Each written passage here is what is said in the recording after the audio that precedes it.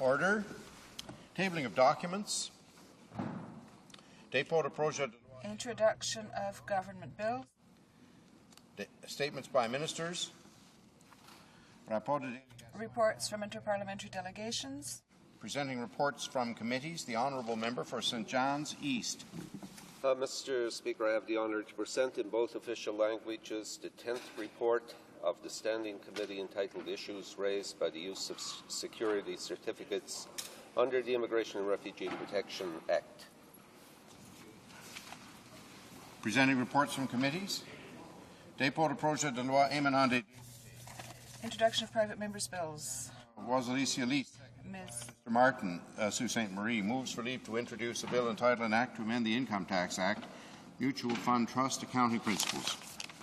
This motion is deemed adopted. The Honourable Member for Winnipeg South. Thank you, Mr. Speaker.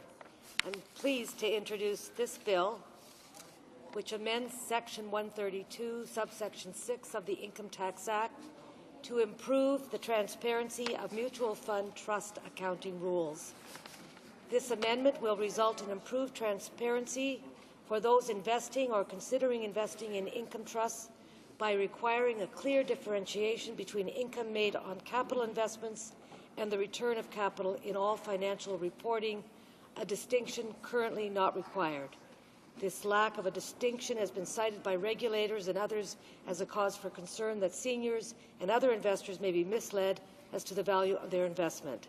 Protecting seniors and all Canadian consumers remains our primary objective, and this bill goes considerable distance in achieving that. Thank you, Mr. Speaker. Ms. Wazalisi Elise, seconded by Mr. Martin, Sault Ste. Marie, moves that the bill be now read a first time and be printed. Cette motion est read. Motion is deemed adopted. Reading of this bill, première lecture de ce projet de loi. When shall the bill be read a second time? At the next sitting of the House. First reading of Senate public bills. Motion. Motions. Presenting motions. The Honourable Whip for the Bloc Québécois. Thank you, Mr. Speaker. There have been consultations among the parties, and you will note that there's unanimous consent with respect to the following motion. At the end of today's debate on the opposition motion by the member for Laurier-Sainte-Marie, all questions related to this motion are deemed to have been put, and a recorded division is deemed to have been requested and deferred until Tuesday, February 13th, 2007, at the end of the daily order of business. Does the Honourable Whip for the Bloc Québécois have unanimous consent of the House to present this motion? Agreed. The House has heard the terms of the motion. Is it the pleasure of the House to adopt the motion? Agreed. Carried. Motions. The Honourable Member for Charlottetown. Thank you very much, Mr. Speaker. Mr. Speaker, I have the honour to present in the House today a petition from a number of concerned constituents from my riding in Charlottetown dealing with the whole issue of autism and how it's presently being funded in all provinces across Canada. The petition petitions the government to provide funding under the Canada Health Act for IBI-ABA treatment, and furthermore the petition goes on, Mr. Speaker, calling upon the government to establish an academic chair in each of our 10 provinces so that IBI-ABA treatment can be taught at the undergraduate and doctorate level in each of these universities. Thank you very much, Mr. Speaker. The Honourable Member for Vegreville-Wainwright. Thank you very much, Mr. Speaker. Mr. Speaker, I'm pleased to present on behalf of constituents today a petition dealing with the issue of protecting unborn children who are victims of violent crime. In 2005, Olivia Talbot of Edmonton was killed, and her 27-year-old unborn son, Lane Jr., also died as a result of that attack. And my petitioners, Mr. Speaker, call on Parliament to enact legislation which would recognize unborn children as separate victims when they are injured or killed during the commission of an offence against their mothers. Thank you, Mr. Speaker. The Honourable Member for Davenport. Thank you, Mr. Speaker. I have a petition again on the whole issue of undocumented workers and asking the government to take action on this very critical issue. Today, Mr. Speaker, I met with Michael Atkinson from the Canadian Construction Association, and Mr. Atkinson was reporting to me, as he's mentioned for the Minister as well about the incredible shortage of workers in the construction sector, particularly given the fact that the average age of construction workers is about 55 years of age. There's a need for about 150,000 to come into Canada within the next 8 years just to fill in the present shortage of retiring workers. So this is a very important issue also for the Canadian economy, which I've mentioned many times, and the government has to take action or else it's going to be damaging our economy. Présentation de pétitions. Presenting petitions. Questions on the order paper. L'Honorable Secretary Department. The Parliamentary Secretary to the Government House Leader. Ask that all questions be allowed to stand. Agreed? Agreed and so ordered.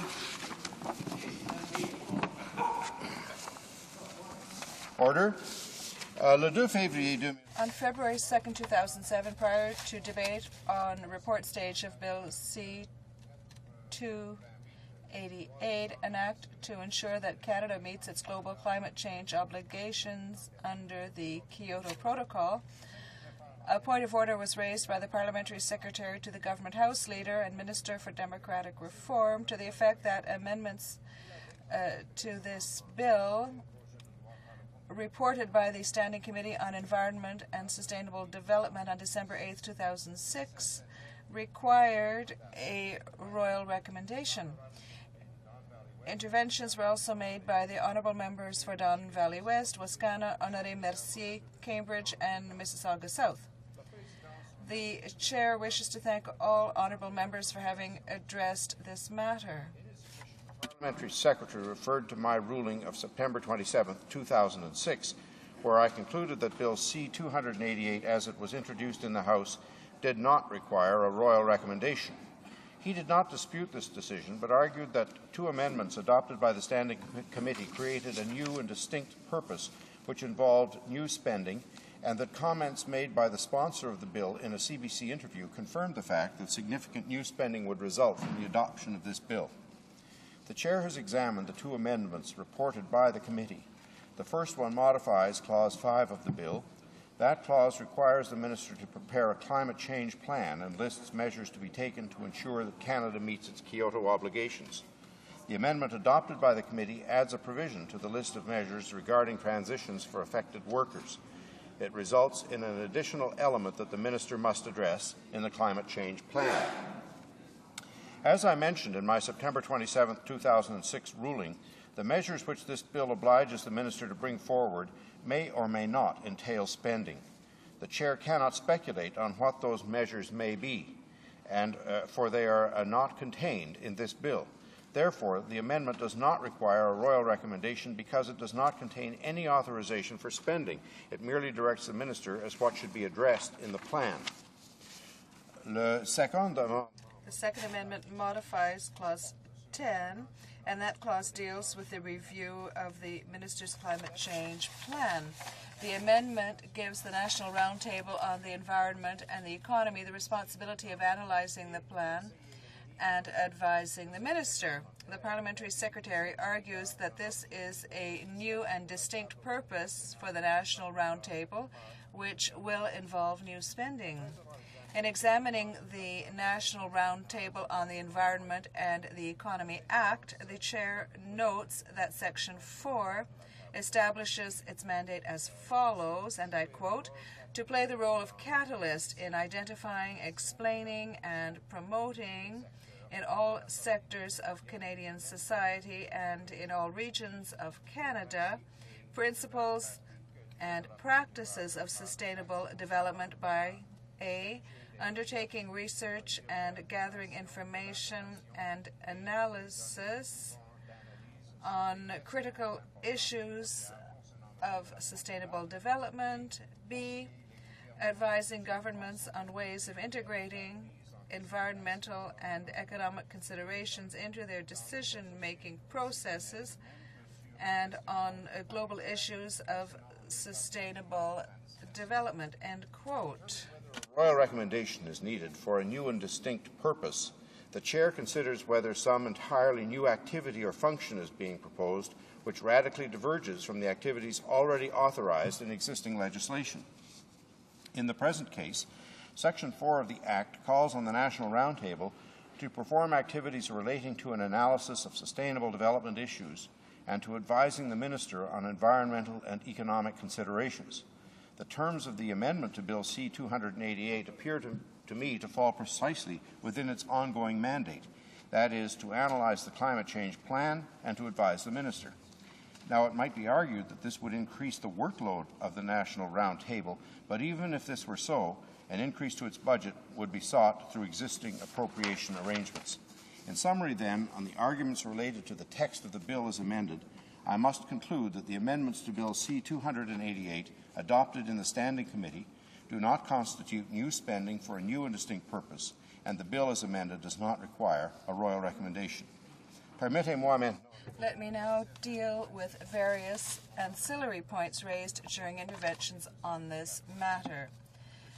The Parliamentary Secretary referred to the transcript of a CBC interview where the Honourable Member for Honoré Mercier is alleged to have confirmed that the fact that Bill C-288 would result in significant public expenditures. The Honourable Member for Honoré Mercier disputes this interpretation.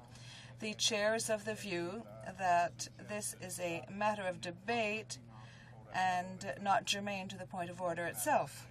Honourable Member for Mississauga South. He asked how the House is formally informed that a bill amended and reported from committee requires a royal recommendation. The Chair would strongly encourage any member who has doubts in this regard to raise a point of order shortly after a committee has reported amendments to the House. In this manner, the Chair would be able to return with a decision in time for the appropriate action to be taken at report stage. Je remercie de nouveau. Once again, I thank the House for its assistance on these matters and its patience in permitting me to deal with this particular complex question. Order to Government orders, business supply, motion de l'opposition. Opposition motion on the Kyoto Protocol standing in the name of Mr. Duceppe. Mr. Duceppe, seconded by Mr. Crête, moves that, having recognized the principle of complying with the Kyoto targets, it is the opinion of this House that the government should provide the government of Quebec with the sum of $328 million to enable it to implement its plan to meet the Kyoto Protocol targets. Debate. The Honourable Member for Laurier-Sainte-Marie. Mr. Speaker, the Bloc Québécois position as to the implementation of the Kyoto Protocol has been well known for some time, and this is our position respecting international commitments made by Canada. Secondly, having a carbon market in Montreal, which requires a policy of polluter pay, the stopping of government aid to the oil industry, adopting a territorial approach, and 5, transferring $328 million to the government of Quebec. For many years now, Quebec has been asking the federal government to grant the province $328 million. This amount would allow Quebec to implement the Kyoto Protocol within its own territory, and this should have been done long ago. For too long now, the Quebec government has been butting heads with the federal government on this very urgent and fundamental issue. The two leaders of the official opposition have prevented Quebec from fighting climate change, and they have given us some doubt as to their true intentions with respect to Kyoto in imposing its policies on Quebec. The Conservative government is doing what the former Liberal government did. It is slowing down Quebec's economic development. This House must understand that when it comes to energy, Quebec and Canada are two nations that are faced with very different challenges. If oil is Canada's wealth, it makes Quebec poorer. Last Sunday, a former environment minister of the federal government, Mr. Anderson, said that the only party that had always constantly supported Kyoto was the Bloc Québécois. We have made this issue our top priority, and this has been the case for some time. We don't need to take a green turn because as of 2000 we had already made climate change and the fight against climate change a very important issue, and in the following years Quebec had urged Canada to sign the Kyoto Protocol. Quebec made this will very obvious, and we were found to be in the right, and in the election campaign in 2004 we based the campaign on the environment, and particularly the implementation of Kyoto, and we received a Greenpeace windmill, a symbolic windmill, for our efforts. And during the 2004 campaign, we received the support from another party leader, the Green Party. At the time, Quebecers were encouraged to vote for the Bloc, and in the last campaign, our platform was very much based on climate change issues. And finally, after the election of the current Conservative government, with a Prime Minister who had promised to tear up the Kyoto Agreement, we led the charge in Quebec, and we started a petition demanding for the respect of Kyoto, and we have more than 120,000 signatures on this petition, Mr. Speaker.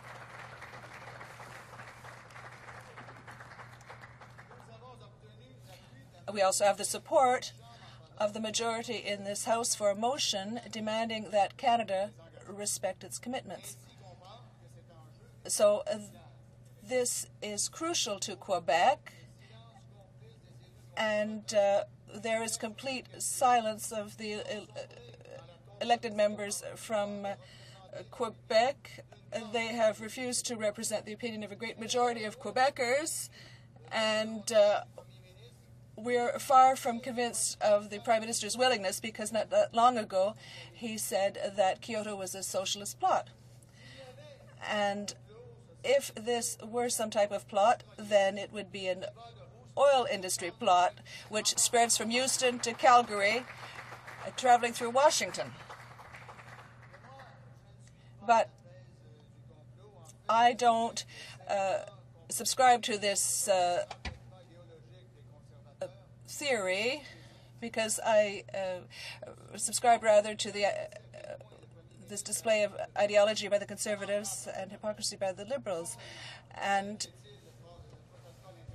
the Prime Minister said that this was a socialist plot, and when he was leader of the official opposition, he promised that it would be repealed at the first opportunity. The Prime Minister likes to think that he is a decision maker, and he was called a leader last Tuesday. This is true. He is leading, but leading in the wrong direction.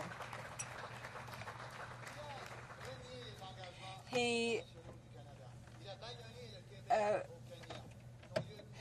stopped Quebec from speaking in Kenya, and his Quebec lieutenant closed the door on Quebec when it came to the $328 million. And the current Minister of the Environment, in answering a Bloc question, continues to want to do this piecemeal, as was the case for his predecessor and the Liberal minister. I'm speaking about the current leader of the official opposition. When he was Minister of the Environment, he also prevented Quebec from moving ahead, and this is what the Quebec Environment Minister at the time said.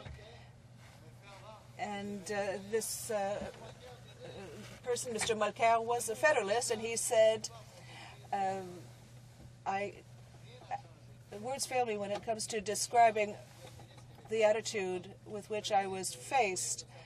And the current Minister of the Environment might be delighted with his first meeting with the current Environment Minister. He could only repeat what he said about his meeting with the previous minister, and we know what happened. The Conservative government humiliated Mr. Béchard in Nairobi, and Mr. Mulcair pointed out, and rightly so, that the federal government's mentality was completely based on Western Canada and Ontario.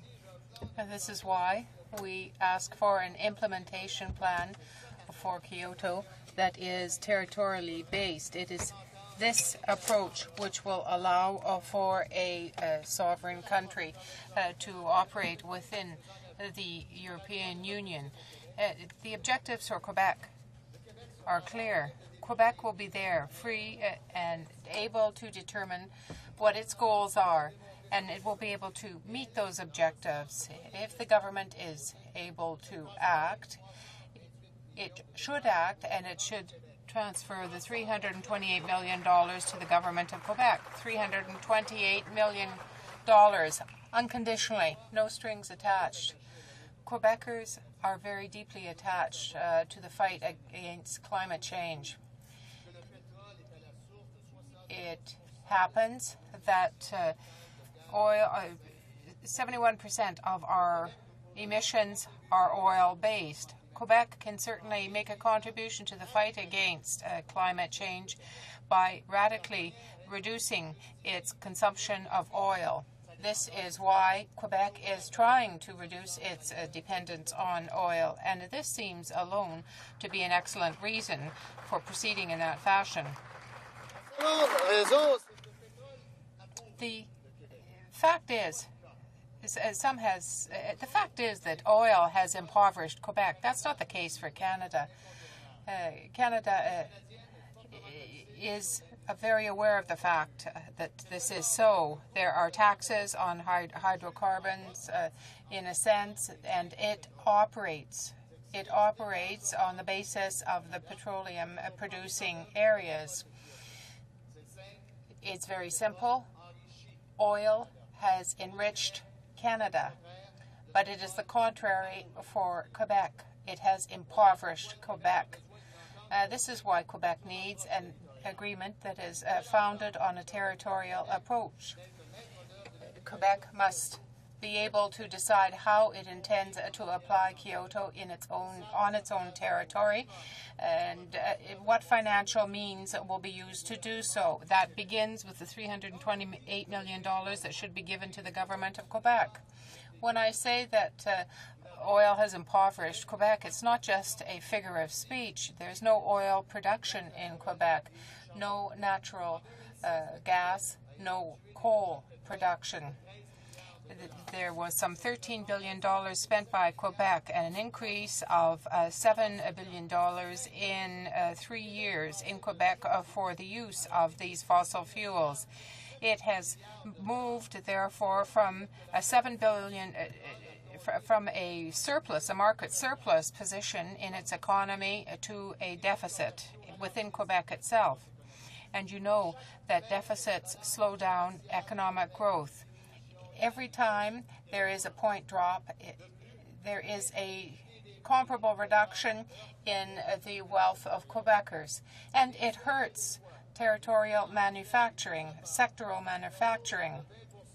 A rise of 20% in the price of oil means a fallback of 0.8% in the GDP the first year and 0.9% the second year. This is enormous, Mr. Speaker.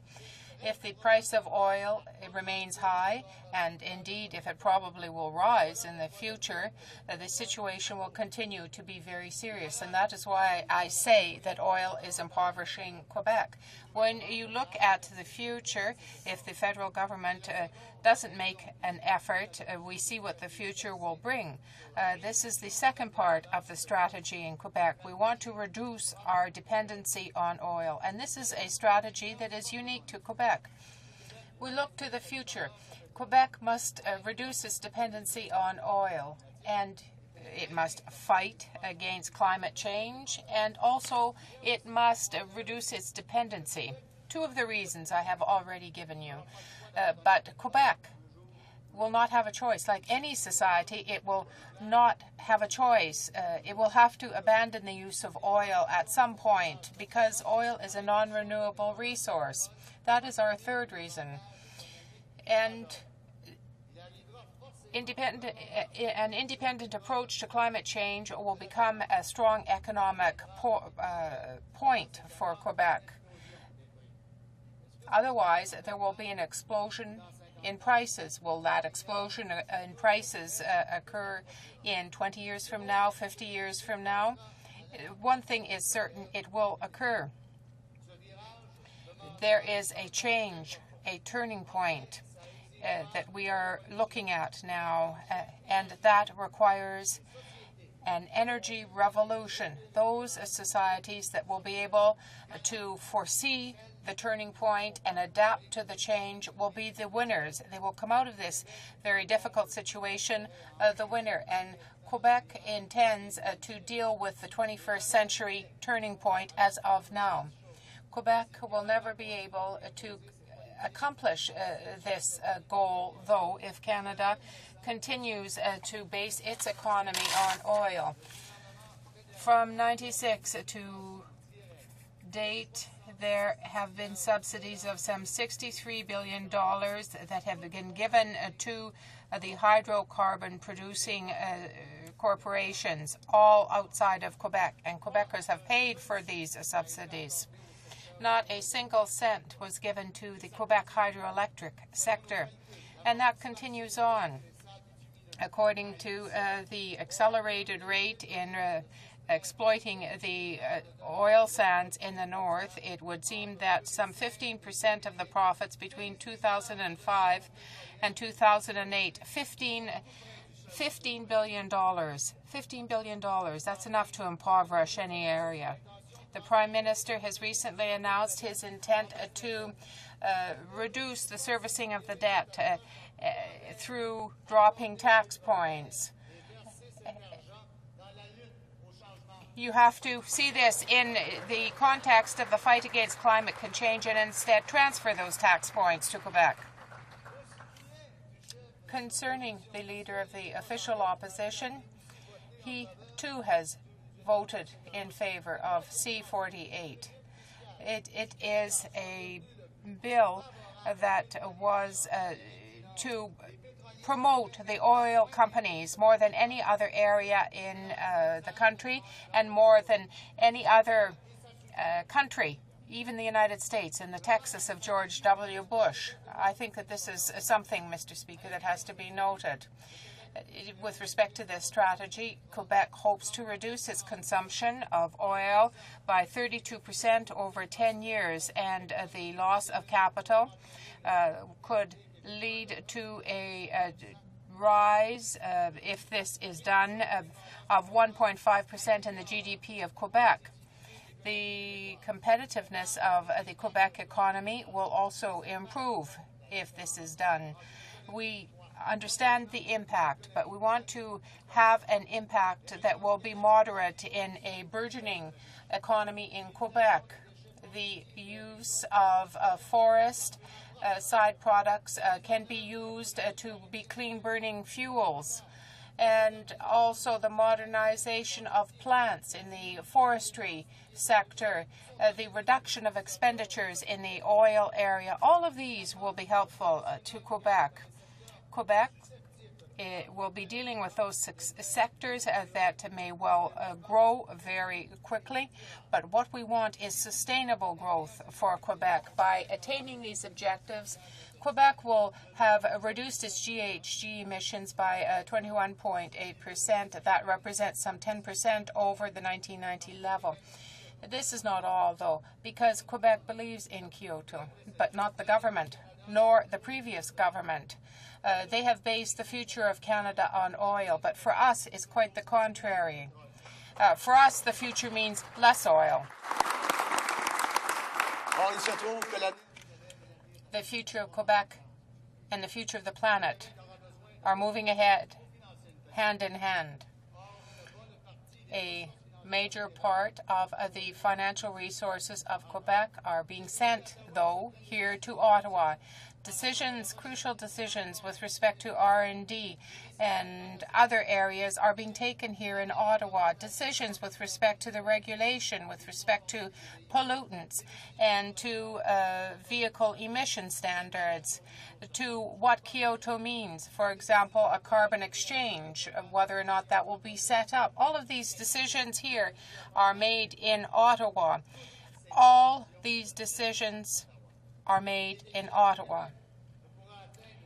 It would be difficult for Quebec to obtain its own objectives without the cooperation of the federal government. But a federal framework from the past has told us that very often Ottawa does not listen to the needs of Quebec. I want Quebecers to know that nothing can stop us in a sovereign Quebec to implement an energy revolution that will serve our interests and those of the planet. Thank you, Mr. Speaker.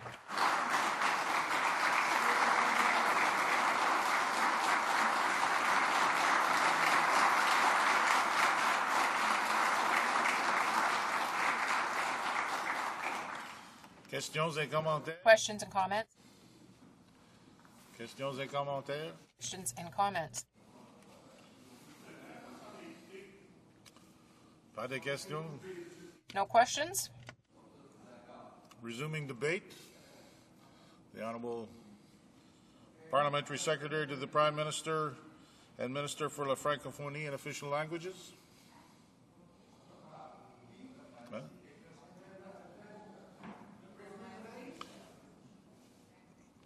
Questions et commentaires? Questions and comments? Point of order. I'd just like to ask for a clarification. What are you asking for? Questions and comments, or are you asking for debate? Resuming debate. Are there questions and comments? No. The Honourable Parliamentary Secretary to the Prime Minister and the Minister for la Francophonie.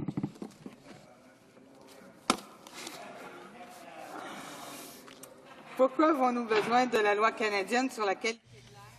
Why do we need the Clean Air Act when we can call upon the Environmental Protection Act? Canadians are very concerned about the quality of the air that they breathe and also about the evolution of the climate. Atmospheric emissions that are bad for the climate continue to have repercussions on our health, our environment, our economy, and even on our quality of life. Our government is very aware that the warming of the planet constitutes a serious threat for the health and well-being of Canadians.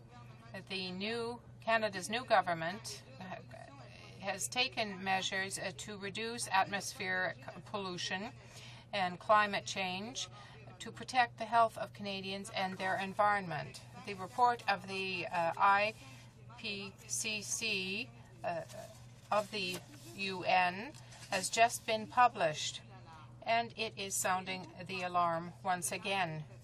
New growth of GHG emissions in the atmosphere can potentially exacerbate climate change, which would devastate many regions of the planet. The regulatory approach that has been integrated on a long-term basis by the government in the area of GHG reduction will be reinforced by improvements that the bill will bring to CEPA. It is also known as CEPA 1999. By basing the considerable powers that already exist in CEPA, Bill C-30 will supply perhaps a more solid basis for concerted action to counter those emissions that contribute to smog, pollutants, acid rain, GHG, and so on from industrial and automobiles emissions. A concerted action will allow to have these pernicious effects countered. It does happen that there is technology that can attenuate the real increase in this area. By attacking the problem, our government will certainly use to the best advantage everything it can to help the Canadian and Quebec peoples. Our approach will also be to use the best possible technology and to invest the necessary sums of monies that will reduce both pollutants and GHGs. The previous government, said that it was going to set ambitious goals with respect to GHG reduction in the area of 27% during its mandate. An increase in smog, though, was noted in our cities, as well as an increase in the cases of asthma and other respiratory diseases. This is why our new government is looking for a new way to proceed. CEPA establishes, or rather the Clean Air Act establishes increased powers which will allow for regulation and also allow for a monitoring of those pollutant emissions. Just allow me to give you a few examples of what the repercussions will be for the changes that will be made to CEPA. The Clean Air Act will be a legislative basis for an approach which will be made to measure for the regulation of atmospheric pollutants inside and outside, as well as greenhouse gas emissions. By establishing regulations under the legislation, we will be able to ensure compliance with the exigencies of regulations, and we will be able to take the necessary relevant measures for those parties that do not comply. For the first time, the Ministers of the Environment and Health will be required under the terms of the Act to establish national clean air objectives, and they will have to reach those objectives and present a report with respect to that every year. This is a very rigorous requirement, which to our mind represents a guarantee that the governments attach the priority to an improvement in air quality. Thanks to the Clean Air Act, Canadians will be able to require their governments to be accountable to them about the concrete progress that has been made in the reduction of air pollutants. Bill C-30 will change CEPA in that we will be able to use market mechanisms to have an exchange so that the industry will be able to respect regulatory standards that will be established as efficiently as possible. The bill will broaden the scope of our ability to regulate. Our government has committed with the provinces and the territories to set out a requirement basis, setting the renewable fuels rate at 5% by 2010. This objective is even stricter than that of the United States and corresponds to that of our European partners. The amendments made to CEPA will allow us to regulate the mixture of fossil fuels so as to be able to establish a national standard on the content of renewable fuels. The Clean Air Act will also improve the Energy Efficiency Act. We will be better able, rather, to supply energy efficiency standards for many products like household appliances and electronic products. And finally, the Clean Air Act will amend the Vehicle Fuel Consumption Act and will modernize the government's power, giving it more ability, a greater ability rather, to regulate the consumption of fuel for new vehicles. For the first time, we will be regulating energy efficiency levels for new cars as of the car year 2011 for cars made in 2011. We have already established legislative powers which are intended to prevent the health and environment of Canadians. This is why we will not be expecting the changes to lead to a further regulation in that particular area. The notice of intent that we have published in October describes a certain number of regulations that will be implemented during the 12 months that are coming under the terms of existing legislation. In concluding, I would say that the Canadian Clean Air Act will implement the first complete integrated approach by Canada to improve the environment for Canadians. Canadians all agree that this is necessary to deal with climate change. Our health has been suffering for a long enough time now, and our environment has suffered as well. The Clean Air Act is a real need. It will mean progress, real progress for our generation and that of generations to come. I would point out that I am sharing my time with the Parliamentary Secretary for the Environment. Remember that it's important for people to indicate that they're going to share their time at the beginning of their speech or even in the middle, and that when members are getting notes indicating that they ought to tell the House that they're sharing their time, they should pay attention to the notes because really to do it at the end is not in keeping with the rules, but we'll cut the member a little bit of slack this time, and we'll go to questions and comments. The Honourable Member for Vancouver Quadra. Mr. Speaker, and I listened intently to the Honourable colleague's comments. It's passing curious to me, Mr. Speaker, that we're hearing from the Conservative government the constant harping about the fact that under the Liberal government for a number of years, greenhouse gas emissions were actually increasing.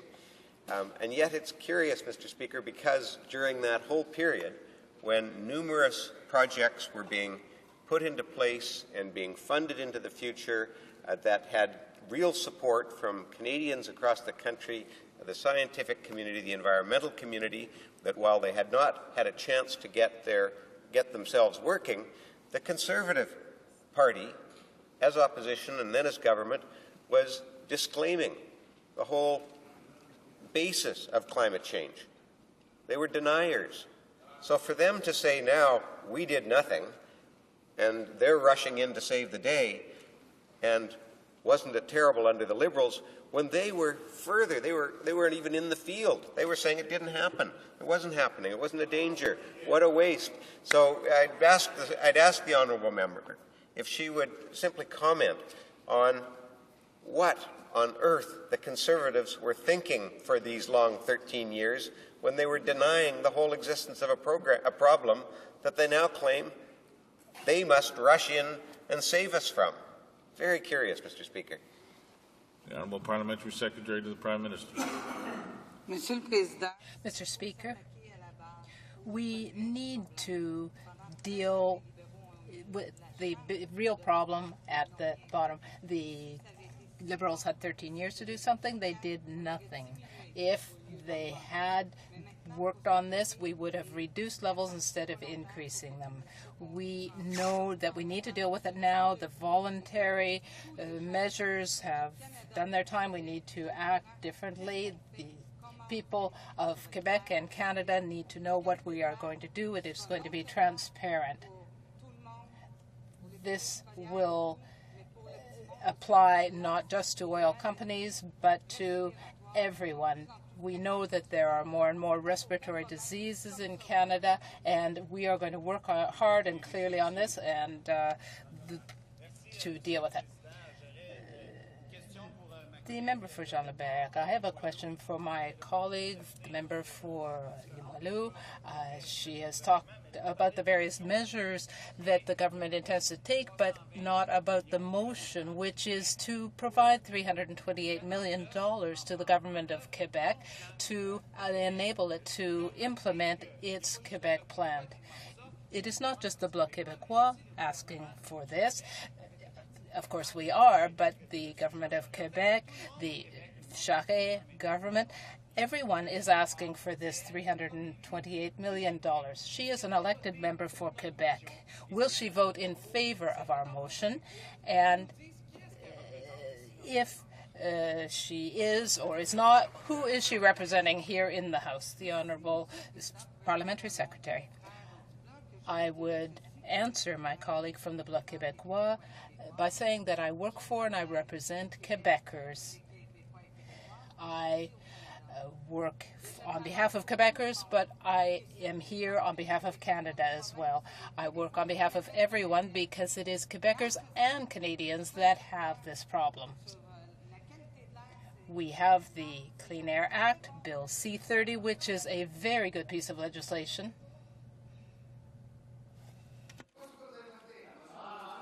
Vous le verrez en temps et lieu. Et pour ce qui est... You will have that information at the appropriate time.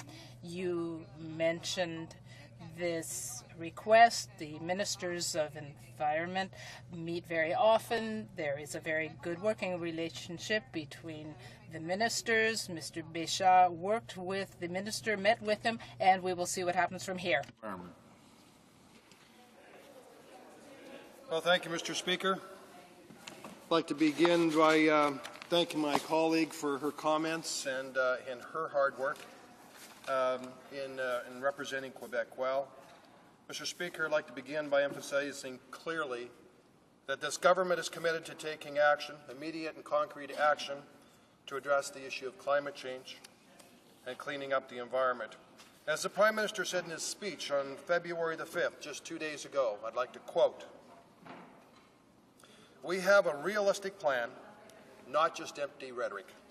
Our government supports a concerted global effort to deal with climate change, and such an effort, to be effective, must include the major emitters, including the United States and China. But we cannot just ask others to ask unless we are prepared to start at home with real action on greenhouse gases and air pollution." End quote. Mr. Speaker, in short, the time for empty rhetoric is over. It's time for real action. This government has a realistic plan. Our government has launched an ambitious environmental agenda that will have clear benefits for the environment and for the health of all Canadians. The environment, and particularly climate change, is a fundamental, multifaceted issue that will require collaborative efforts from all levels of government. We're committed to working with the provinces and territories in order to address shared challenges while ensuring that national and provincial efforts are well coordinated. Environment is a shared jurisdiction where all governments have a responsibility to act and to be accountable to their citizens. Quebec is a significant player in the environment, as are all the provinces and territories. We recognize that Quebec has a comprehensive climate change plan, and we commend the province's efforts. We have a good working relationship with many federal provincial issues, not only with Quebec, but with other provinces as well. The federal government is equally committed to taking action on climate change, and I hope that our two governments can work together to achieve shared goals and objectives. Mr. Speaker, in this House as well, our government has decided to follow a different course of action in regards to funding environmental programs. This government has recently committed over $2 billion in a series of eco-energy measures to promote both renewable energy and energy efficiency. These initiatives will complement current and future provincial and territorial efforts on climate change and support shared goals and objectives on air pollution and greenhouse gases in every region of the country, including Quebec. In short, Mr. Speaker, this funding will deliver real results. Canadians from coast to coast will benefit as concrete reductions in greenhouse gases and air pollutants are achieved. I'm confident that these initiatives, which will complement Quebec's climate change plan, will be well received by all Quebecers. We value provincial and territorial expertise in all aspects of environmental management and local considerations, and will ensure that this expertise is utilized when moving forward on the environmental agenda. In fact, many elements of the government's new eco-energy programs will require joint efforts, including participation of the federal, provincial, and territorial governments, industry, and the universities. Public-private partnerships with industry, federal and provincial governments will be forged where there is a shared interest. In fact, Mr. Speaker, ours is the first federal government to come forward with a comprehensive plan to regulate both greenhouse gases and pollutants in the industrial sector. This government is committed to achieving real and measurable results that will produce health and environmental benefits for all Canadians. When it comes to the health of Canadians and their environment, we are not simply willing to adopt voluntary approaches which do not necessarily lead to meaningful improvements. We will set realistic and concrete mandatory targets for the short, medium, and long term that will result in cleaner air, reduced greenhouse gas emissions, and a healthier environment. Our approach is balanced, Mr. Speaker, and new regulations will be complemented by a series of new programs that will support national goals and objectives. The new eco-energy initiatives are a prime example of our balanced approach, as they will complement the government's regulatory measures under the proposed Clean Air Act Bill C-30. They will deliver real results while regulations are being developed. They will also drive the technological innovation required to support upcoming regulations. Provinces and territories are responsible for a great deal of the day-to-day delivery of the environmental programs. They work directly with local business, industry, and municipalities, and they manage and monitor many facets of the environment across the wide expanse of the country. We recognize that all levels of government are currently taking action to tackle air emissions. As such, we have launched a frank and transparent process of dialogue to ensure continued exchange of information throughout the regulatory development process.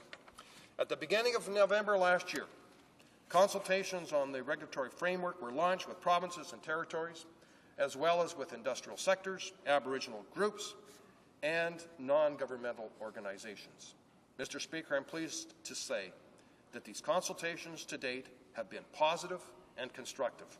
Provinces and territories are generally supportive of the federal government's efforts to introduce regulatory measures and to consult on setting the targets and the timelines.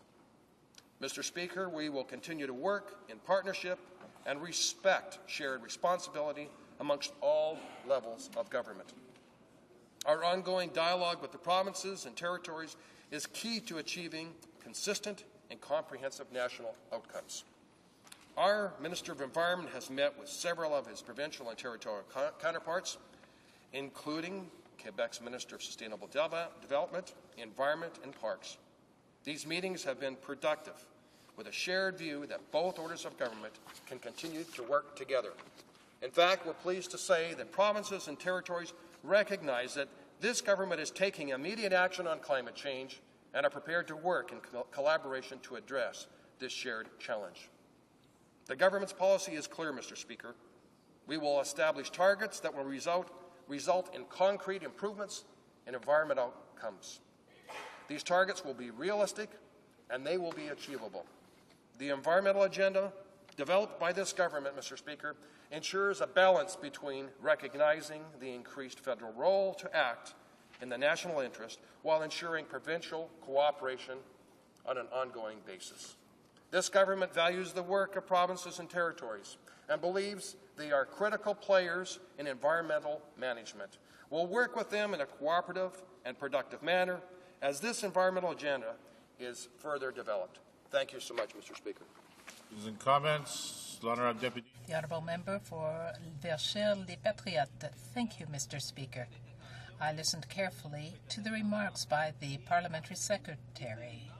Among the points he made was the assertion that with respect to environmental policy, the Conservative government wanted to use the expertise of the provincial governments.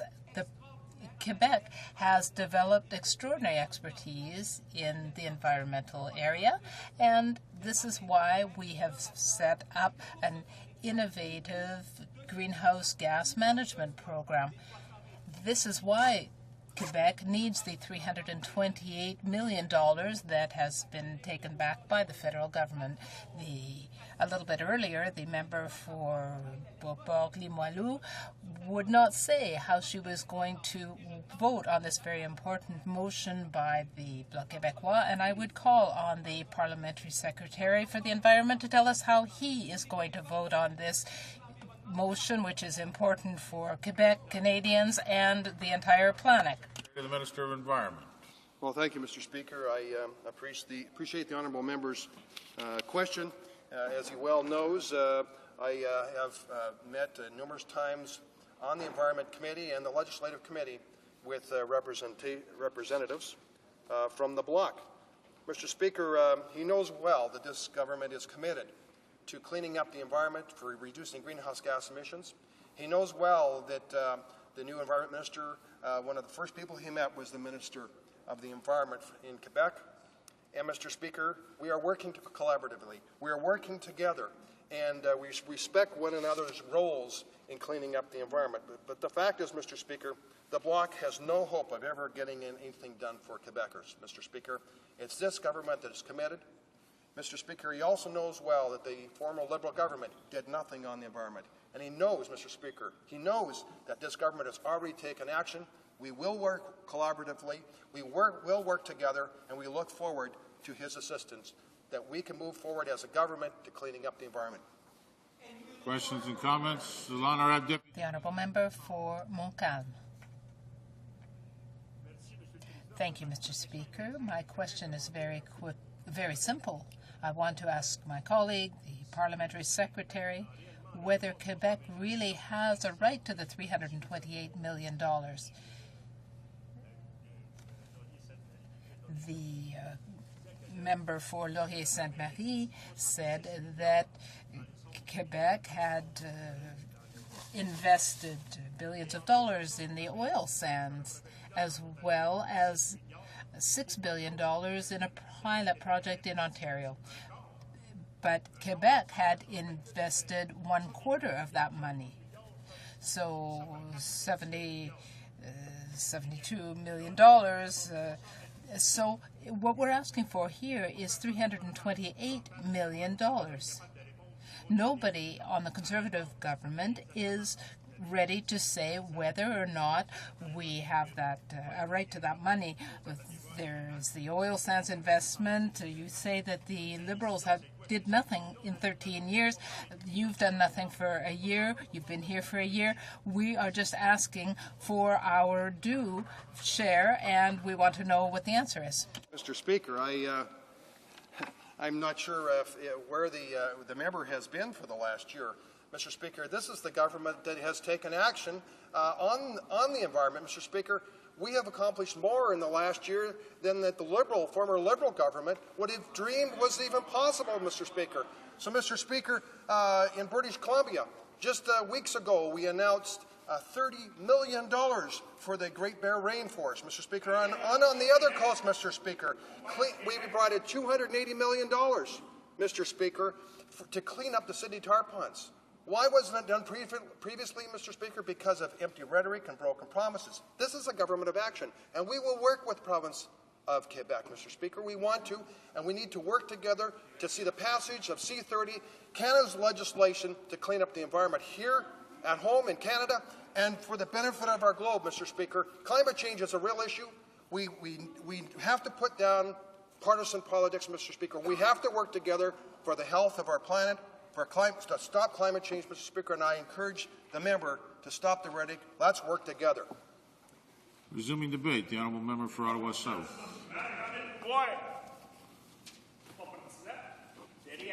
Thank you very much. Honourable Member for Ottawa South. Yeah. Thank you very much, and I really appreciate the opportunity to speak this morning, actually, now at 11 a.m.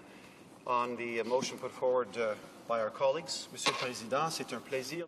Mr. Speaker, it is a pleasure to be able to speak today in the House,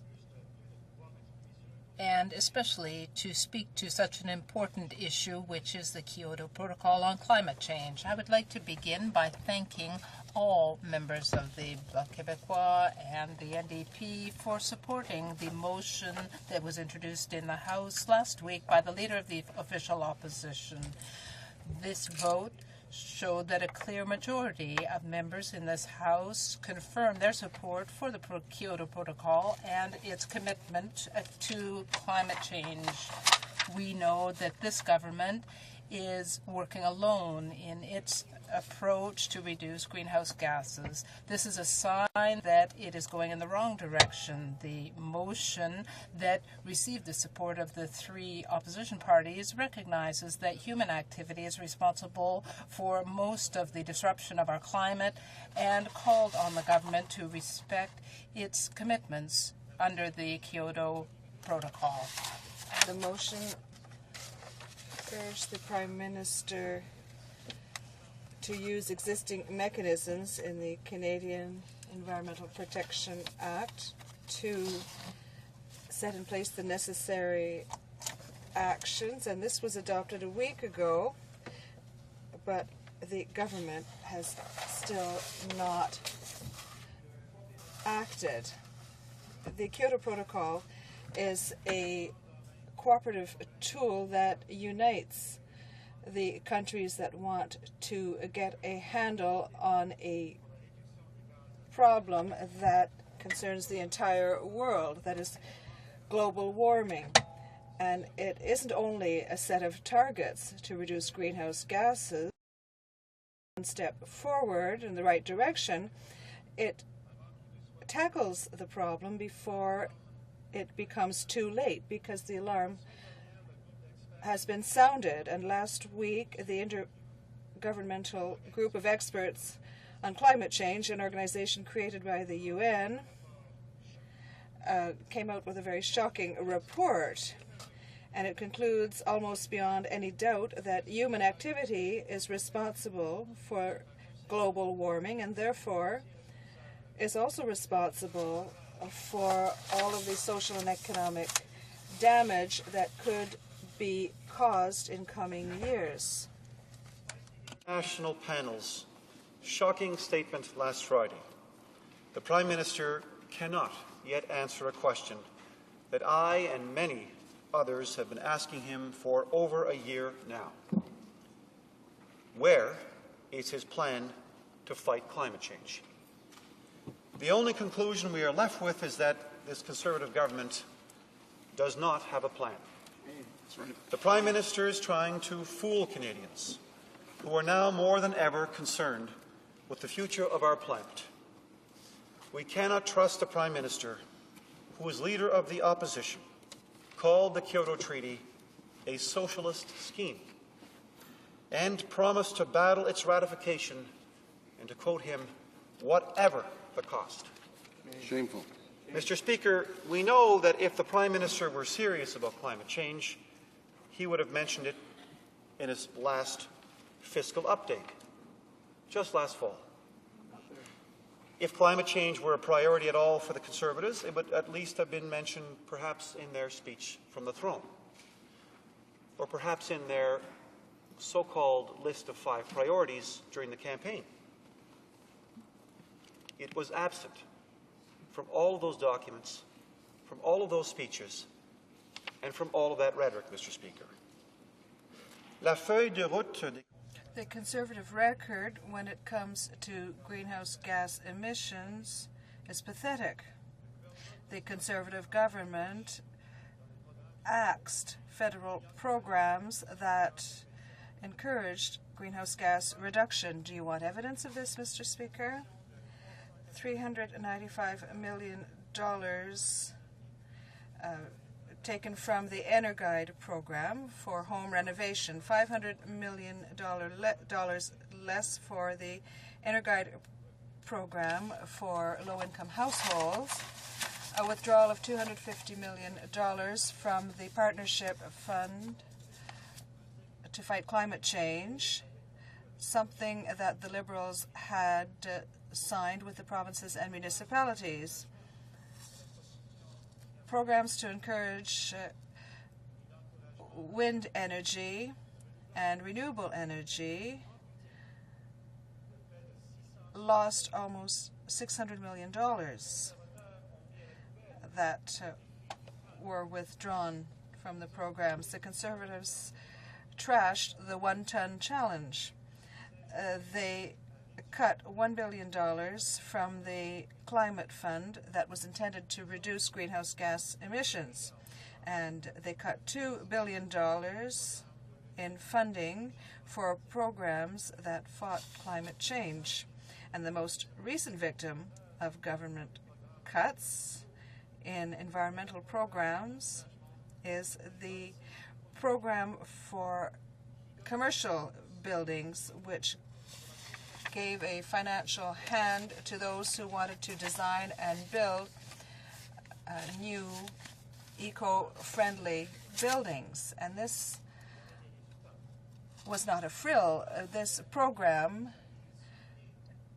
provided results, and since its inception it had funded no less than 541 projects in Canada, projects that removed the energy, or reduced the energy dependency of new buildings, and their average was 35% higher than similar buildings. This program proved that it was helping to reduce greenhouse gas emissions.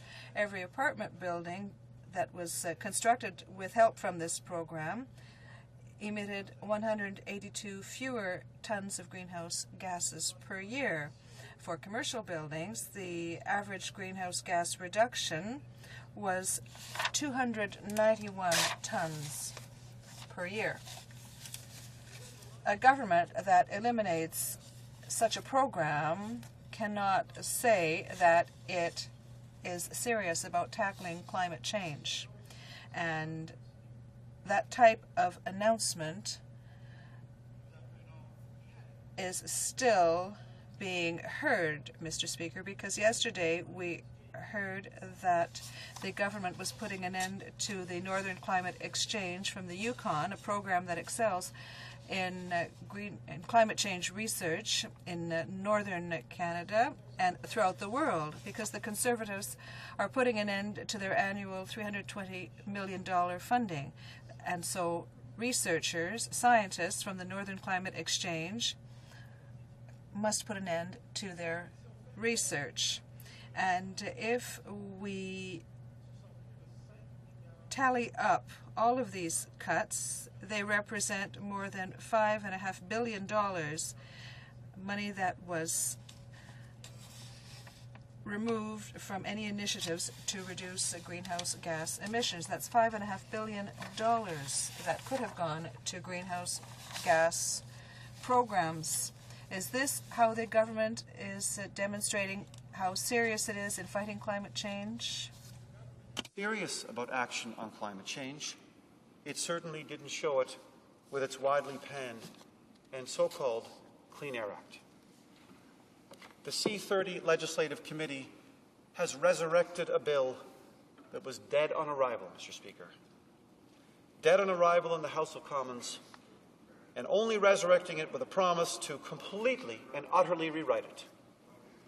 Experts agree that there are no significant powers, not a single significant power, to regulate in this new Bill C30 that the government does not already possess under the Canadian Environmental Protection Act. In short, the bill does nothing. I think we know, Mr. Speaker, that if the government were serious, it would have acted rather than punting the whole issue into Parliament. Just a half an hour ago, Mr. Speaker, the Minister of the Environment refused to promise that the amended Bill C30, once sent back to this chamber on March 30th, would be acted on quickly by the government. Amazing. Refusing to guarantee and promise the Canadian people that the hard work of that legislative committee would be implemented by the government. It's unbelievable. What kind of game is this, Mr. Speaker, when we're talking about such a serious issue for the future of the country? Let's turn our attention to a subject that fascinates government members, our record, the Liberal record on the environment. Project Green was introduced as the centrepiece of the greenest budget in Canadian history. To paraphrase the Minister of the Environment, do you know who said that? Elizabeth May, the leader of the Green Party of Canada, with several key platforms for action. 6 greenhouse gases were added to the list of toxics under the Canadian Environmental Protection Act. A proposed large final emitter system was published, and draft regulations were nearly released before the unexpected 2006 election. We released a proposed set of rules for an offset credit system to award credits to large and small industries, technology companies, municipalities, farmers, foresters, and individual Canadians who achieve greenhouse gas emission reductions. That system would have also created a market, allowing these individuals, industries, and organizations to sell their credits, which is an efficient way, one of the most efficient ways to get the maximum emissions reductions at the lowest cost. Our climate fund was set to start operations in early 2006, acting as a sort of investment bank. It would have purchased reductions in greenhouse gas emissions resulting from tangible projects, Mr. Speaker. For Canadians, opportunities would have been available in every sector of the economy. Many different groups would have benefited from the fund. Forestry companies that engage in state-of-the-art forest management practices. Farmers who adopt low-till practices. Property developers who include district heating and renewable energy elements in their plans for their new subdivisions. Businesses that develop innovative ways to reduce emissions through recycling and energy efficiency. Companies and municipalities that invest in their communities to encourage alternative transportation modes. Municipalities that go further and capture landfill gas and use it to generate electricity. Or courier companies that retrofit their fleets. Mr. Speaker, we've lost a key year. 12 months of silence. 12 months of blame game. 12 months, and in the 12th month, what does the government do? It goes back into our green plan. It cherry picks 3 core programs and re-gifts them for Canadians. And not only does it re-gift the programs, Mr. Speaker, but seriously weakens all 3.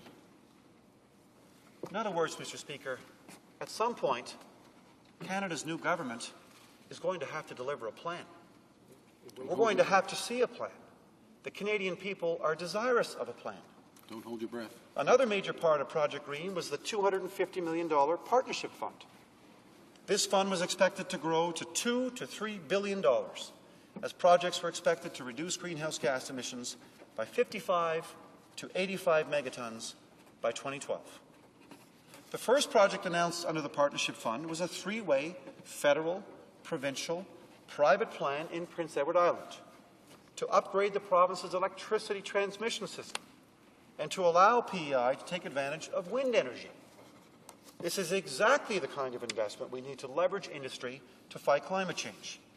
It's a program, Mr. Speaker, that was stillborn with the Conservative government a year ago. Our climate change plan was, in fact, a business strategy for Canada that generated beneficial investments across the economy. Where did that plan go?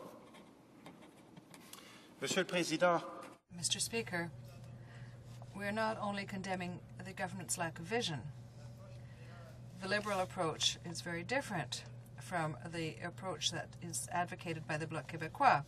Today, the Bloc is asking for $328 million to be transferred from Ottawa's coffers, and that's all.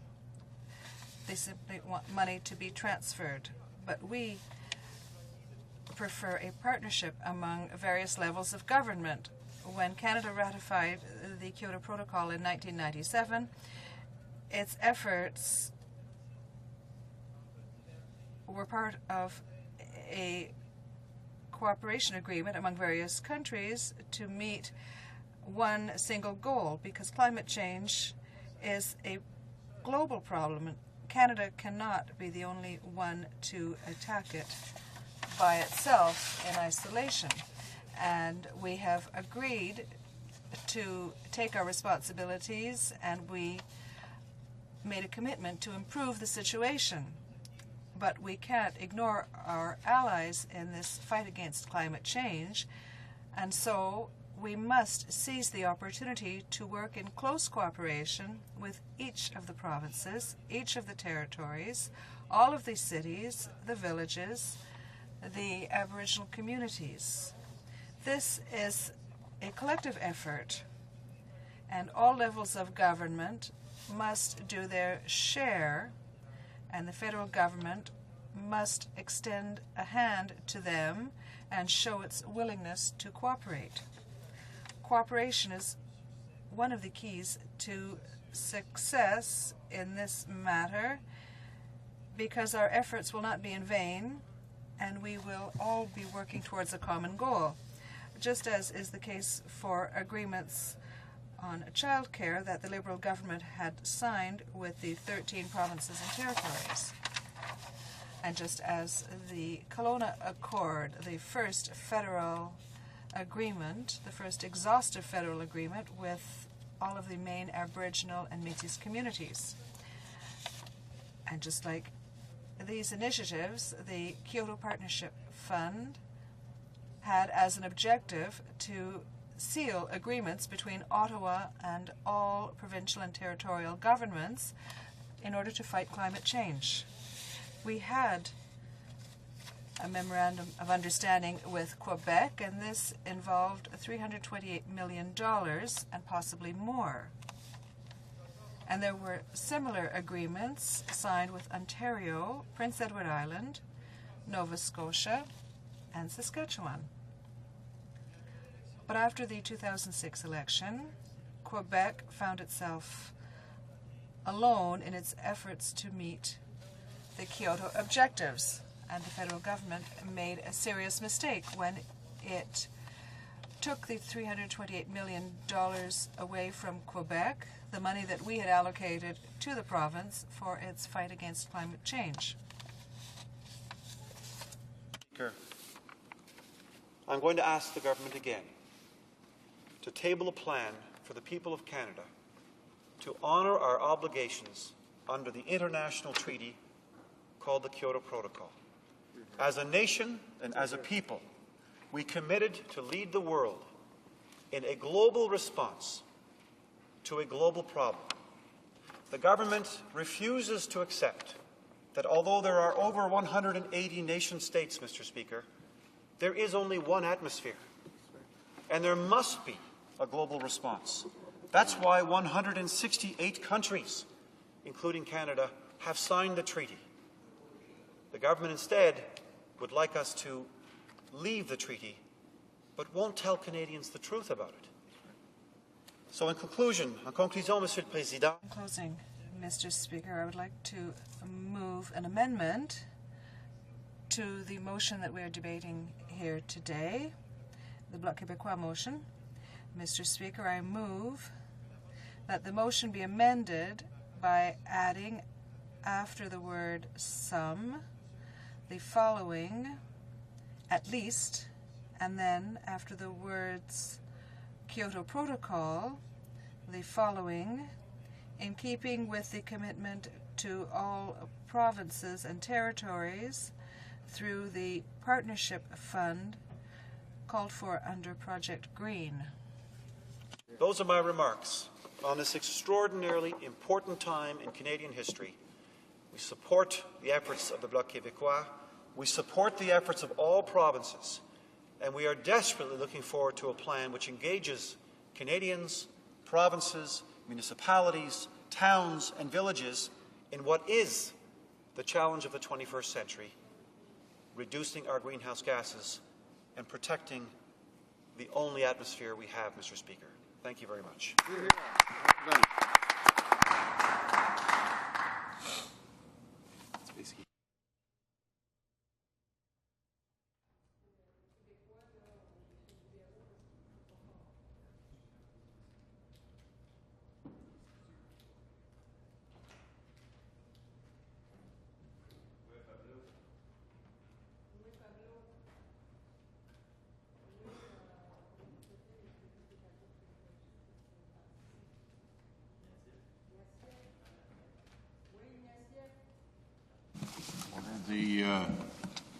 The amendment is in order. However, it's my duty to inform honourable members that pursuant to Standing Order 85, an amendment to an opposition motion may be moved only with the consent of the sponsor of the motion. The sponsor of the motion isn't present in the House.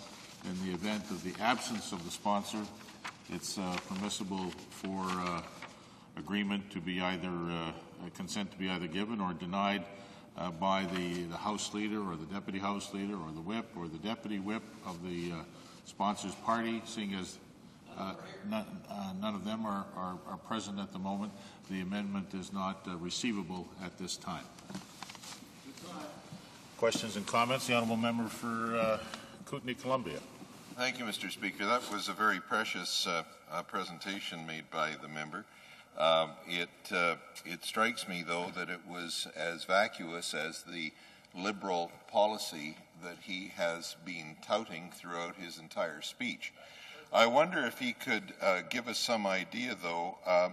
My understanding is that Ontario Premier Dalton McGuinty also made a promise that he was going to be shutting down all of the coal-fired generation for hydro in the province of Ontario.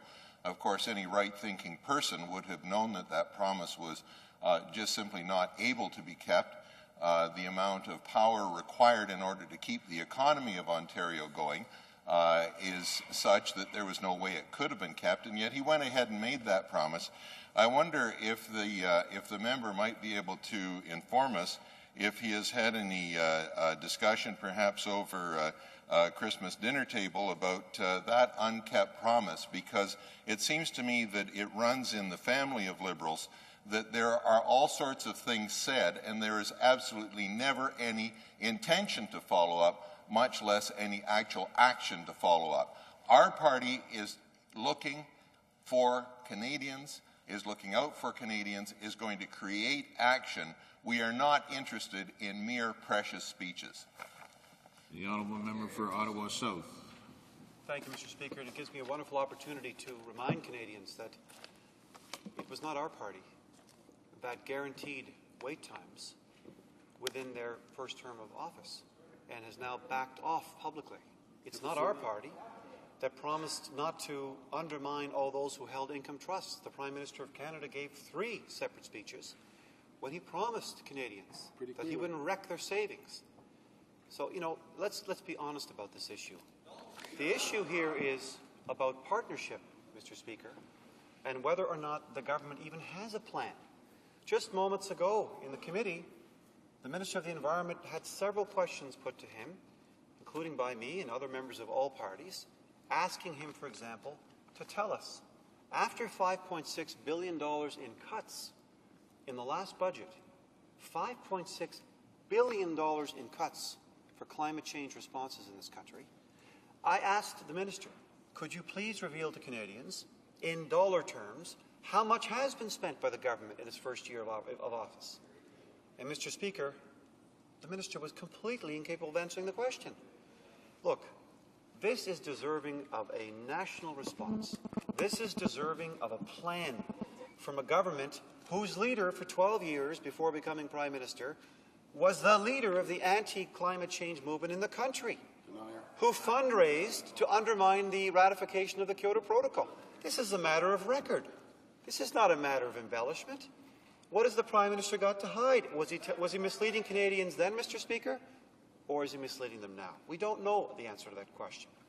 But it's important for us now to move forward and find a plan for the country. We had a plan. We had a plan. It was disemboweled by the government. $5.6 billion was slashed. So now we're looking to see where the government's taking us. And apparently we're not going to participate in the international emissions trading system, which is news to Canadian industry, particularly oil and gas companies who are counting on the mechanism to reduce their greenhouse gases efficiently. We're not going to emulate the U.S. Clean Air Act, which has actually inspired the Kyoto Protocol, because it was there from whence we derived the whole question, the whole concept of a domestic emissions trading system. So we don't know where the government is going. But we know there's a bill called C-30, the so-called Clean Air Act, which has been tossed to a legislative committee, and which, when I asked the Minister of the Environment an hour ago whether he would agree to promise to Canadians that when that work comes back to this chamber on March 30th, he would move immediately to implement it, he said no. So my point, Mr. Speaker, is it's time for a plan from the government. There is no plan. They're making it up as they go along, and what they're really doing is jumping from ice flow to ice flow, handing checks across the country and re-gifting Liberal programs. Thank you. Questions and comments? The honourable member for Edmonton Millwoods Beaumont. Thank you, Mr. Speaker. I was quite interested when I heard the honourable member say that he was going to talk about the Liberal record, and then he did what the Liberals always do. He used, and I quote, these type of terminology, platforms for action. He talked about regulations nearly released. He used the term set to start operations. I thought that was interesting. I'm wondering if the Liberals' motto on the environment might be changing from didn't get it done to maybe we were just about to maybe think about starting to potentially get it done after 13 years. The actual record was 35% above Kyoto targets, 28th out of 29 OECD countries in terms of air quality and a record number of smog days. So Given the choice, Canadians seem to have a choice. We can have a party that talked a good game for 13 years and never did anything, or a party that in 1 year has proven that we can perform on the field. And I guess my question for the honourable member is, when is he going to encourage his own Liberal leader and his party to stop playing games and get with the program, roll up their sleeves, and actually start to work to get the Clean Air Act passed? The honourable member for Ottawa South. Thank you, Mr. Speaker, and it's a wonderful opportunity again for me to put questions to the government that were put just to the Minister of the Environment an hour ago. Every single question I'm now going to put to the government remains unanswered because the Minister refused to answer or could not answer them. For example, I asked the Minister and I asked the government members, are you prepared to monetize carbon? I'd like an answer. Canadians would like an answer. Which is the most efficient way to move forward? Should we move using a domestic emissions trading system, an international emissions trading system, a carbon tax? Please explain to the Canadian people what it is you intend to do in this regard. I asked the Minister, could he tell us what the price of a ton of carbon was today in European and Chicago markets? He couldn't answer. I asked the Minister, what is the projected value of the international carbon market by 2020 or 2050? He couldn't answer. I asked him, on what scale does his department estimate that the monetization of carbon would affect the Canadian economy, say by 2017? He didn't even understand what the monetization of carbon meant. I asked him again, will you introduce a cap-and-trade system for Canada? He couldn't or wouldn't answer. And on it went, Mr. Speaker. The point being that we're waiting. We're waiting for some indication from the government as to what it is they actually intend to do, other than master the blame game. And that's precisely what we've been seeing for a year. And then when the polls struck, Mr. Speaker, they desperately, desperately sought to put a green face on what is clearly an anti-climate change party. Thank you. For the honourable member from Brant. Thank you, Mr. Speaker. I listened to my honourable colleague's speech with great interest. His very thoughtful, articulate speech.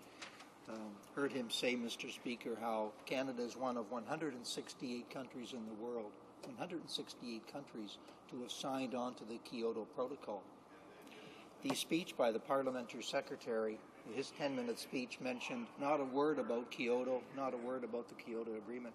I'd like to ask the honourable member if in his knowledge of the history of this country, if a single Canadian government has ever failed to follow through on an international commitment or an international treaty, because it rather seems to be the mindset of this government that for the first time in Canadian history, an international commitment will not be honoured by Canada. I'd like to ask the honourable member if his knowledge of history is any different than mine. The honourable member for Ottawa South. Thank you, Mr. Speaker. I thank my colleague for his question. It's a very constructive one. The fact is that the Government of Canada, first through its first Minister of the Environment, dispatched its senior officials to a conference of the parties meeting in Nairobi, Kenya, to openly undermine the Kyoto Treaty. This at a time, Mr. Speaker, when our country in the international community was actually chairing the entire international negotiation process. Officials were dispatched to sabotage the process from the inside, and it was revealed to us through leaked documents from the Minister of the Environment's department. Now we learn, Mr. Speaker, that it gets worse. And in my recollection to the member's direct question, I don't recollect, in my knowledge of international environmental treaty law, an occasion when a government has deliberately misled the international community in its reports. Now we learn that in the report sent by the government last November to the office that oversees Canada's and the 167 others' commitments under Kyoto, we learn that the only information forthcoming from the government, the only thing sent forward as a plan for this country in their first year of operation, was the plan put forward by the honourable leader of the official opposition. The 10-year deal, multi-billion-dollar deal, the green plan that they're so ready to reject is the one they put forward to the international community. So in closing, Mr. Speaker, it's interesting that in that report to the international community. The government did not come clean and tell the international community that it had just eviscerated the very report that it put forward to actually substantiate that it might be doing something on climate change, cutting the funding of that plan by 50%, misleading the international community. No, I've never seen that before, Mr. Speaker.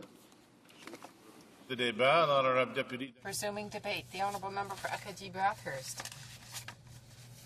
Thank you very much, Mr. Speaker. I'm pleased to rise to speak today to the Bloc Québécois motion on the quality of air on Kyoto. Of course, I've listened to our Liberal colleague who spoke about the Green Plan, or Plan Green rather, and so on. The environmental plan,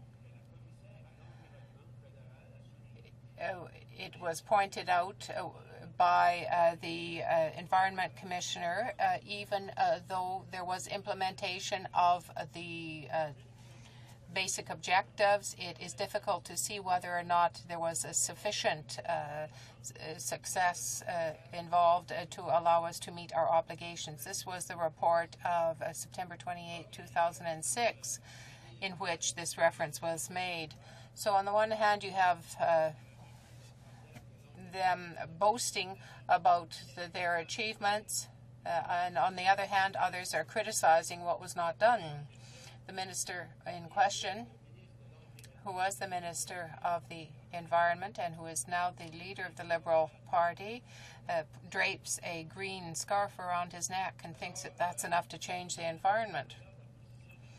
If you look at the Liberals' position, and I don't want to spend too much time on it, in the 13 years they were in power, they could have shown that the environment was important to them. If you look at the GHG emissions, well, what do you see? A 30% increase of GHG emissions during the 13 years they were in power.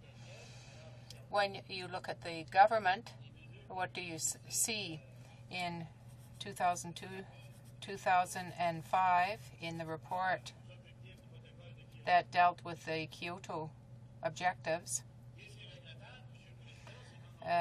we see very little. What's regrettable in this, we have a new government now, and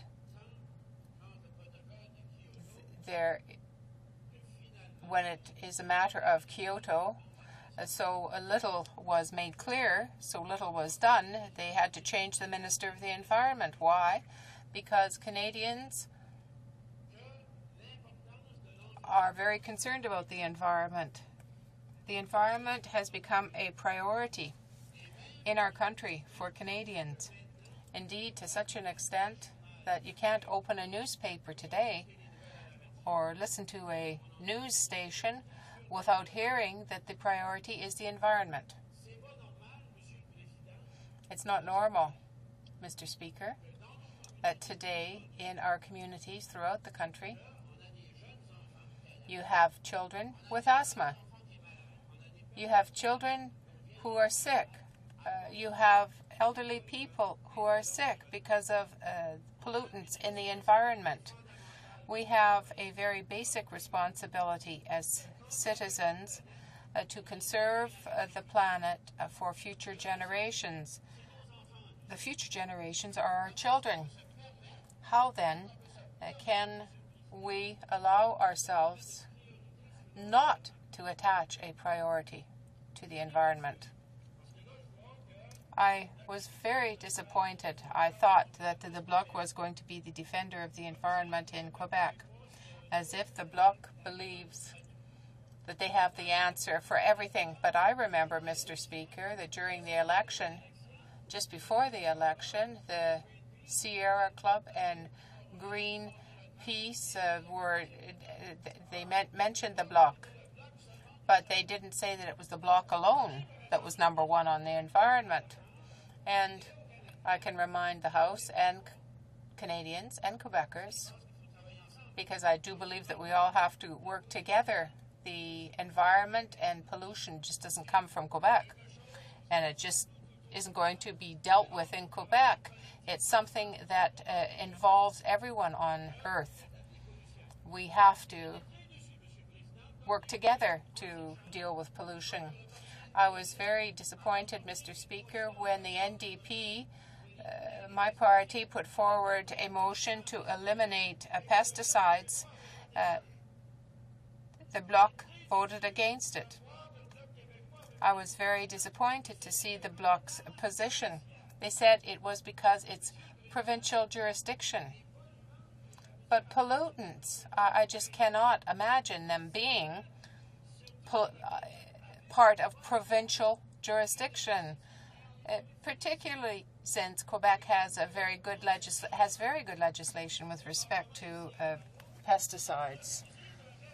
We congratulated them on that, but they did not support our motion to eliminate pesticides, and in so doing, they prevented the rest of the country from enjoying the same type of good legislation that they have in Quebec. And now here they talk about this, they're being the saviors of Kyoto, and yet they voted against a motion that it was at the very basis, the very root of health and a healthy environment. How could the Bloc Québécois have voted against our motion? All they can talk about and think about is Quebec. That's the only idea they have in their head, and it's regrettable. Here they come here, and they're going to just talk about Quebec. They're going to say, we're ready to cooperate with the rest of Canada. We're going to support everybody on reform. Well, they should have voted for our motion on pesticides. When I speak now of a change that the NDP would like to see made to the Clean Air Act, we would like to see things progress in such a way that Canadians and their families can enjoy clean air, and that Canada will be part of an international consortium, an international group to combat climate change. C30, as it stood in its original form, was inadequate. What we are doing is trying to give Canadians a voice to help them combat climate change. Once again, Mr. Speaker, we proposed something to the committee. We proposed that the Legislative Committee,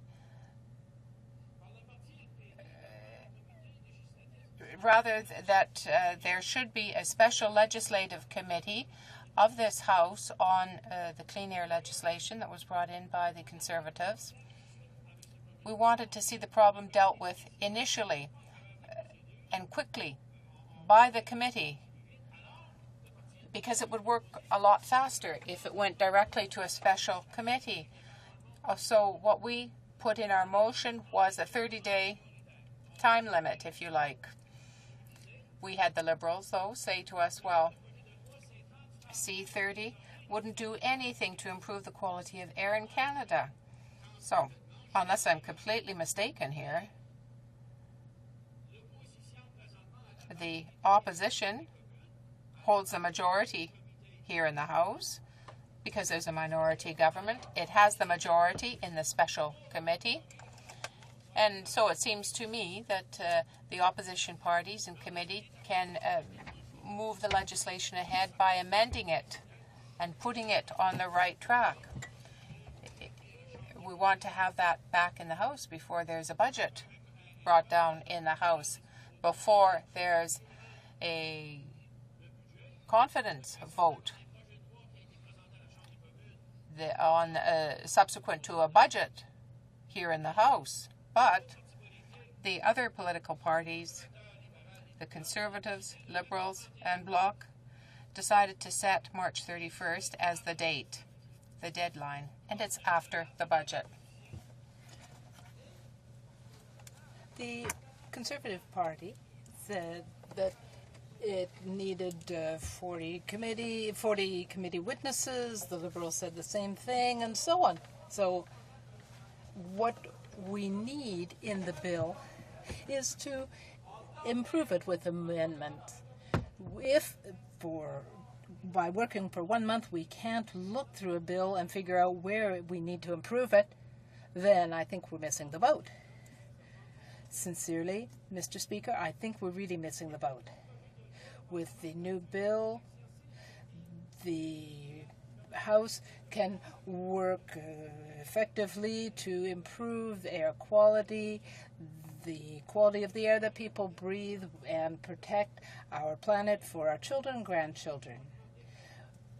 We feel that there is a need for a series of detailed amendments to Bill C-30 to make sure that Canada meets its commitments under the Kyoto Protocol in the short term. We need to take into account the targets for the medium and long term that have been determined by international scientists. There are other changes as well that we need to bring in, but we need to take into account the work time that has been allotted to the special committee. The NDP would like to see the changes and the targets for short, medium, and long-term reductions contained in the Act and not in regulations. We need to require Canada to meet its 2008-2012 targets under Kyoto. We need to achieve 80% reductions below the 1990 levels. We need to achieve intermediate targets and the 5-year targets after that. We need to do this through legislation rather than through a notice of intent. We need to have a clear timetable for regulating industrial sectors, and those regulations should be in place by 2010. We need to have a fixed ceiling for GHGs for various industrial sectors of 45 megatons a year. We need to require through legislation the setting of mandatory standards for contaminants, and then we need to put this in place for the period following the adoption of the legislation. We need to have clear targets and standards for industrial sectors. We need legislative targets for energy efficiencies for vehicles. We need to be at the cutting edge of the North American standards, and starting in 2008 for the manufacturing year 2011. And we need to let the voluntary agreement expire. We need to have transition measures for the auto sectors. We need to require through legislation that the government set up a carbon market in Canada. We need to eliminate tax incentives for the gas and oil sector, in particular the early deductions for the oil sands sector. It is unfortunate, Mr. Speaker, that many Canadians are affected by this. A couple of weeks ago, on the French channel of the CBC, there was a good report on the pollution in the river near the oil sands and the damage being done to an Indian reserve downriver. It is unfortunate to see that the government is prepared to increase production of oil in the Canadian West, quintupling it with respect to the current levels, when we know that with today's technology, that oil production creates a great deal of pollution. And this raises a question. Is the Conservative government serious? Is the Prime Minister who comes from Alberta serious? Will he do things thinking about the environment? Will he listen to the demands of Canadians? Will he respond with concrete action to those needs? I can give you an example. In northeastern New Brunswick, in my area of the province, we are near the Baie des Chaleurs. We've got the Gaspé and Matane regions in Quebec, where we've got a lot of wind power to produce electricity. And this is a way of fighting pollution. In our area, we have an ideal location to produce wind power. We always hear that politicians make promises and they don't keep them. But I can make you a promise, and that is that there will be wind in our area for the present and for future generations. We can produce wind energy. What is the government doing in the way of investments to combat pollution, to help the government, to help the environment? We need lights. We need electricity. We need resources. But there are things that we can do. What is the government doing about green vehicles, as we call them? What is the government doing about that? We don't hear anything. Even if they do talk about it, they don't do anything.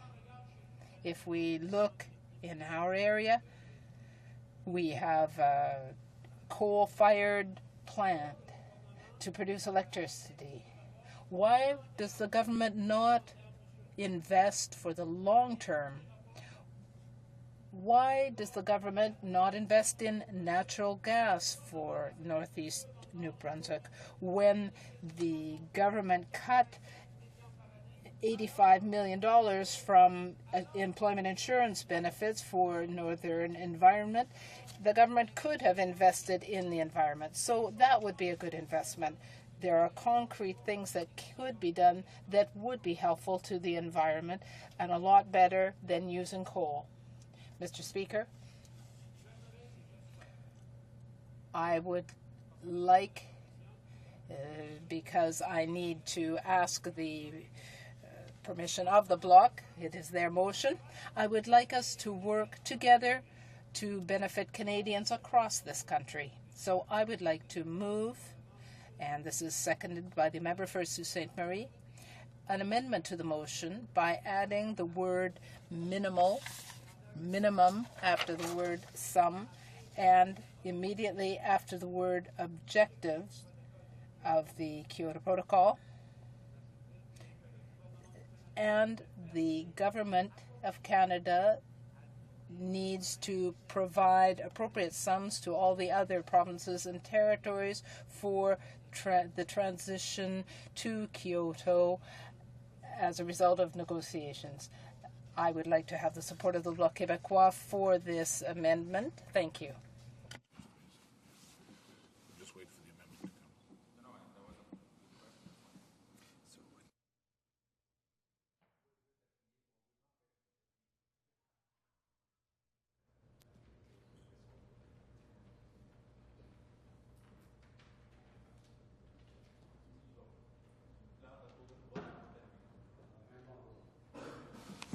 L'amendement est recevable, mais the amendment is in order, but I would have to inform the other members that under Standing Order 84, an amendment to an opposition motion can be moved only with the consent of the mover of the motion. I therefore call on the Honourable House Leader for the Bloc Québécois to tell us whether there is consent for this amendment. Thank you, Mr. Speaker. I would be pleased to accept and debate this amendment. Has been accepted. Therefore, Mr. Godin. Mr. Godin,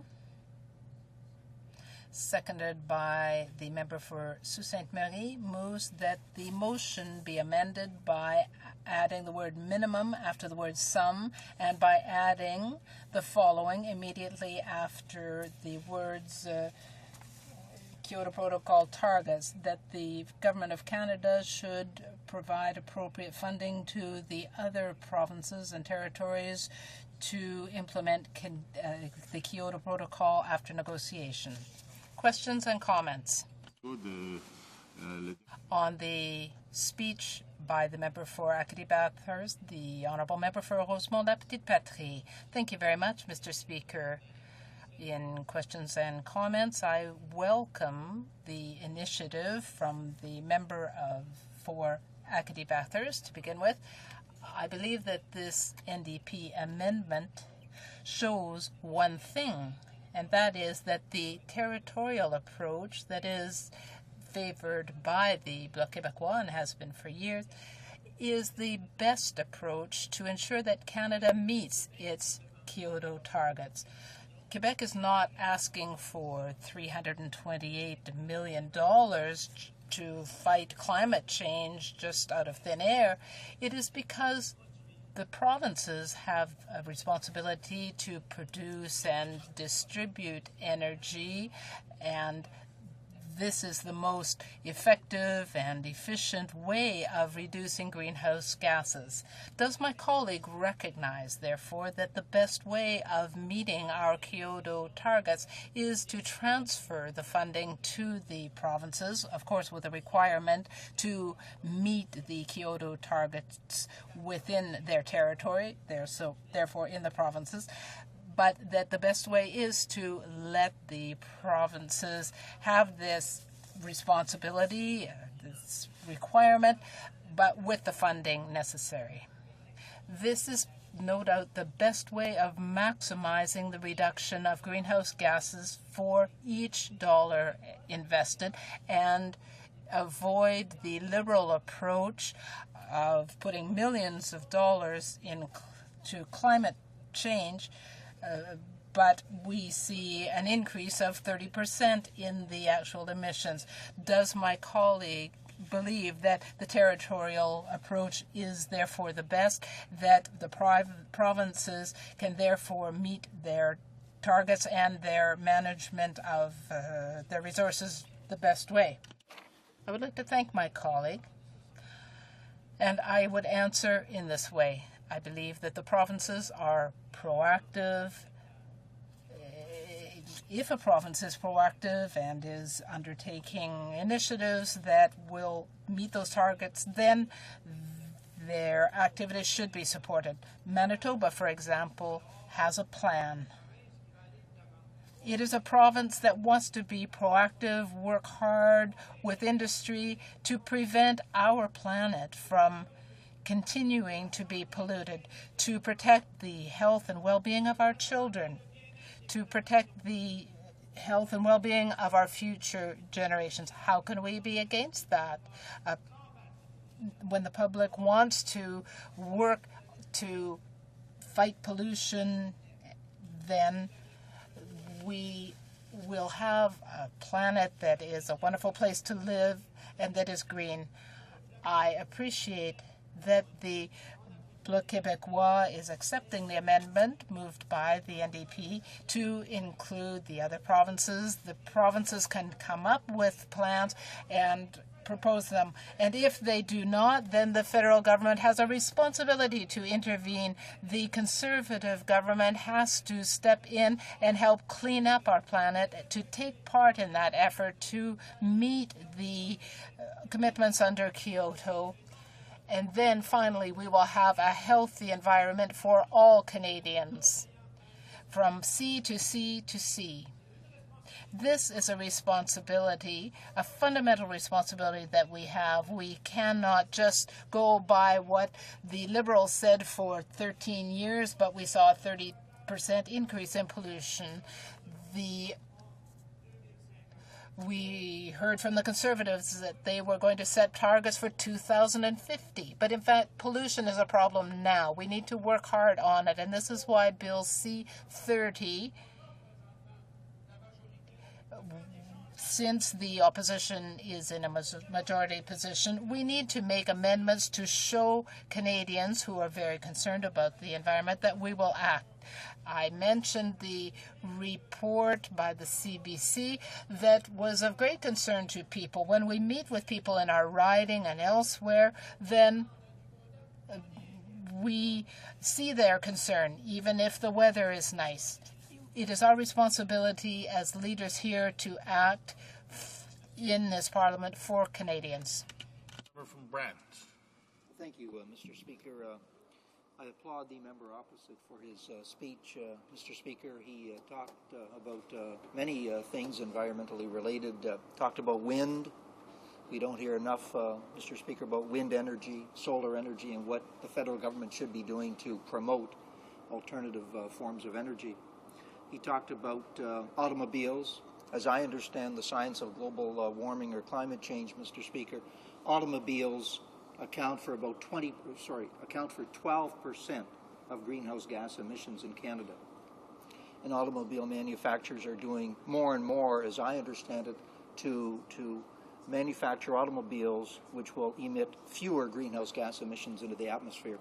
He also talked about targets, the difficulty that that we as a country have had in meeting our Kyoto targets. As he may know, Mr. Speaker, the heavy industry, large final emitters, account for the vast majority of greenhouse gas emissions, and I'm sure the honourable member opposite would agree with that. He may also know, Mr. Speaker, that the oil sands industry was to have, by the year 2020, produced 1 million barrels of oil per day by 2020. They have reached that target as of 2 years ago. So the growth in the oil sands industry has been unprecedented, almost unbelievable, Mr. Speaker, and the oil sands industry is a huge emitter of greenhouse gas emissions. Does the member opposite see, as I do, a clear link between the incredible growth in the oil sands in the last 5 years and our inability as a country to meet our Kyoto targets? The Honourable Member for Acadie-Bathurst. For the question, but as the member said, is that you see that they were supposed to have 1 billion barrel in 2020. I believe that's what I got from him, and that now they had been producing it almost 2 years ago already, and they're looking ahead to go 5 times more. And as I said, when we look at the documentary that was done by CBC, the French channel, was a documentary. They were worried about it. They're very worried. Already rivers is all polluted. Nothing done over it. The Aboriginal, where they live around that river, is just like everything just went, they are at loss. We heard yesterday in the House of Commons, how pitiful it is in some village of our Aboriginal. We're not looking after them. It's just like, it's just we don't care, and it doesn't make sense. If we don't look after the environment, if we don't do the right thing that need to be done, we'll be sorry. And maybe we'll not be here to be sorry. Our next generation will be caught into it. And our next generation, that's our kid. That's the kid of our kid. Don't we love them? How could we be so selfish? How could we be so selfish to not do the right things now? And when you look at the wind power, as I explained it in the other language a few minutes ago, of our official language, French, as I explained it, in north of New Brunswick, sometimes they say that politicians don't say the truth, they lie. But I could say the truth. We will promise in north of New Brunswick, wind forever. And we could have wind power there that doesn't pollute our planet. People are ready to come to some agreement with the government, but where is the federal government in this? We have coal energy in Belledune, New Brunswick. Why don't we get the natural gas to cut down the emission of gas compared with the coal? Things could be done. There's no action. We have lots of talk, no action. I was pleased this week that action has been taken in this House when I proposed at the Procedure and House Affair that all the ministers' cars outside, 27 cars idling for 2, 3, 4 hours, should shut down. And it put the government to a shame, and they shut down the engine. Well, that's positive. That's concrete stuff. That's action. And that's the type of action we have to take. It's lead the environment. And we have the responsibility as leader of our country. We have been elected by our people of our constituency. And we have been elected to lead our country. And the people of our country, the citizens of our country say, enough is enough. Look after the environment. We cannot continue the route we're going. Not too long ago, I met somebody in my riding. He said, is it not beautiful? Look at the sun. It's the most beautiful. Oh. Order. Reprise de débat. Resuming debate, the Honourable Member for Rosemont-le-Petit-Patrie. Thank you very much, Mr. Speaker. I'm very pleased to rise to speak today on the motion by the leader of the Bloc Québécois. It says that having recognized the principle of complying with the Kyoto targets, it is the opinion of this House that the government should provide the government of Quebec with the sum of $328 million to enable it to implement its plan to meet the Kyoto Protocol targets. And, Mr. Speaker, there's also a wonderful amendment that was introduced by the NDP, which clearly indicates that the $328 million is a minimum amount, and that the government should also provide appropriate amounts to any province that wishes to engage in the fight against climate change. And I believe that the Bloc Québécois motion, when we add the NDP amendment, demonstrates one thing, and that is in the first sentence of the motion, we say that the principle of complying with Kyoto has been acknowledged here by the House. What does that mean? That means that through the House of Commons and through parliamentarians, we have taken strong action to express very clearly to the government that we want a credible plan to fight climate change that would include the Kyoto objectives.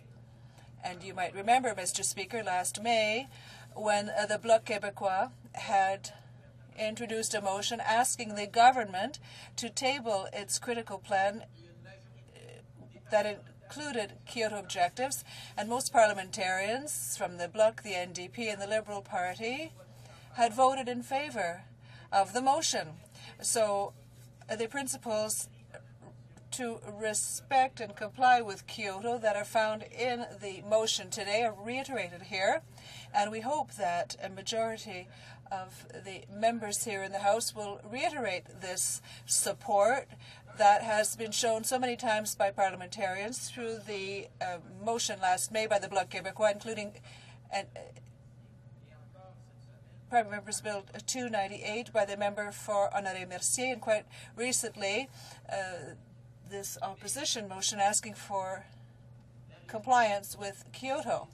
But reality is very much different, because greenhouse gas emissions have increased by 27% since 1990, and billions of dollars have been invested in Canada to fight climate change, but there have been no real results. In order to comply with the Kyoto objectives, the government would have to reduce its greenhouse gas emissions by 27% and then another 6%. And the Conservative government's plan in Nairobi, something that was nothing more than a repeat of the recent Liberal plans, has only served to strengthen our approach or our wish for an approach.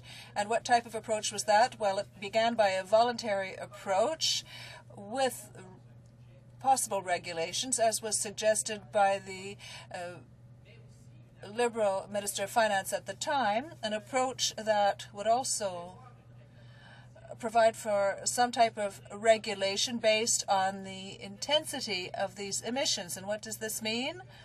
It means that in reducing greenhouse gas emissions, or in having these reductions forced on the industries, production would be taken into account, and there wouldn't be a reduction target set that was based on the total amount of greenhouse gases produced by that industrial sector.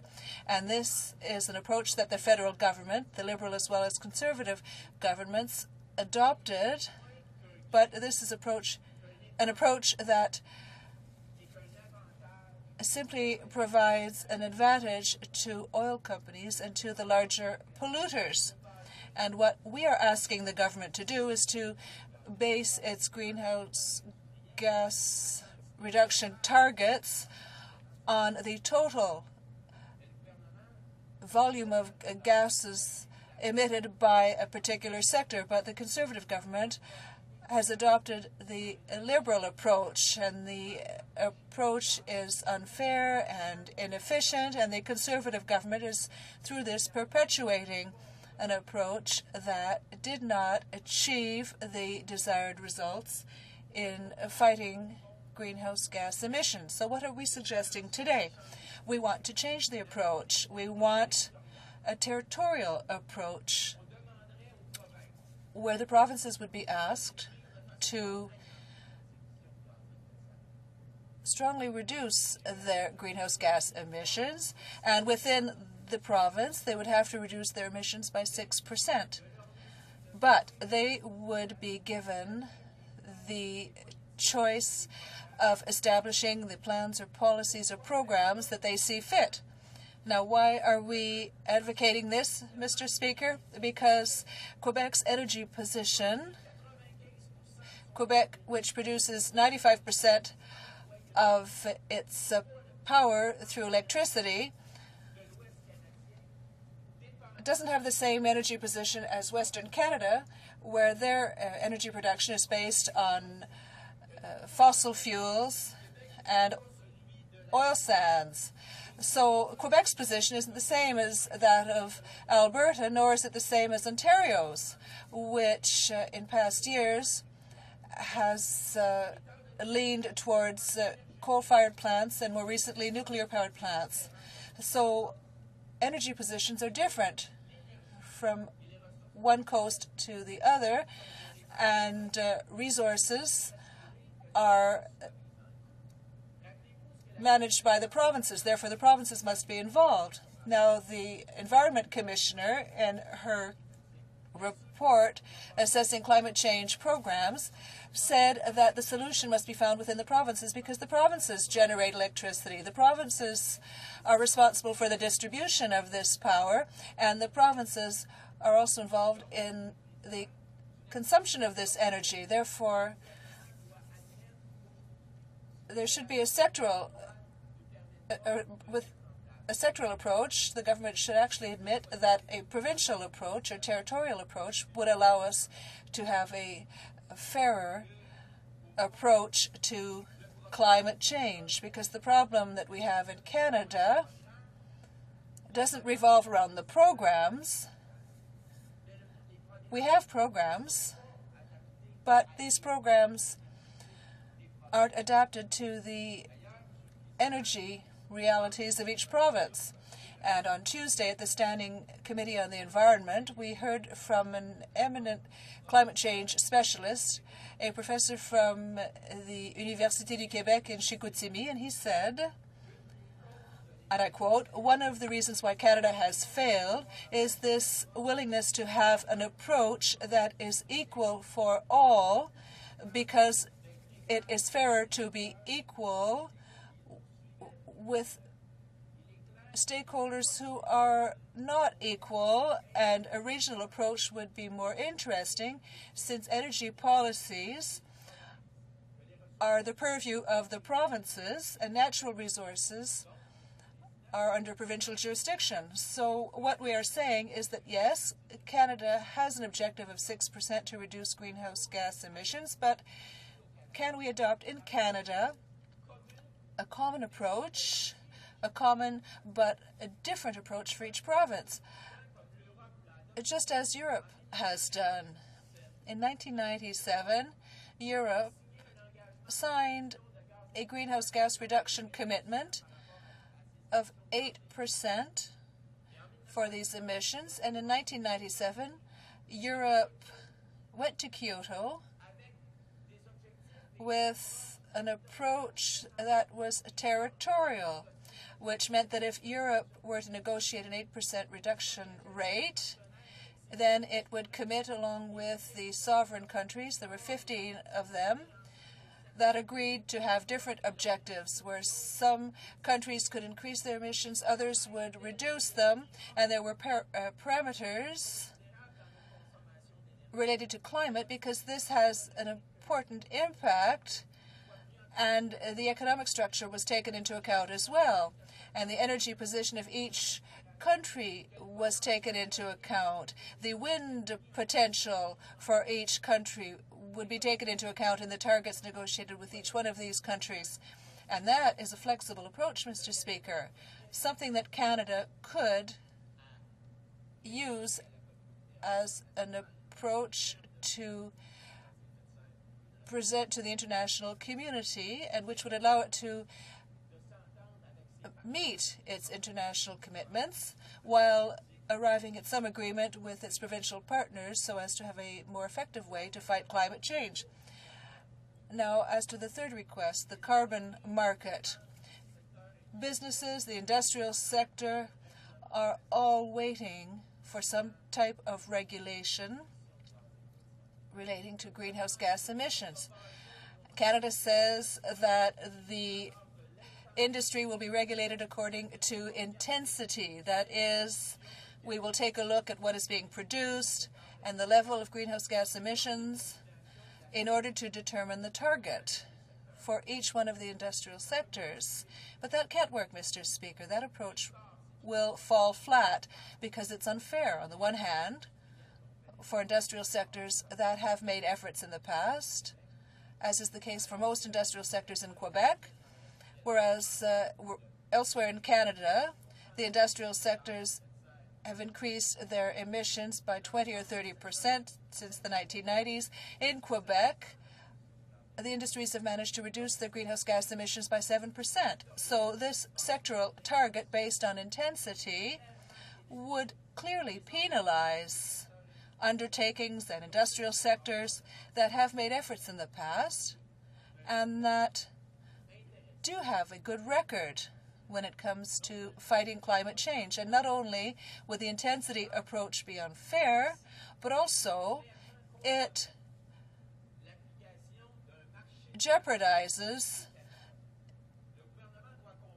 a carbon market in Canada. And the government must understand that if it wants a carbon market, something that we advocate, something that we'd like to see in Montreal, and we know there's a debate to determine whether or not it would be in Montreal or Toronto, but if we want this, we absolutely have to have absolute reduction targets. The intensity target will simply make it more complex to introduce this type of market in Canada, and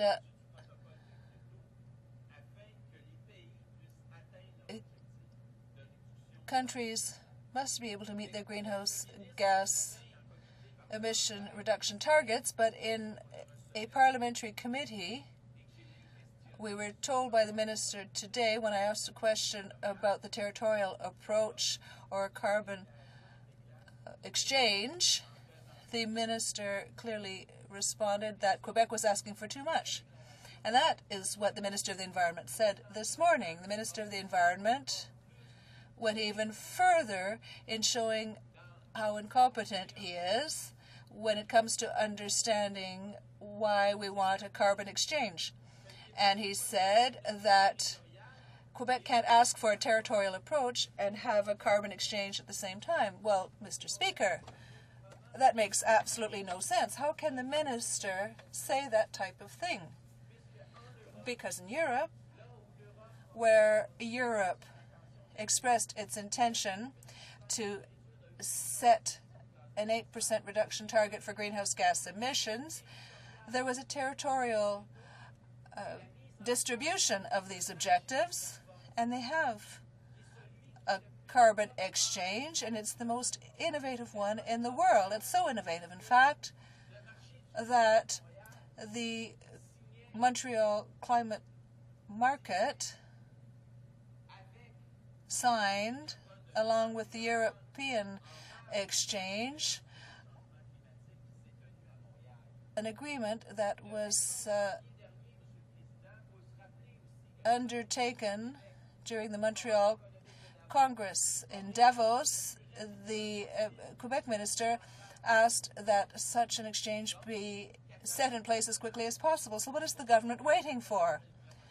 The Montreal Exchange is waiting for the federal government, and the entire world is waiting for a carbon exchange in Montreal to contribute to the general improvement of Canada's performance in fighting climate change. So the government has to make a commitment as quickly as possible, first to set regulations for industrial sectors and allow Quebec to meet its objectives, and then go ahead with a carbon exchange. And then we come to the $328 million that we are asking the government for. And the minister told us in committee this morning that he was consulting and discussing and negotiating with the Quebec government with respect to this $328 million. And for the years that I have been the environment critic, I've seen minister after minister say no to Quebec when it comes to transferring this $328 million. The former minister of the environment, the Liberal minister, and then the Conservative minister, and then the current minister have all turned a deaf ear to Quebec's demands. And Quebec has an action plan on climate change. When Quebecers are prepared to respect 72% of the Kyoto Protocol objectives, which is what we have in the Quebec Action Plan, we're asking for 30% of the financial effort to be contributed by Ottawa so that we can meet the Kyoto objectives. And they are taking their time with this, and it's strange that when we discuss bills such as C-48, which would provide tax advantages to the oil industry, well, things seem to move a lot more quickly. $250 million per year goes to the oil industry, according to the Department of Finance. And I'll just give you a few figures. The oil industry will have saved $55 million in 2003-2004, $100 million in 2004-2005, and $260 million in 2007-2008. And so, Mr. Speaker, do you realize that $328 million is, when it comes down to it, it only represents 2 fiscal years during which the oil industry would have benefited. For 2007-2008, the oil companies will have saved $260 million, and Quebec, for years now, has been negotiating for $328 million that would allow it to comply with the Kyoto commitments. And when, on this side of the House, we say that the Conservative government's policy and the Liberal government's policies were intended to apply a policy whereby the polluter would be paid rather than would pay, well, here is an example of that. The $328 million could be used to fund a plan to fight climate change in Quebec, but they say no to us but no to the oil industry. It doesn't make sense, Mr. Speaker. So, in short, the government must do something. It has to realize that the Kyoto objectives are for the opposition in this House, including the Bloc Québécois as well. Those objectives are non-negotiable. The integration, we want to have the integration of those objectives in a C30. That is what we want. We want the government to know that clearly. We believe that if the government were to refuse to include the Kyoto Protocol objectives in C30, it would be a refusal to fight climate change. And indeed, $328 million for Quebec means not just giving $328 million in terms of fiscal incentives. It means giving Quebec what it needs to have a sustainable program to fight climate change. I would say that I hope that parliamentarians will vote in favor of this amended motion. The honourable member for Renfrew, Nipissing, Pembroke. Thank you, Mr. Speaker.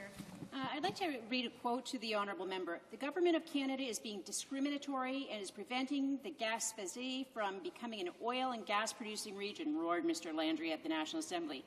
Had the federal government not discriminated against us, the drilling platforms would already be up and running and oil would already have started to flow, he told reporters in La Presse, December 18, 2002.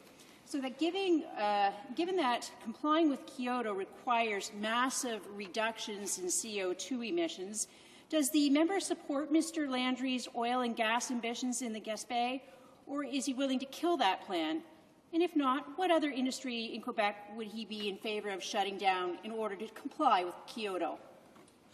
The honourable member for Rosemont-La Petite Patrie. Well, thank you very much, Mr. Speaker. I invite the honourable member to read the energy policy of Quebec. Nowhere does it deal with oil exploitation in the St. Lawrence or gas exploitation for that matter. The policy in Quebec is based and will continue to be based on electricity, wind energy, but primarily hydroelectricity. I believe that if Quebec were to have this carbon market, we would be able to reduce greenhouse gases. In New Brunswick, there is the Belledune plant, which is in place already and is successful. I am sure that Gaspé would be able to sell and exchange its greener electricity on a carbon market on a carbon exchange to other provinces that would need it. Belledune is green. The energy policy of Quebec has not changed, Mr. Speaker. It is based on wind energy and hydroelectric energy, both of which are renewable. Questions et commentaires. Questions and comments. Secrétaire The Honourable Parliamentary Secretary to the Minister for Natural Resources. Thank you very much, Mr. Speaker. I'm happy to see how concerned my colleague is about the environment. He's talked about renewable energy, and that's something that is very interesting. I'd like to hear his comments as to whether or not the government's strategy has worked well with respect to wind energy. Is it a good approach for our country? The Honourable Member for La Petite Patrie. We've always believed, Mr. Speaker, that we have to develop and put public funds at the disposal of sectors that seek to develop renewable sources of energy like wind energy in Canada. But the reality is this: the previous government and this government is continuing to give advantages, tax breaks to the oil patch. That was true of the previous government, it is true of this government, and it is true historically. $66 billion have been invested since 1970 in fossil fuels that emit greenhouse gases. The problem with respect to the federal government and renewable sources of energy is that they have to adapt to the reality of Quebec. Quebec has many projects in terms of wind energy, in terms of hydroelectricity. Very many programs, like the program called AP, which produces electric energy through wind energy. These programs include ceilings that prevent certain provinces to reach the maximum that they submit at the present time to the federal government. So in other words, the federal government is limiting the growth of renewable sources of energy in Canada because it has poorly adapted, poorly based programs which do not meet the needs of the industrial sector nor the needs of the provinces. That's why we say for each dollar that is invested, why couldn't they transfer the share of Quebec to Quebec? In that way, they would be able to maximize the reduction of greenhouse gases for each dollar invested. The Conservatives criticize the Liberals as saying that you've invested billions, and yet the greenhouse gas emissions rose by 27%. What we want is a more efficient and effective approach, a fairer approach, rather than we would like to have a territorial approach where Quebec would be able to have its programs, adapt the policies and programs that it would like to that suit its needs, but the sums that would be invested in the fight against climate change transferred to Quebec should be in areas where Quebec is doing well. For example, the industrial sector in Quebec is 7%. It's not in that area where the fight would be fought. It would be in the area of transportation. If Quebec had the money to deal with the transportation issue, it would be able to efficiently and effectively reduce greenhouse gases that arise from transportation on Quebec territory. This is what we want from an effective and efficient program that would combat climate change. It's not just a program approach we're talking here. Resuming debate, the Honourable Parliamentary Secretary to the Minister of Natural Resources. Thank you very much, Mr. Speaker. I will be sharing my time with the member for Louis Hébert. Amongst the many comments we hear in the House concerning the government's environmental agenda, and in particular its eco-energy renewable initiative, there is little mention of what we're actually talking about. I'd like to take this opportunity to comment on the various kinds of renewable energy with which the government's legislation is concerned. Mr. Speaker, Canada is blessed with abundant energy sources, both conventional and renewable. Conventional energy resources will continue to be a large part of Canada's energy mix. Fossil fuels are a long way from becoming dispensable. However, the share of renewable energy in Canada's energy mix will continue to grow. Renewable energy has been defined in many ways. Generally speaking, it means fuel sources that produce usable energy without depleting resources, as is the case with fossil fuels such as oil, gas, and coal.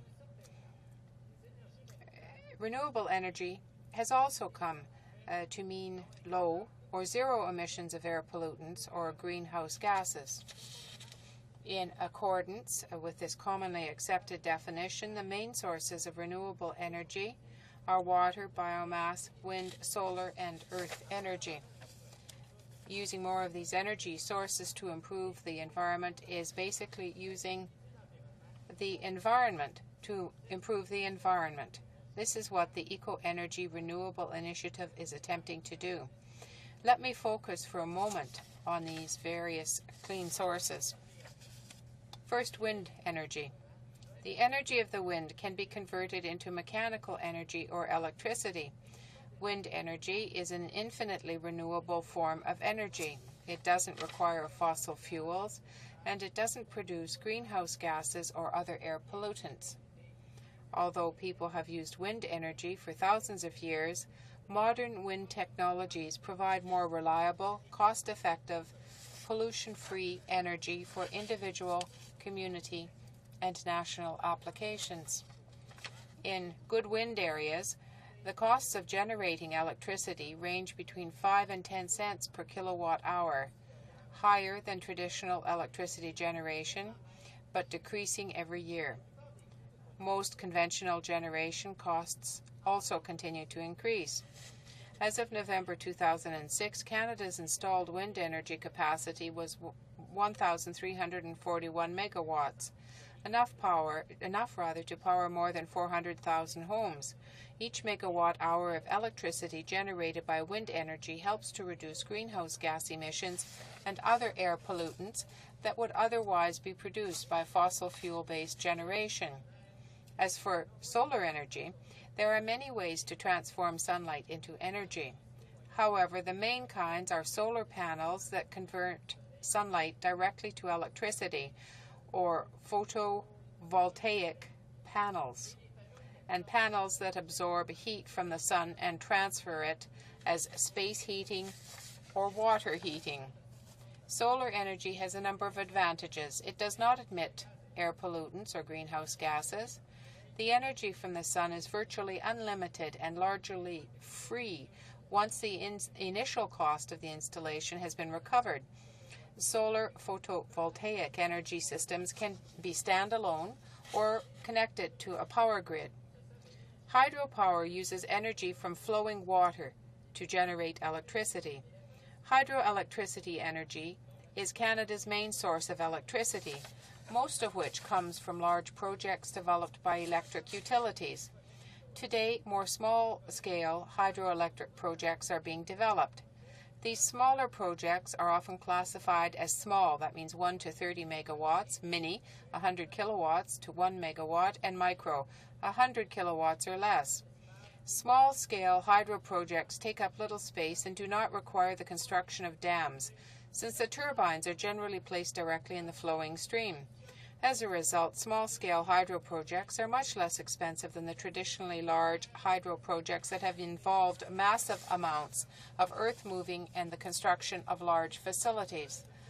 Small-scale hydro can be a competitive source of clean, reliable energy. It is an especially attractive alternative to traditional high-cost diesel generation that currently provides electricity in most of Canada's remote communities. The generation of ocean energy draws upon kinetic energy from waves, which is driven by winds. But there are also two types of energy that can be obtained from the earth energy and geothermal energy. Geothermal energy uses steam or hot water in the Earth's crust to power turbines or to heat buildings or waters. If the local geography has the right features, geothermal facilities can be installed to capture steam as it escapes from cracks or holes underground. Geothermal energy requires a source temperature of more than 100 degrees centigrade to drive a generating turbine. That energy uses the relatively constant temperature of the earth below ground or below a body of water to cool or heat air and water for buildings. For example, a heat pump can extract heat from underneath the ground to heat a building. In the summer, the pump can be reversed to provide air conditioning by moving hot air out of the building and down into the ground. There are thousands of earth energy installations in Canada that are used for residential, commercial, institutional, and industrial applications.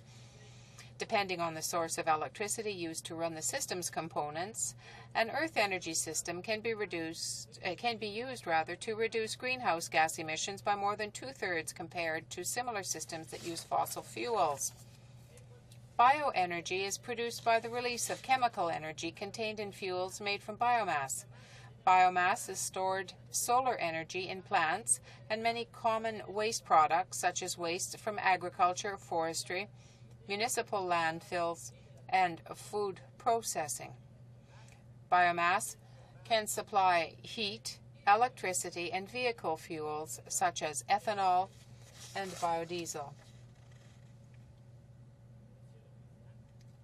Mr. Speaker, achieving an increased contribution of these inexhaustible energy sources to Canada's grid is what the government's Eco-Energy Renewable Initiative is all about. In particular, the government's investment of $1.48 billion in one renewable program, Eco-Energy for Renewable Power, aims to boost Canada's supply of renewable electricity by 4,000 megawatts.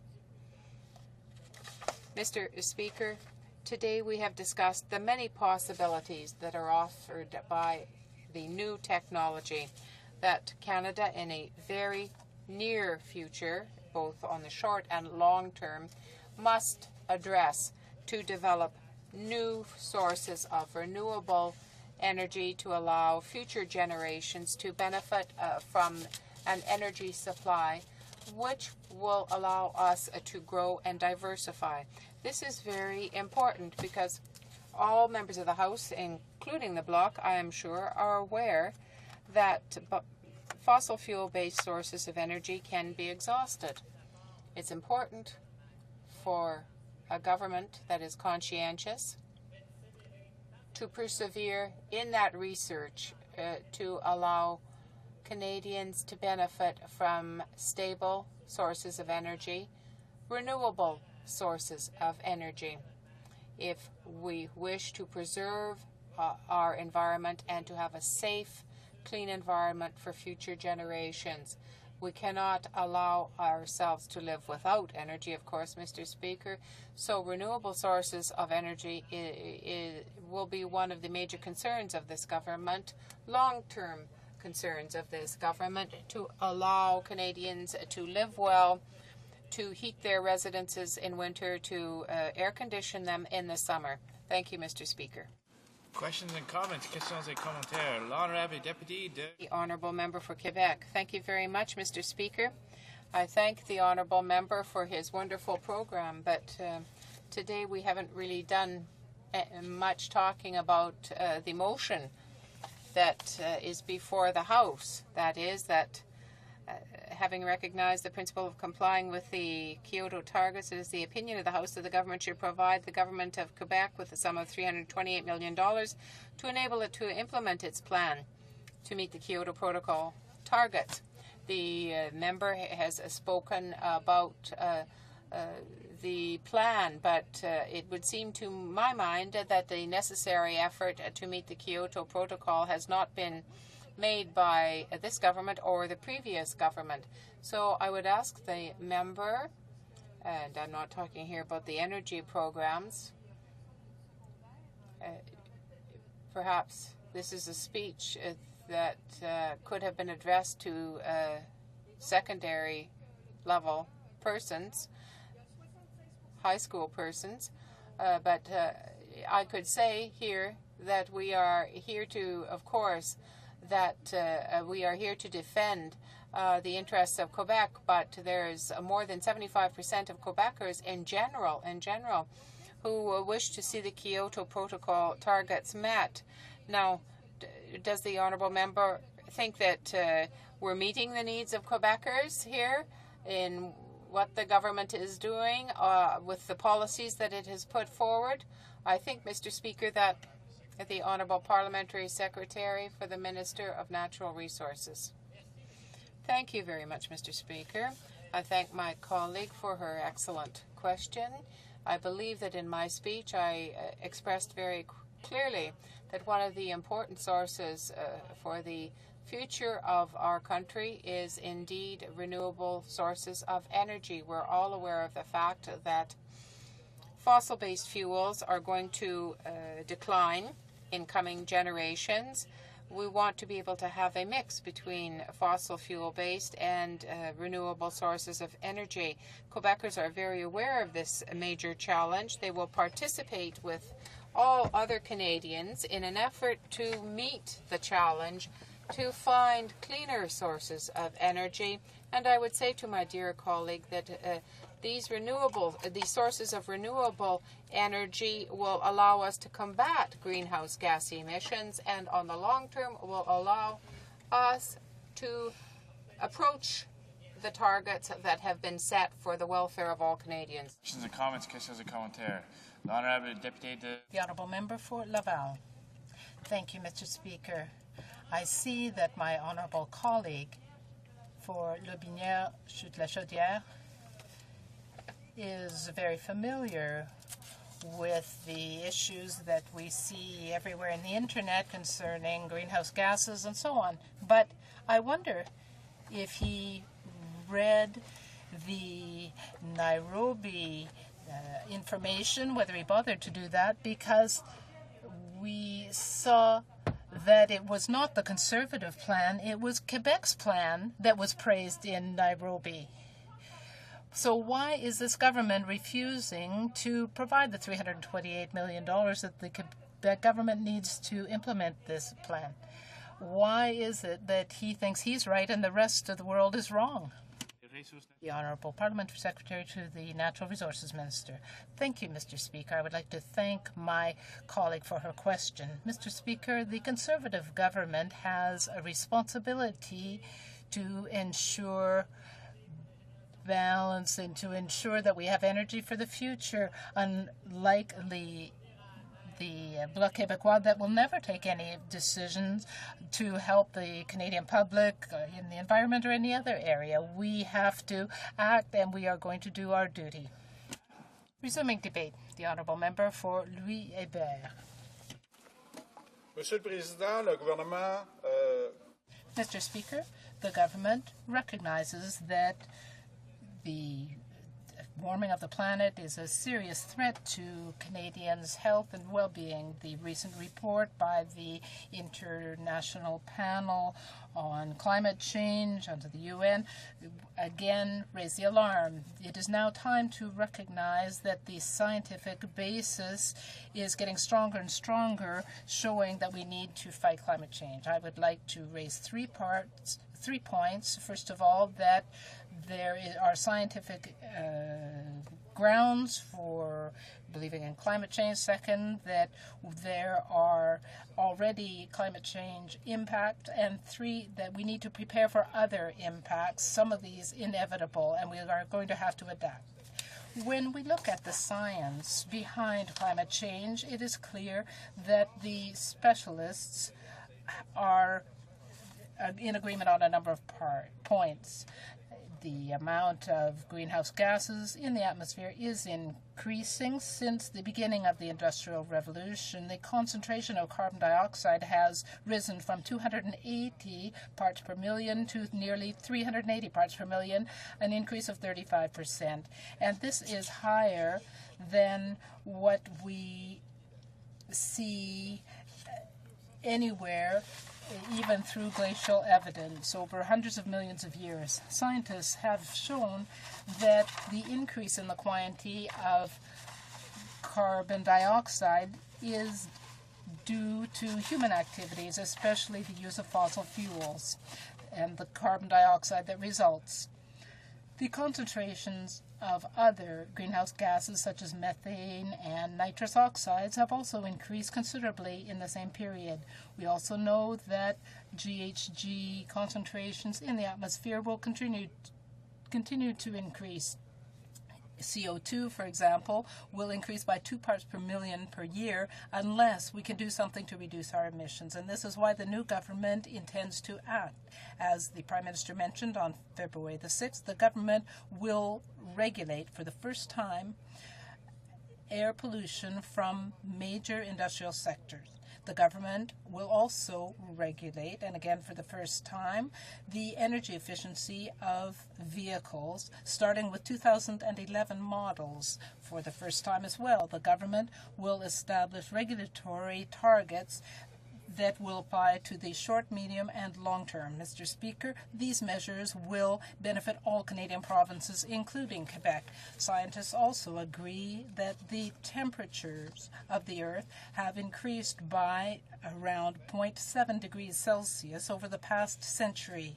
The last few decades have been the warmest for hundreds of years, and the 1990s have been the hottest decade over the past century. 1998 was the hottest year ever.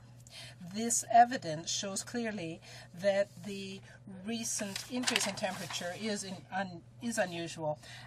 My colleague for the area of Simcoe Grey showed last week that increasing temperatures have brought about changes. We have seen sea ice melting. We've seen the pine beetle destroy forests in British Columbia. We've seen droughts in the prairies. We have seen extreme storms on the west coast over the past few months.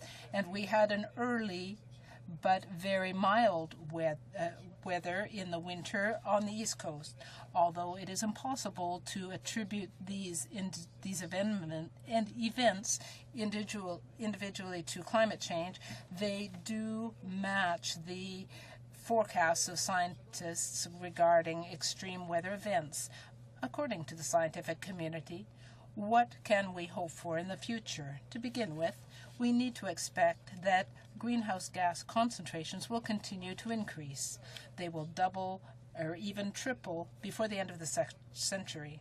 To avoid these increases, draconian measures will have to be taken to reduce our emissions, and this is why the new government will be regulating greenhouse gas emissions in major industrial sectors. The time of voluntary compliance is at an end. Second, by applying sophisticated digital models of climate change and climate systems, the IPCC has shown that we can expect an increase in the Earth's temperature by a number of degrees by 2100 over the past 10,000 years. Such an increase in temperature so quickly has never been observed. This period is one of the most important for us because this is when human civilization has evolved. As I mentioned earlier, the concerns are not just about the average temperature, but rather the frequency and seriousness of extreme climate events such as floods, droughts, heat waves, and summer and winter storms. Given that changes that we already see and that we expect are there, we need to take measures that will reduce our greenhouse gases. Therefore, we need to start to prepare for the changes. We do have a need to adapt because greenhouse gases stay in the atmosphere for many decades. Even after emissions are reduced, we need to face climate change. In conclusion, Mr. Speaker, the Government of Canada is extremely concerned by climate change and recognizes that there is enough proof to justify adopting strong measures. The new report of the IPCC provides conclusive evidence that the climate has changed, that human activity is involved, and that we need to expect unprecedented change in the future. Therefore, we absolutely must take action, and the new government is doing this.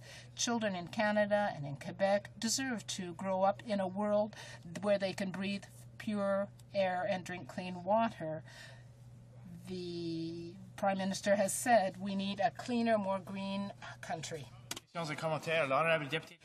The Honourable Member for Rosemont-la-Petite-Patrie. Thank you very much, Mr. Speaker. I listened carefully to the remarks made by the member, which is basically an overview of the Intergovernmental Panel on Climate Change report.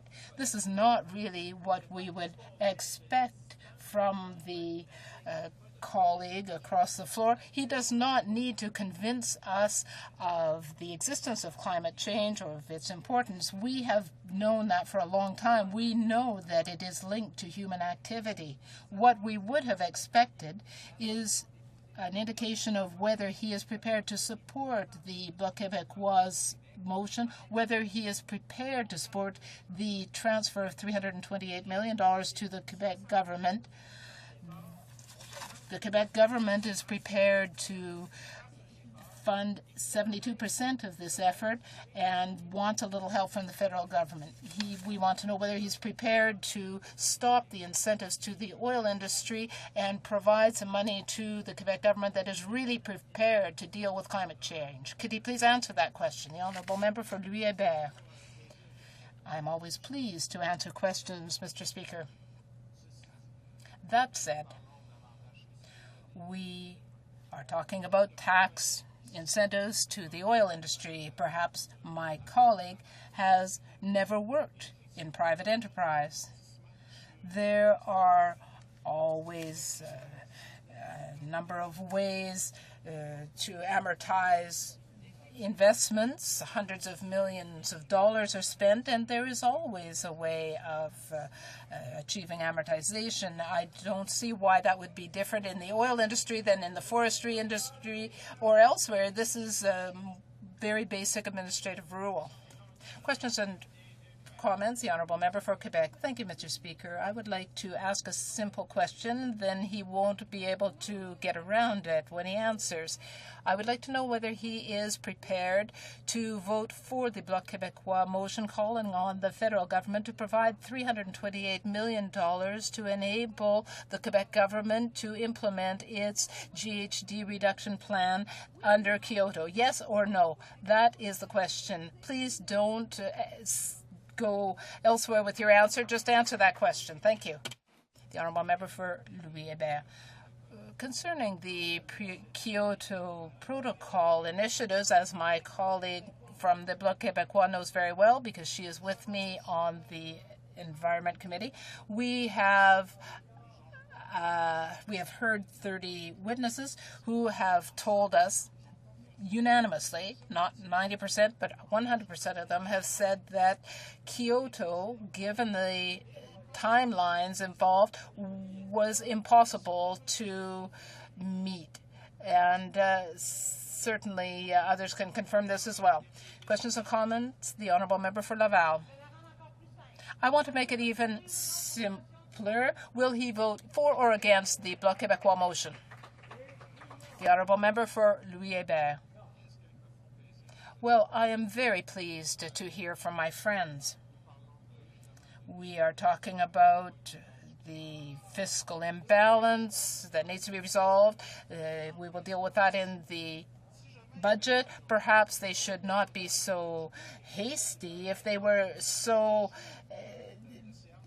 in such a hurry, why did they vote against motions in the Environment Committee? Why did my colleague from the Bloc decide to bring 288 to the committee to waste time that should have been devoted to Bill C-30? Why did my colleague from the Bloc Québécois, who is on the Environment Committee, decide to propose a large list of witnesses to delay our work on C-30 once again? When my friends from the Bloc Québécois get up and beat their breast, in fact, they have both feet on the brake. They're not going anywhere. Resuming debate, the honourable member for Brome-Missisquoi. Richmond, Athabasca, I'm sorry. You are almost right. I want to say that I will be sharing my time with the member that you mentioned.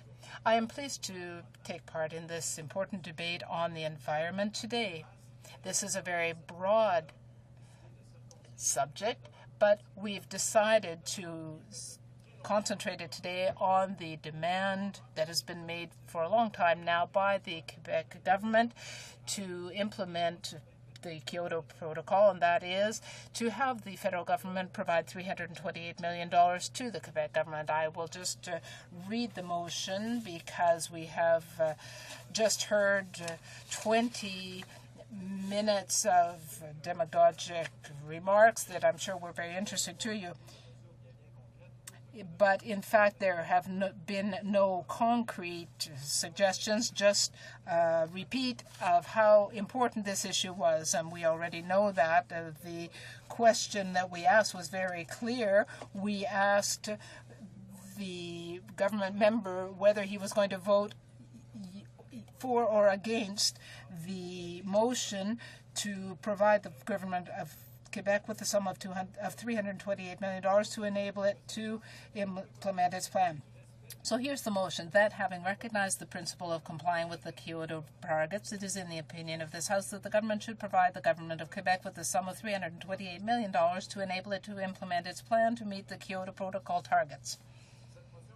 This motion, Mr. Speaker, is extremely important for Quebec, which already has a green plan, as we know, but this $328 million is being requested, as the motion indicates, to be able to implement its plan, which will enable it to reduce its GHG emission levels to 6% below the 1990 levels. Now, Quebec and my area is the birthplace of recycling. We had the Le Maire family that set up the Cascade Forestry Company. And I am very sensitive that I represent an area and people that have understood the importance of the environment and climate change for a long time. The people in our areas support the need to change the measures. There was a survey, a poll by the Globe and Mail that showed that people feel strongly that the government needs to take the measures required to deal with climate change. And I understand that the Conservatives are not part of that 80% who support new measures, but Quebecers do want to act. I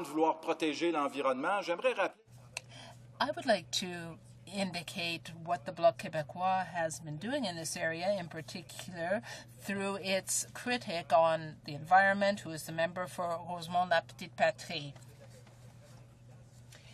He has worked very hard. We understand very well why the Quebec government is asking for this money, and I would like to say that my colleague does not have both feet on the brake. In fact, he drives a hybrid car. He doesn't floor it, but he is certainly very sensitive to the environment. So instead of having both feet on the brake, he does wonderful work in the chamber. He is involved in House committees on a number of bills, and I want to congratulate him for his work. In the Bloc Québécois election platform, we talked about needing strong measures to deal with climate change, and the Bloc Québécois is again proposing strong regulations to deal with vehicles, to develop renewable energy, an abolition of tax incentives for oil companies, and so on. The Conservative member for the Quebec region was upset when we called for an abolition of these tax incentives for oil companies. He seemed upset by that, but it is like people saying that we should be helping the banks.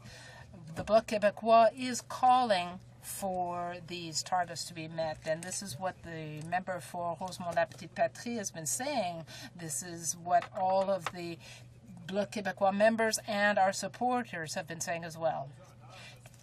Today, again, I am very pleased to represent a party that supports the need to take real measures to reduce greenhouse gas emissions and to meet our Kyoto targets. It isn't enough to simply wrap yourself in a green scarf at a leadership campaign and say that you are a great defender of the environment, and we will all remember that picture. We seem to say, well, I guess he is indeed green, but he was only wearing a green scarf. When he was Minister of the Environment, Canada increased its greenhouse gas emissions by 24%, and this goes back to 93. My colleague was talking about going back to 1990, and the increase in that case would be 27%, but since the Liberals were in office, it was 23%, and it really is a catastrophe, Mr. Speaker. It's a monumental failure. So you can wear a green scarf. It'll keep the cold out, perhaps, but it won't necessarily make you an environmentalist. This was a failure, and what can we say about the Conservative government? It was elected barely a year ago, and it came in with 5 priorities. We all remember the priorities, and the environment wasn't one of them.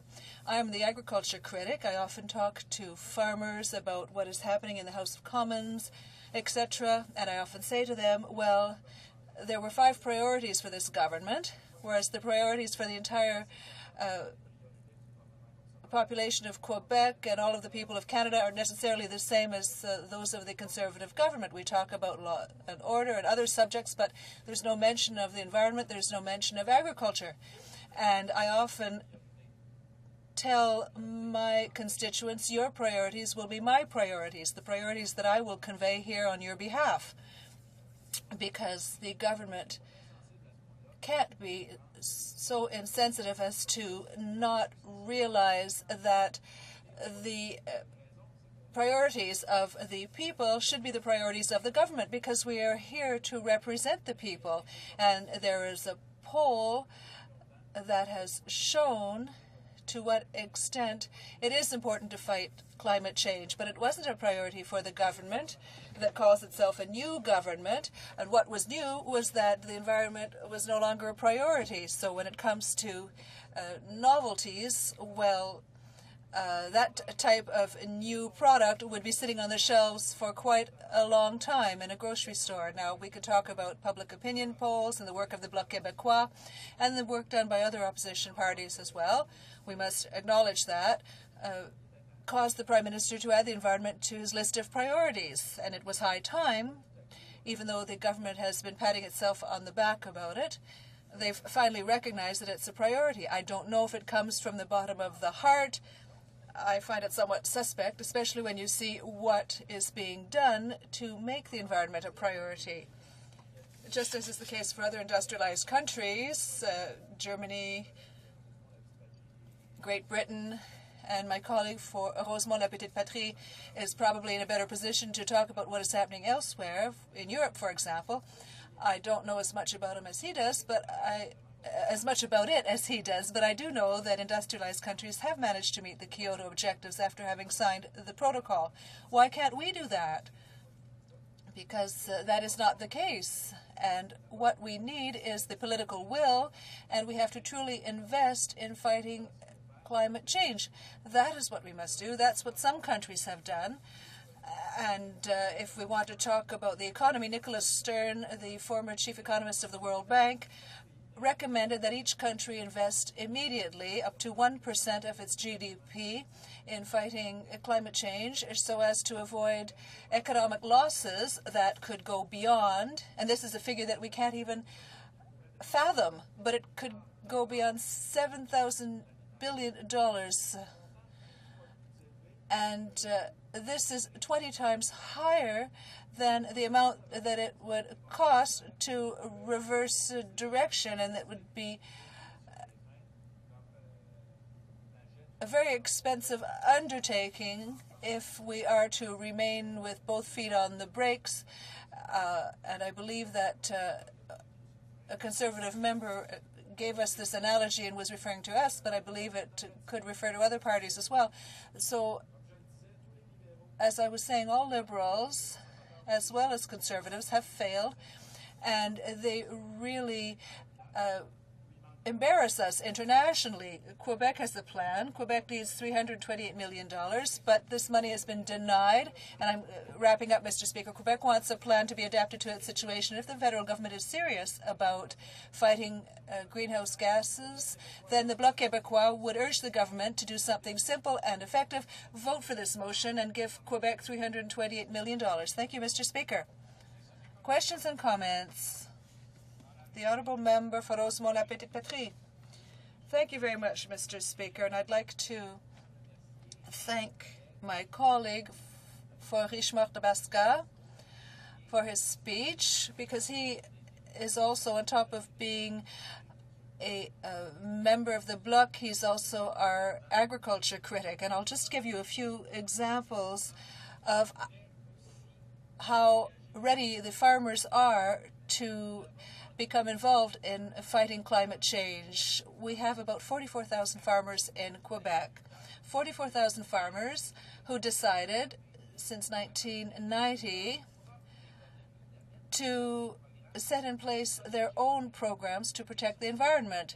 And among these 44,000 farmers, 11,000 decided since 2003 to be part of a program to reduce greenhouse gas emissions. And this demonstrates that all sectors in Quebec's society are prepared to commit to climate change fighting. And the Cascade plant in my colleague's riding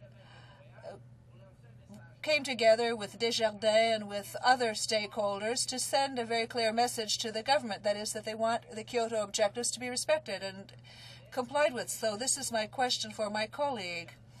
Is this not the evidence that we see and that we need, and we hear this from business people on a daily basis? Is this not evidence that respecting Kyoto does not go against the interests of the economy in Quebec? So would the targets hinder economic development, or would they help economic development in Quebec? The Honourable Member for Richemont de Basca. I believe, Mr. Speaker, that my colleague has summarized what reality is. That is, we have companies like Cascade in Quebec and farmers as well, who realized that there could not be development that was not sustainable. Even though we need progress in our society, we couldn't waste our resources and think that it would pay off in the long term, perhaps in the short term. But as my colleague has said, farmers realize that if you were to exhaust the land and the resources and everything that we depend upon to live, then that would be the end of it for generations to come. We have to take care of our environment, and they're probably the first ones who became aware of this because they're so close to the land, and they realized that it was important not only environmentally but economically to preserve all of these assets. And not everyone is developing with unbridled growth. The Honourable Member for Louis-Hébert. Mr. Speaker, I said earlier that in China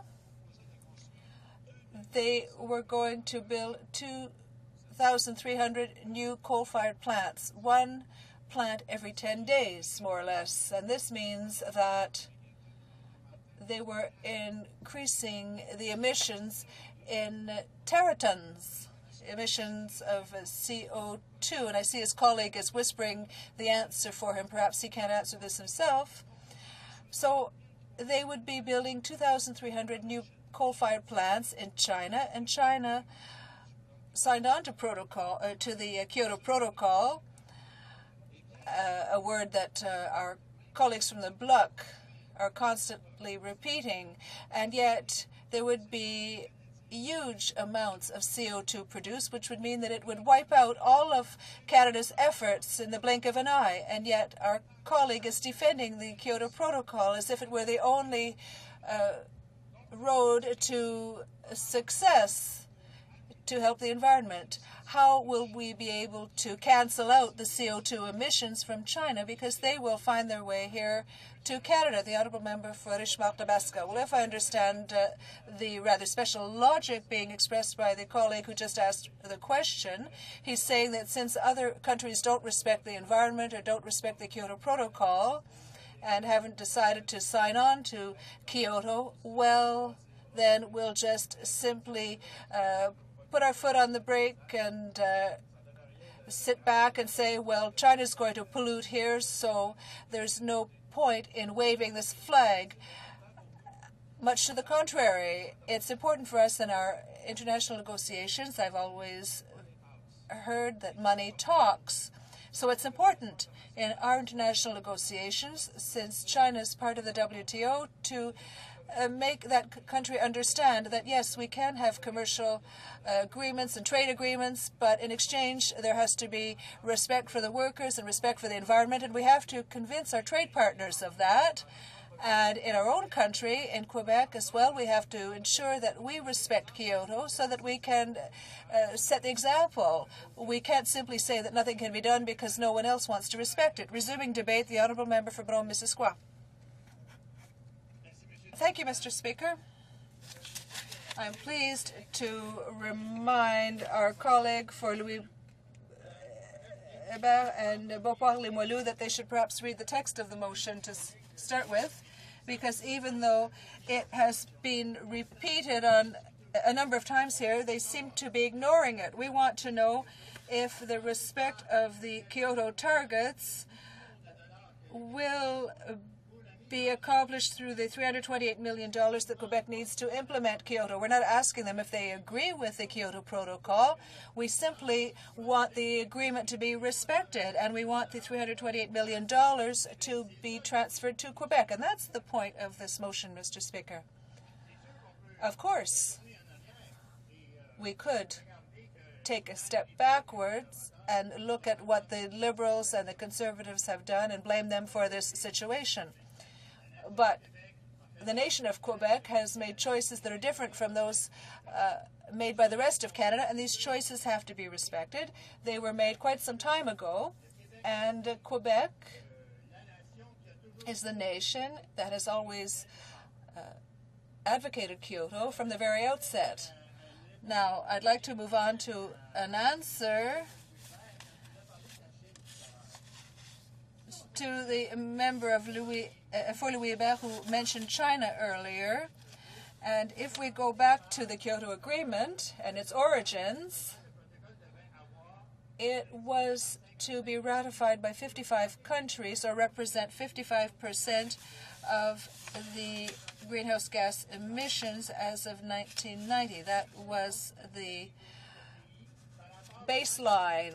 And there were 4 categories of countries for Kyoto: those that did nothing, countries such as the U.S. and Australia that signed but never ratified the agreement, and we'll come back to explain why later, and then countries that ratified and committed to reduce greenhouse gas emissions. That includes Canada, Germany, Japan, Europe, and then the countries that ratified, and I'm repeating, ratified the protocol, but they have a holiday, if you will, until 2010, and that is China, India, and Brazil. So they also ratified Kyoto, and they will become involved as of 2010. These plants will not be built at that time in any case, and China will look for new technology to avoid polluting with greenhouse gas emissions, because the country, of course, will respect its commitment. It was very difficult for Canada to accept this agreement, but luckily Canada was always the country that, or rather Quebec was always the nation that urged Canada on. Although all industrialized countries have implemented it, Tony Blair in February 2003 said, it's clear that Kyoto isn't radical enough, and that's what he said. But the Conservatives admire what England is doing. 60%. Their objective for a reduction of greenhouse gases is 60% by 2050, but they began immediately after stating this, contrary to what the Conservatives did. And there will be efforts made in transportation, in building, and in 2004, Tony Blair stated that the reductions would intensify, that they would go even further. And all of the policies that were not sustainable were to be eliminated as of 2004 in that country. The Prime Minister prefers to align with Bush rather than with Quebec or with Blair. And in the summer of 2005, Bush won an important vote to stop decisive legislation and continued to listen to the lobbyists who were against Kyoto and looked for support for the oil companies. And in 2005, Mr. Bush began to influence the Prime Minister. The uncertain aspects of the science haven't changed over time. We often hear the Conservatives say, well, we don't know exactly whether or not scientists agree on this, but they say that we don't know exactly how long it will take for the Earth to become warmer. Well, that's true, but only the detractors use that statement, because one thing is certain is that climate change has begun, and whether it is 1 or 2 or 3 degrees, that is not what is important. What's important is to know that climate change will affect all of civilization, will affect how we live much more than will terrorism. Quebecers are convinced of this as well, and we have been delayed by the federal government that is taking its time. It's a myth to think that warmer temperatures can be advantageous. That's what we heard across the way not long ago. If you move from 550 ppm of CO2 to 700 ppm CO2, this will bring about changes and our civilization will be affected. And this is what Quebec believes. But the oil lobby states that this is a myth, and this has influenced the Conservative cabinet as well as Conservative Quebec members who want to vote with the oil companies. And the Conservatives from Quebec don't really have power. They may have a power on paper, but not in fact, because they have to vote with the government. And they are voting against the will of Quebecers who want Kyoto to be implemented. And even the Liberal government, the Federalist, the provincial government in Quebec would like to see this, but they will vote against it. And is that what power means when you're a Quebecer in the Conservative government? Well, it's not very impressive. Kyoto was attacked as of 1998. The first agreement was signed in 1997, and the energy lobby, the oil lobby, put the first announcement in the New York Times back then, and many millions of dollars in new research institutes such as Marshall Friends of Science, the Competitive Enterprise Institute were all set up to find members of the scientific community to speak out against Kyoto. And the same thing was done in Canada to convince us that oil is the most important thing for the planet. And at the Standing Committee on Energy, we hear from these organizations. They say that oil will ensure Canada's survival and that greenhouse gas emissions aren't terribly important. And these institutes found high-paid scientists to help them to be detractors, and the Conservatives see Kyoto as a scheme, but the Liberals didn't do much to transfer these funds to Quebec either, so they're more or less the same. In 2006, the Washington Post, not long ago, last year in fact, stated that it was great that there were cuts to the greenhouse gas emission programs in Canada, and they put faith in the government but not in the people. And we wasted a year, Quebec wasted a year in the implementation of its program because the $328 million was not transferred. That is a year without any further innovation in Quebec or further energy efficiency, a year during which we couldn't promote clean energy or help to fight climate change. And it's the Bush lobby and the oil lobby that have caused us to waste all of this time, and we need this money now. Thank you, Mr. Speaker. Questions and comments? The Honourable Member for Rosemont-la-Petite-Patrie. Thank you very much, Mr. Speaker. And I'd like to thank the member for his speech on the Bloc Québécois opposition motion. And I know that the member sits on the Natural Resources Committee, the Standing Committee on Natural Resources, and I'd like him to explain how the tar sand development in Canada can contradict Canada's objectives, the objectives that we agreed to within Kyoto. How can it be that on the one hand Canada encourages, by giving tax breaks to this industry, the tar sands industry, but then reverses itself and says that we have a Kyoto Protocol that we intend to respect, and they even said that in Nairobi. So is there some type of contradiction between developing these tar sands and respecting the Kyoto Protocol? The member for Brome, Missisquoi. Thank you, Mr. Speaker. I'd like to thank my colleague for his excellent question.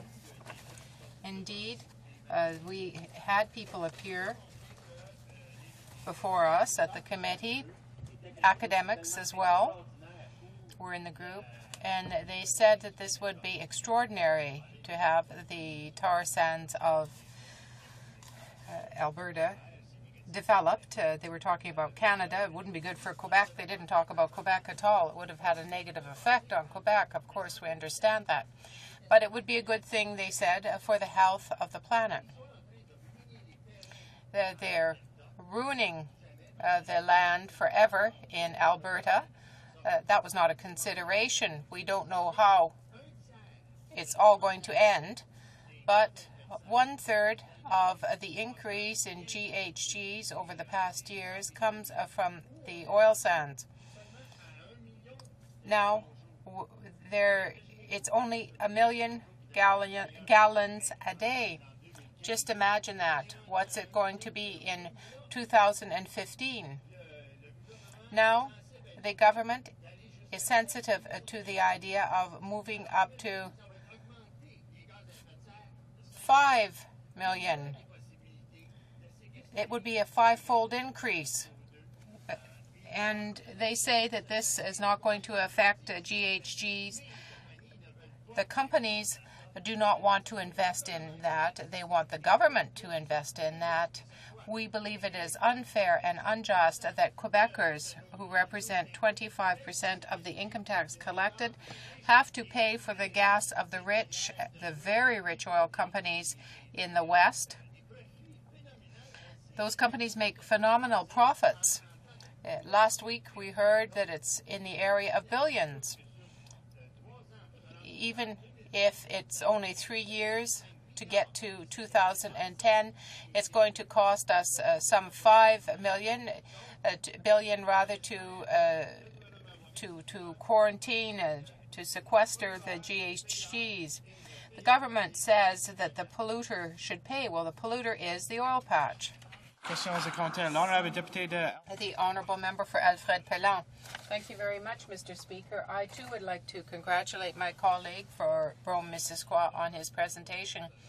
I'd like to come back to what was said in the motion today. The substance of the motion is that the government of Quebec, formed by the nation of Kyoto, of Quebecers rather, should respect the objectives of Kyoto. We know that there have been all kinds of reasons expressed by this government why this should not necessarily be the case.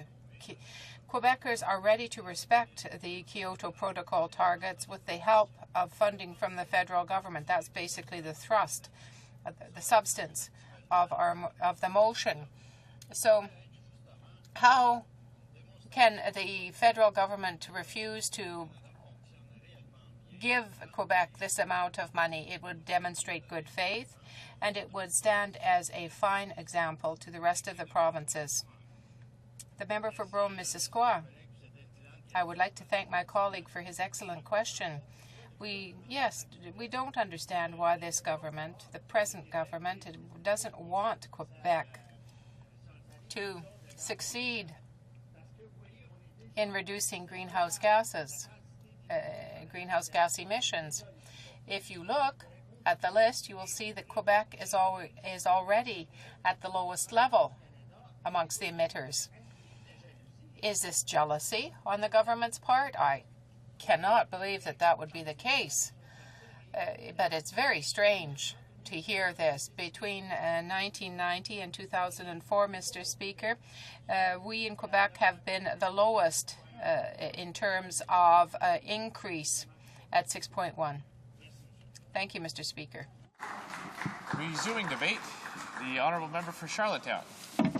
Thank you very much, Mr. Speaker. And Mr. Speaker, I want to say, first of all, I'm pleased to be given the opportunity here today to speak on this particular motion.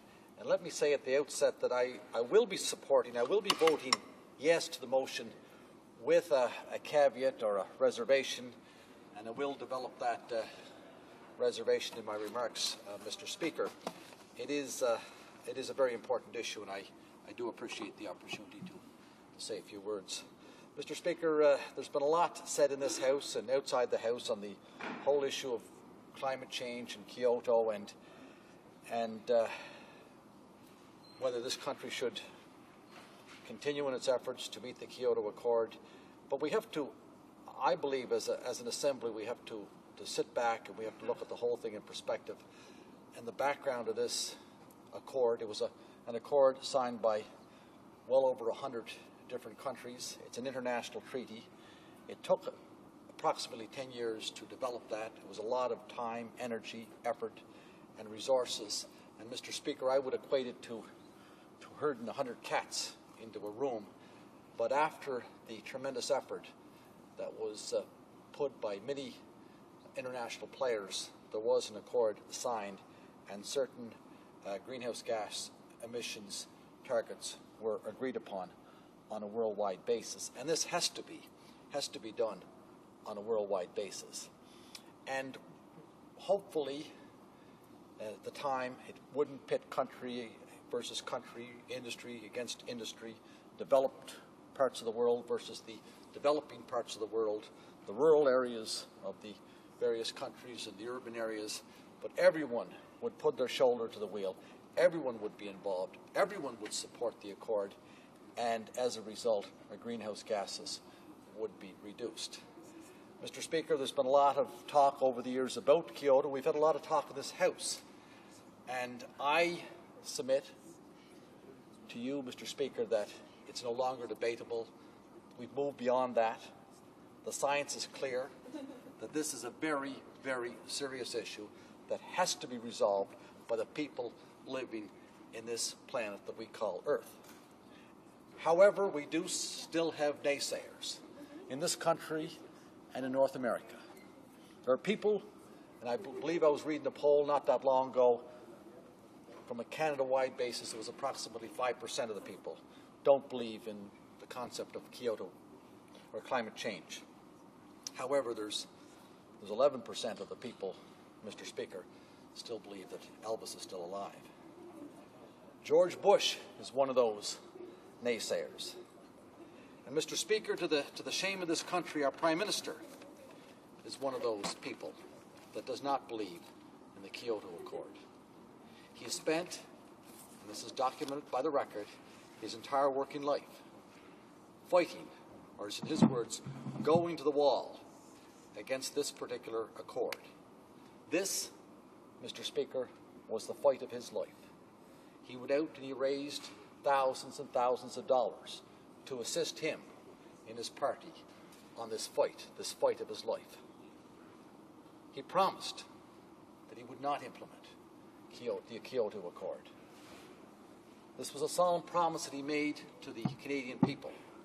And Mr. Speaker, when we look back, I think we can say that our Prime Minister has attained a reasonable amount of success in this promise. There's a lot of promises that have not been fulfilled to the Canadian people, whether it's childcare, wait times, the Ontario Agreement, income trusts, the equalization agreements, what have you. The pile is getting bigger. But in this particular issue, I think we can say that the Prime Minister, you can put this down as a promise made, promise delivered.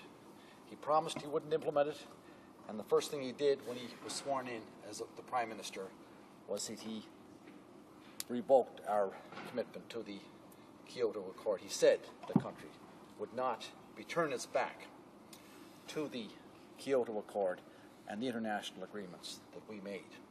And Mr. Speaker, we as people in public policy have to realize that there's only so many levers at our disposal. There's not a switch up here in Ottawa where we can turn the temperature down. We have to use all the levers at our disposal. The first one I always think has to be started is public education.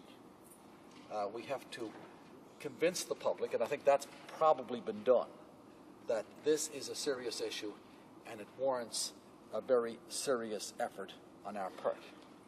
We have to incentivize our industries, our people, our associations, our organizations to all get involved, especially those industries and people that do need assistance in readopting their industries, their jobs, their lives to the new reality. And Mr. Speaker, under the previous government, there was a number of programs developed, and one of the programs that was developed and was in the process of being implemented was the partnership program.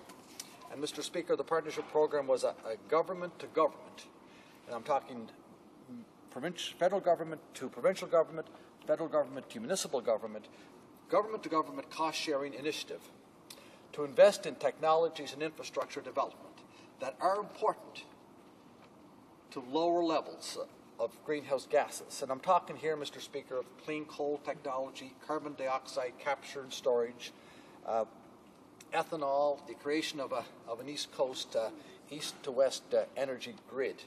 And Mr. Speaker, there was a number of agreements signed under the partnership agreement. But let me go on to the third point.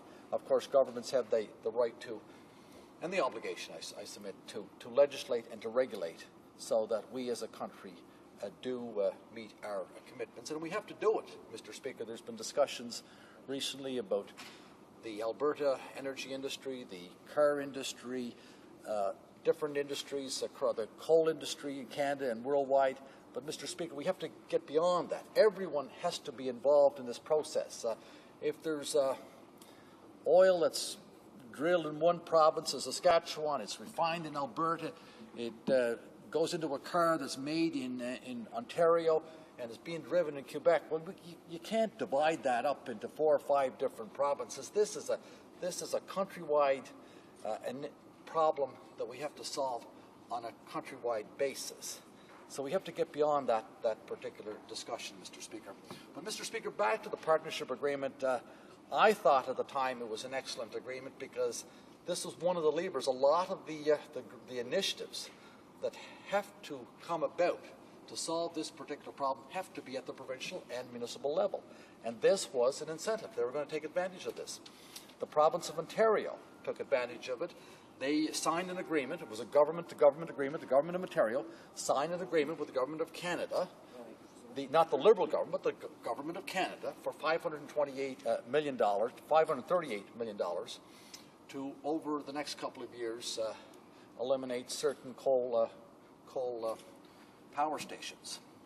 The province where I come from signed an agreement to put an electrical cable across from New Brunswick to Prince Edward Island, and again, that was all part of this east-west energy grid that would help us out immensely.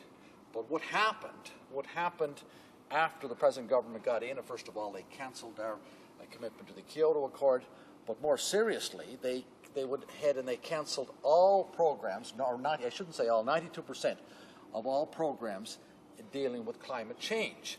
And of course, the Ontario Agreement, the $538 million, that went on the chopping block. The $12 million that, these were signed agreements. For the cable, that went on the chopping block, very, very unfortunately, Mr. Speaker.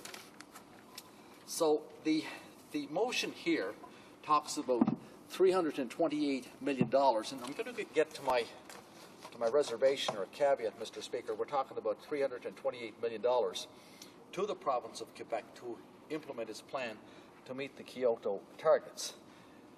And Mr. Speaker, I assume that it would be the intent of the mover of the motion that this fund would come from the partnership initiative, the partnership program, or a similar type program where we can have government-to-government agreements that but this is my caveat, that this has to meet with the objectives of the government of Canada and the government of Quebec.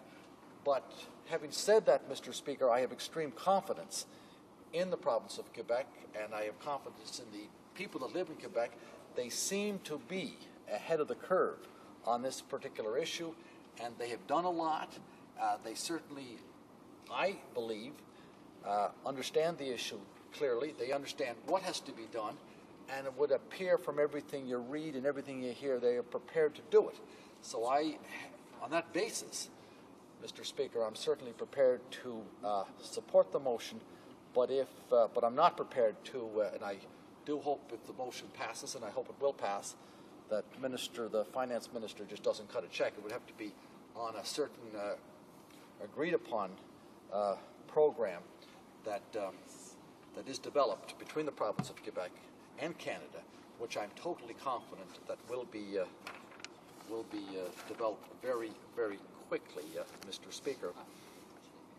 So, Mr. Speaker, I've talked about the broad brushes here, and I'm very pleased to be supporting the motion. But again, we're talking about a larger issue that's very disturbing, the way this country is heading, and I'm very disturbed as a member of Parliament as to what we're not doing in this particular accord. And we're getting into this shouting match. It's 20-2 now, Mr. Speaker. In 40 minutes, they'll be shouting and screaming at each other in this House as to who's to blame. We can't implement Kyoto because we can't meet our targets. Well, some people will scream back and say you can. But, Mr. Speaker, it's a process. Okay, if because of political issues, of other reasons, the country cannot meet its targets, we don't turn our back to the people that live here. We don't turn our back on the world. We don't turn our back on the other countries. We explain it to the 100 and some countries that signed the agreement with us, and it's a process. Maybe it'll take us 2 years beyond 2012 to meet our agreed upon targets. It's disappointing, but it's not the end of the world. What is more disappointing, which is shameful, is if we say, well, we can't meet it by 2012, what we're going to do, we're going to forget about it. We're going to forget about Kyoto. We're going to forget about climate change, and we're prepared to turn our back in the other countries of the world and the people that live in those countries. And I find that totally shameful. And, Mr. Speaker, we'll be into that discussion in 40 minutes. And the words that I just said, you're going to hear that in 40 minutes to the shame of this assembly. And that's what they're going to be saying. And they're going to be pointing fingers and screaming at each other. And I suggest that if we just stop screaming for 10 minutes and just sat back, and instead of pointing fingers, instead of saying that whatever we can do, we do it. But first of all, we have to. This has to be the condition precedent to any discussion. We have to acknowledge our international agreement that we signed in good faith with 100+ other countries of this planet. And if we're not prepared to do that, Mr. Speaker, we're a shameful country. And I just hope that reason and common sense will prevail in this House, and that we will sign the agreement, and that we will get to work and do what we A, agreed to do, and B, what we should do. So, Mr. Speaker, there's my remarks. I do hope the motion passes. I do hope that the funding will be made available to the province of Quebec. And as I said before, I have extreme confidence in the province on that, in this particular issue. And I do hope that, and again, this is just one small step in the larger issue, but I do hope, Mr. Speaker, that we can get on with it. And I hope that the motion passes, and I hope the plans develop, and I hope the funds are transferred as soon as possible. So, Mr. Speaker, I conclude with thanking you for allowing me permission to speak on this very important issue. Questions and comments.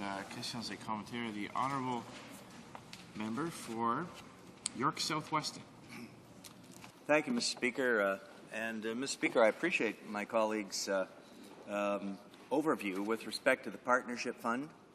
And I appreciate also the thrust of his comments that the initiative that has been taken through the bloc with respect to the funding to bolster the Kyoto strategies of the province of Quebec are worthy of support. But, Mr. Speaker, it appeared to me that while my colleague has stated the broader context for the Partnership Fund very well, I'd like to give him the opportunity to expand on that a little, because I'm not sure the tremendous work that went into the Partnership Fund is fully understood by Canadians or even members of the House. I'd like to point out, Mr. Speaker, just to illustrate that Budget 2005 had booked $250 million for those kinds of projects across the country that would be the kind of partnerships between the federal and provincial governments. An additional $1 billion was in the Green budget to expand upon that, and we know that certainly didn't go ahead.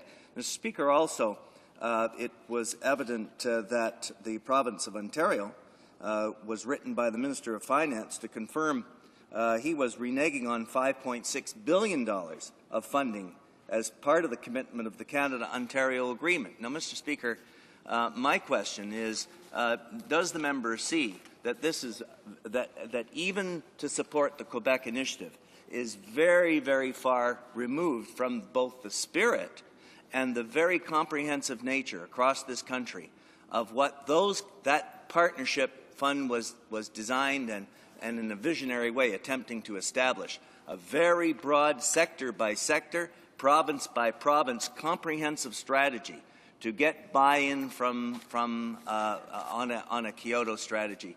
And I'd like the member, if he would, just to comment with respect to where he would like to see not only the support for Quebec, but where he could see a real partnership fund progressing if it was within the context of the approach, both in spirit and the strategy that had been put forward by the previous Liberal government.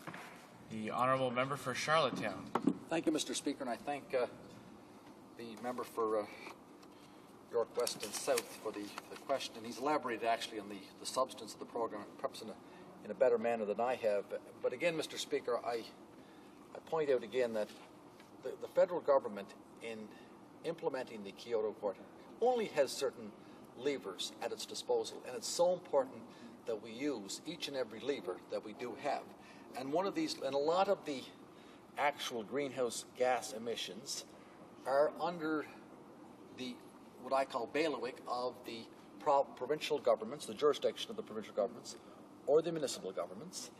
And again, we have to work with those other levels of government to create the opportunities, the incentives, so that everyone will put their wheel to the shoulder. And this was a terrific program, and it was just getting off the ground. I know the member that asked the questions from Ontario. There was a $538 million agreement signed with the Government of Ontario, the Government of Canada. And these agreements don't get worked out in 48 hours, Mr. Speaker. Anyone that's in the executive knows that these take months to negotiate the terms, the conditions, the parameters, the timelines as to when this $538 million will be spent, how it will be spent, and what are the deliverables.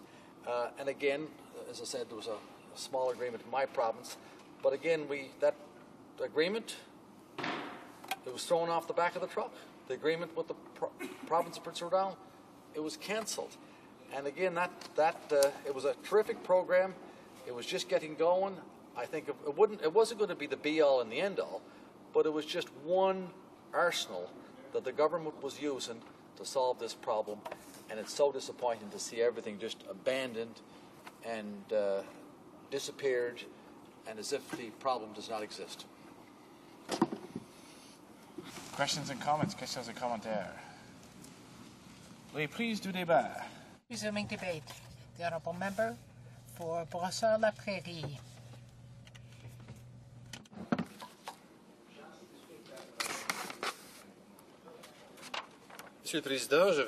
Mr. Speaker, I would like to share my time with the member for Montmagny, Lilley, Kamouraska, Rivière-du-Loup. Although the Kyoto Protocol was ratified here in the House of Commons, the government did take the commitment to reduce its emissions for the period 2008-2012 to 6% below 1990 levels. We know, though, that the situation with respect to climate change is not very good in Canada. There has been an increase of 37%. So rather than being 6% below, we are 200 megatons above what we should be. That is actually 32.5%. Both the Liberals and Conservatives are to blame for this sad situation. Quebec has made very different choices, however.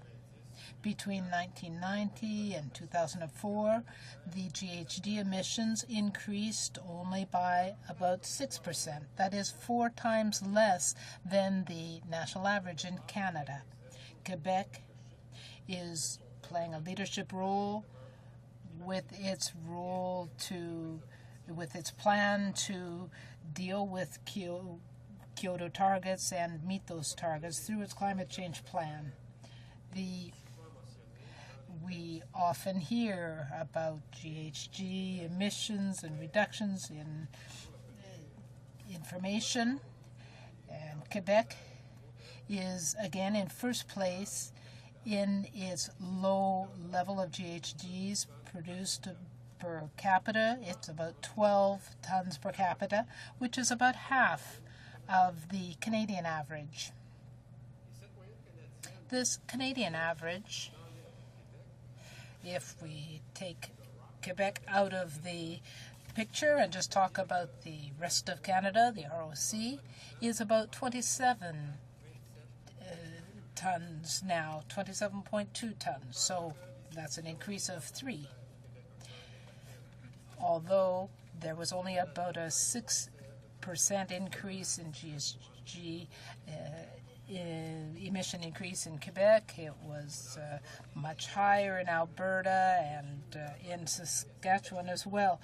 We know that Quebec's hydroelectric power has been an important reason for the low level, but also there were collective choices made by the government and by the public. We had a 7% decrease in manufacturing.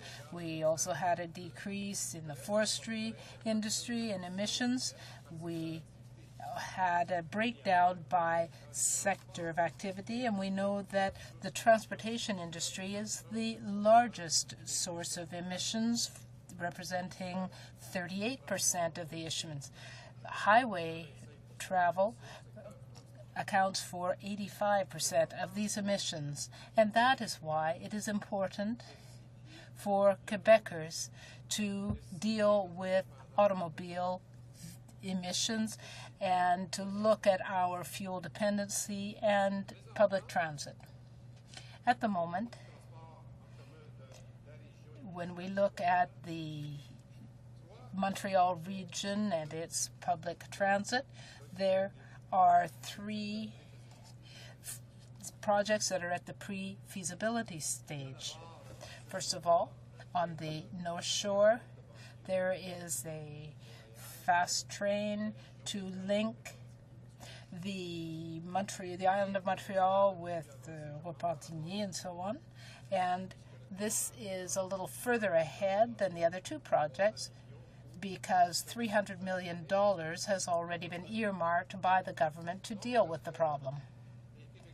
When Quebecers call on the federal government for $328 million, we know that this money has almost already been spent by the Repentigny-Miscouche project for transportation. There's a new project as well that has been put forward to link Montreal with the Dorval-Trudeau Airport. Dorval-Trudeau, Montreal-Trudeau. Our minister, the senator, is no doubt very interested in public transit. In my riding of Beausejour-la-Patrie, we are studying at the pre-feasibility stage, and this is where perhaps the Minister of Transport could give us some information. We have a project for a light rail to link with the Champlain Bridge.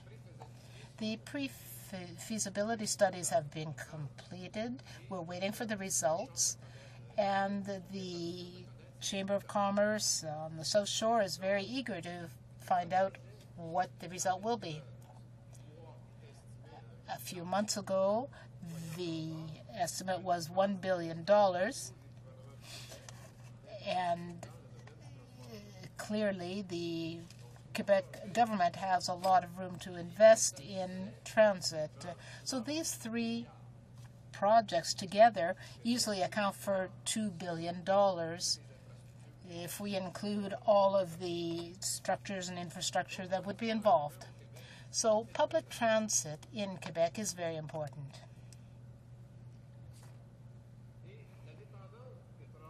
We now come to the dependency on fossil fuels, and I will talk about Quebec's situation. In 1962, Quebec used 67% of fossil fuels for its energy needs. This 67% was reduced by introducing large hydroelectric projects in Quebec in 1981. Therefore, 53% of our energy needs came from fossil fuels. In 2002, this figure had gone down to 38% because of the increase in hydroelectric power in Quebec, and therefore our dependence on oil was reduced.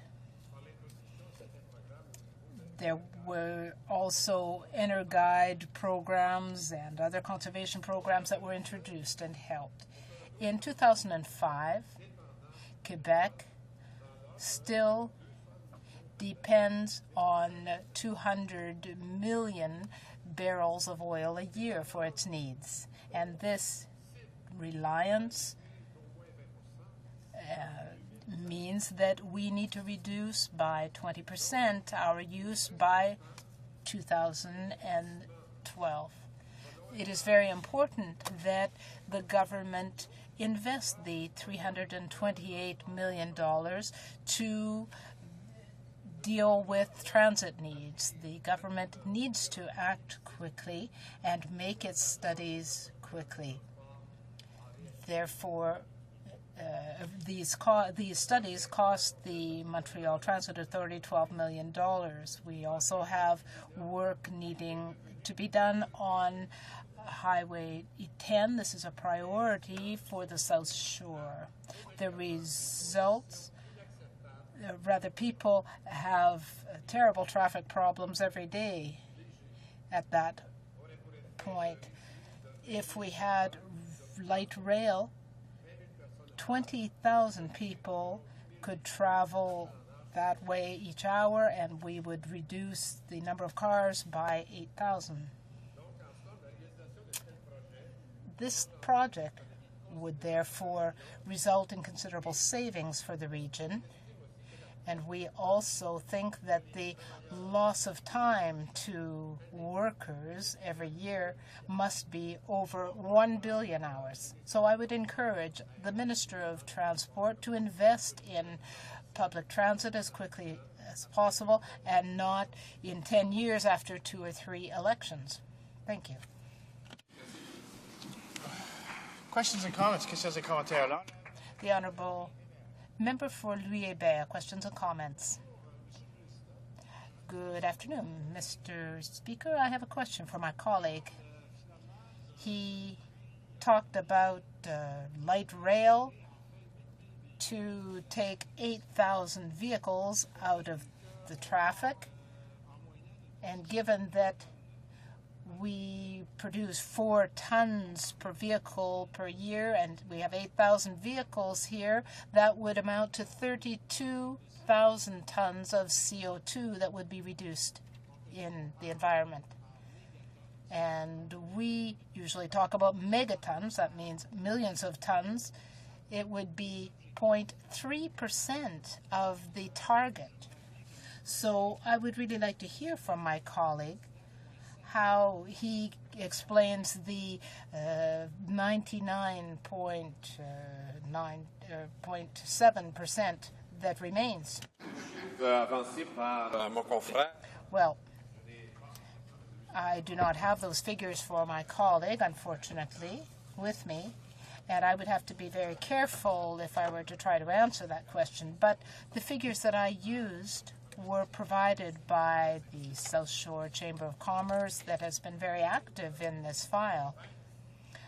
When we look at the province as a whole, obviously one public transit project is not going to reduce all of the GHG emissions, but it is an important aspect for us, and public transit and vehicles are important. We need to reduce the number of vehicles.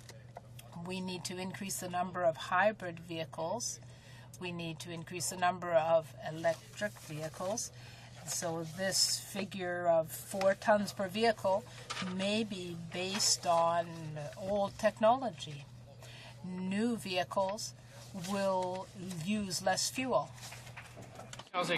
Questions and comments? The Honourable Member for Rivière-du-Nord. Thank you very much, Mr. Speaker. My colleague must know that in Saint-Jérôme we have a new suburb train, and the project took a very long time, but things have turned out very well.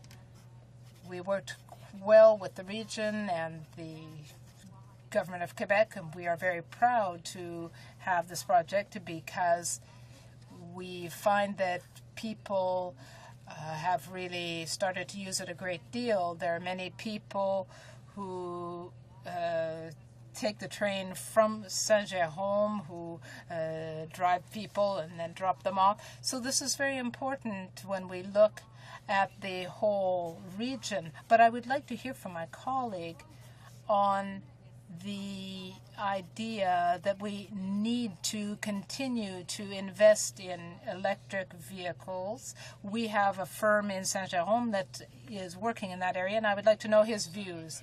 The Honourable Member for Brossard-La Prairie. Well, yes, it is unfortunate to see that there is very little investment being put into the development of new technologies for electric vehicles. I believe that these technologies are going to have to be improved. We know that there are some difficulties because of our climate that affects the reliability and the longevity of the batteries because of our climate in Quebec. So this is the type of problem that needs to be looked into and resolved. You were talking about commuter trains. We know that the issue of trains and vehicles are an interrelated problem because we have to have park and ride areas, we have to have parking lots. So all of those infrastructures are part of the long-term solution of public transit. In order to improve the incentives and get people to take public transit, we should encourage carpooling. If there are 5 people living in the same area and they want to get the commuter train, it would be very helpful to have incentives for carpooling, also to incentives for people to park and to ride. Député, statements by members. The Honourable Member for St. Catharines. Well, thank you, Mr. Speaker. You may be wondering why I'm wearing this sweater, but let me explain. It's a big week for all curling players and fans here in Canada. Here, here. The National Junior Curling Championships are underway in the curling capital of the world, Mr. Speaker, the great city of St. Catharines. For the second time in 6 years, the city has been called upon to host 13 male and 13 female junior teams from 10 provinces and 2 of our territories, including their family and friends, over 600 people visiting the Garden City. We delivered in 01, Mr. Speaker, and the curling folks in St. Catharines are delivering in spades in 07. The young men and women from across our great country are playing their hearts out and showing the world their skills as athletes, and most importantly, their abilities as young leaders in our country. These young people are shining examples of the future of our country, Mr. Speaker. And I'm proud to say they're in St. Catharines this week, and I'd like to invite all Canadians to tune in to this weekend's finals. As Saturday, the junior men compete, and Sunday afternoon, the junior women go all out for our country's championship. St. Catharines is a place in Canada to be this weekend, Mr. Speaker. Very hard. The Honourable Member for Oak Ridges Markham. Thank you very much, Mr. Speaker. Last Wednesday, the Regional Municipality of York Police Services posthumously granted Kamil Sadiq its award for civil leadership. Mr. Sadiq was a visionary, humanitarian, and resident of Markham for many years and recently lost his battle with cancer. Mr. Sadiq was committed to creating an inclusive, equitable, and peaceful society, and his community involvement spoke to these goals. He initiated 2 alliances to foster understanding, to seek nonviolent ways to resolve conflicts. The Canadian Federation of Intercultural Friendship, and a new partnership between the Federation, police agencies, and the municipal governments known as the Canadian Federation of Intercultural Friendship Community and Police Committee. And just last year, he marked 50 years as a Freemason. Mr. Sadiq's legacy serves as an example to all of us, and I'm pleased to honor him in the House today. L'Honorable Député. Honourable Member for Rivière-du-Nord. Mr. Speaker, shortly after Parliament reconvened, one of our colleagues succumbed to a brief illness. Mo, as he was known to most of us, performed his duties as Deputy Sergeant at Arms with pride and had a sense of humour that we will all miss. For 21 years, he was a nurse in Canada's Armed Forces, joining the great House of Commons family in 1993. Unfortunately, it is often when we lose a family member that we realize how close we all are, regardless of our political allegiance. We work together every day in this building, and the loss of one among us must remind us to respect one another. The Bloc Québécois offers its condolences to the family, friends, and colleagues of the Deputy Sergeant at Arms, Maurice Huard. Honourable Member for Sault Ste. Marie. Mr. Speaker, one of northwestern Ontario's few good news stories burnt to the ground this week in a devastating fire at the multiplex mill in Nipigon. This community northeast of Thunder Bay is in shock. 150 people worked at the mill, the #1 employer in a small town of 1,800. While, thank God, no one was injured, the fire is a human and economic catastrophe. With so little good news in the forestry sector, this mill was successful. Locally owned, built on residents' investments, labour, management collaboration, and new technology. New Democrats share Nipigon's grief. New Democrats will do our part to help, get relief and rebuild. Nipigon can rise from the ashes. Mayor Harvey, council, mill owners, employees and volunteers will do their part, but we must help too, and quickly. I have spoken with the Fednor minister, and he tells me the people of Nipigon, he tells me to tell the people of Nipigon to get their requests to him. Saturday I will visit and see what more we can do. The honourable member for MacLeod. Thank you, Mr. Speaker. As part of International Development Week, many events are being held across the country to highlight the involvement of Canadians in international development. Afghanistan is the largest recipient of Canadian aid, and it is fitting that representatives from the Microfinance Investment Facility for Afghanistan are here today to report on the impressive results. MISFA is one of the most successful programs that Canadians can be proud of supporting in Afghanistan. Over 300,000 people are benefiting from loans and savings services, and 10,000 more are being reached every month. Canada's new government has taken a leading role in providing Afghans, especially women, with opportunities for greater financial autonomy, access to goods and services, and above all, a better way of life. This week's funding announcement for MISFA, which boosted Canada's contribution to this important program by 40%, up to $56 million, is another example of our government getting things done and obtaining real results, not only for Afghans, but also for Canadians who want to know that their tax dollars are being spent well on proven initiatives in Afghanistan. The honourable member for Egmont. Mr. Speaker, Prince Edward Island has lost one of its foremost advocates for conservation and for the environment when we lost David Bigger of Portage PEI recently. David did not only talk about conservation and rehabilitation of PEI's watersheds, he actively worked to reclaim our waterways. He epitomized the adage of act locally for global impact. For many, many years, David would have a federal proposal in to do work on his favorite river, the Trout River of Coleman PEI, or the Mill River, or other streams that needed reclamation or improvements, or needed to be stocked. He never accepted a denial of his proposals. He always hired individuals who needed work, and he always fulfilled the objectives of his proposals. He raised money for the O'Leary Wildlife Federation almost single-handedly and relentlessly drove the agenda of the Federation in Western PEI. David was a vocal, hard-working member of his community. He will be missed. I extend my sympathy to his wife, Mary, his mother, Mary Ellen, and to his family. Honourable member for Palliser. Oh, so much to distribute. Mr. Speaker, 1 year ago, Palliser residents voted for a government that would get things done for Canadians. As the home to 15 Wing, the people of Moose Jaw know that they now have a federal government that will support our armed forces and ensure that the men and women of our military have the equipment they need to get the job done. Since being elected last year, our government has made a major commitment to strengthening the Canadian Armed Forces. Our $17.1 billion Canada First procurements to date include $5 billion for strategic and tactical aircraft, $2 billion for medium to heavy lift helicopters, $1.1 billion for medium-sized logistics trucks, and $2.1 billion for 3 supply ships. Our commitment to protect Canadians, defend our sovereignty, and strengthen our role in the world is good news for Canadians and for Palliser.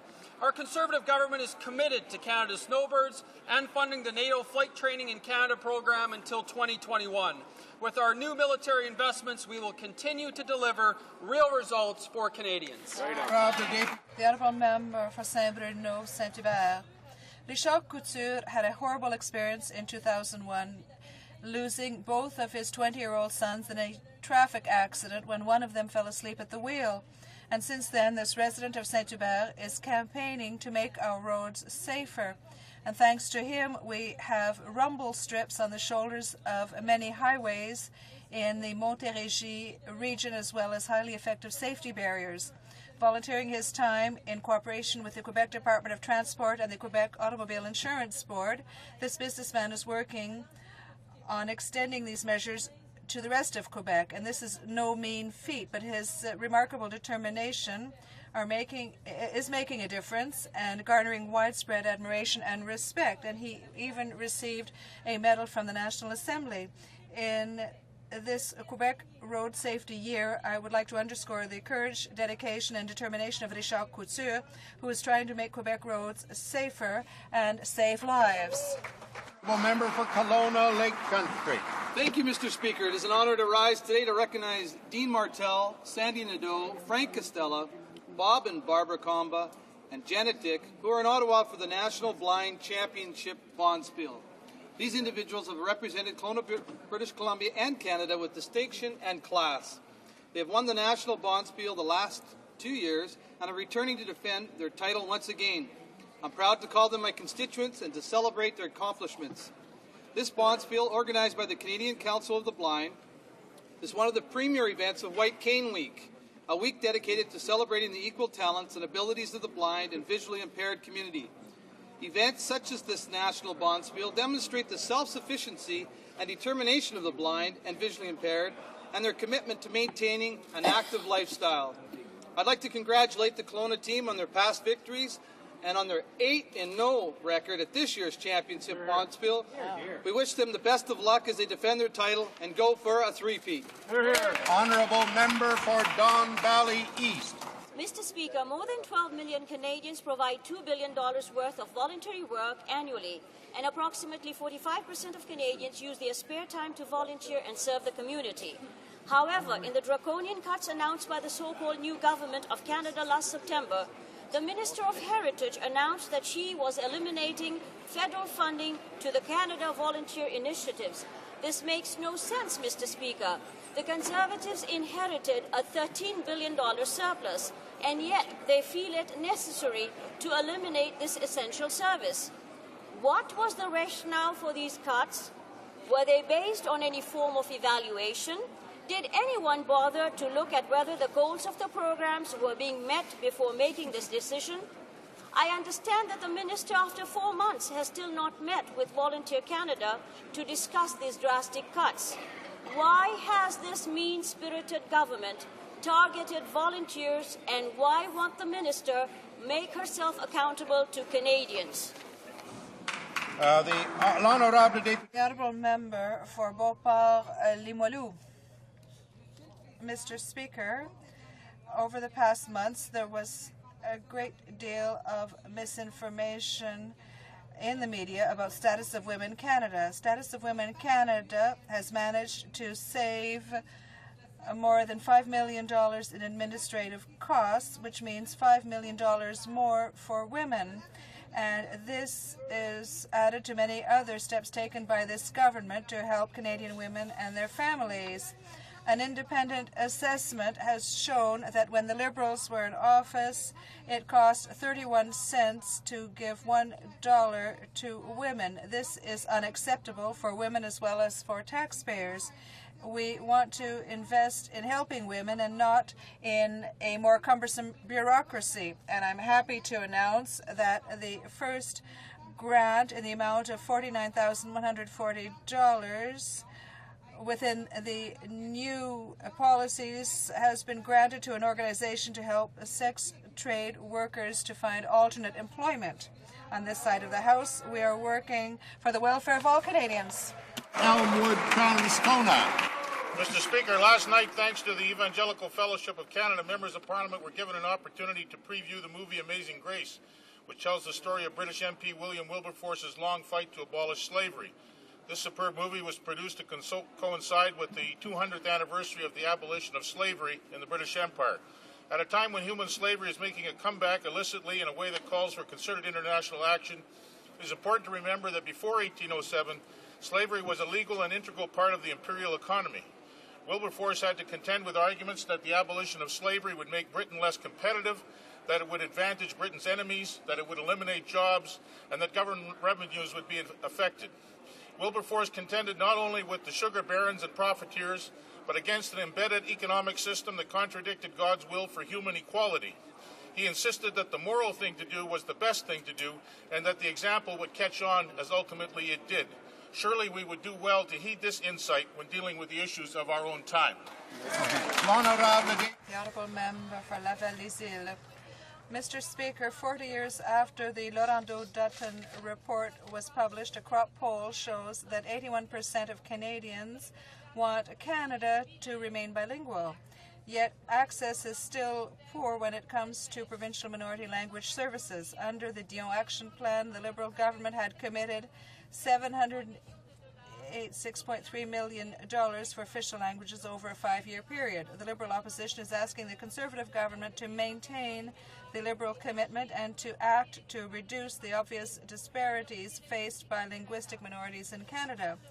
Canada cannot only be a bilingual country on paper. Canadians have clearly demonstrated a strong motivation to learn the other official language. I urge the federal, provincial, and territorial governments to act together to strengthen second language teaching from kindergarten onwards. The Honourable Member for Saint-Maurice de Champlain.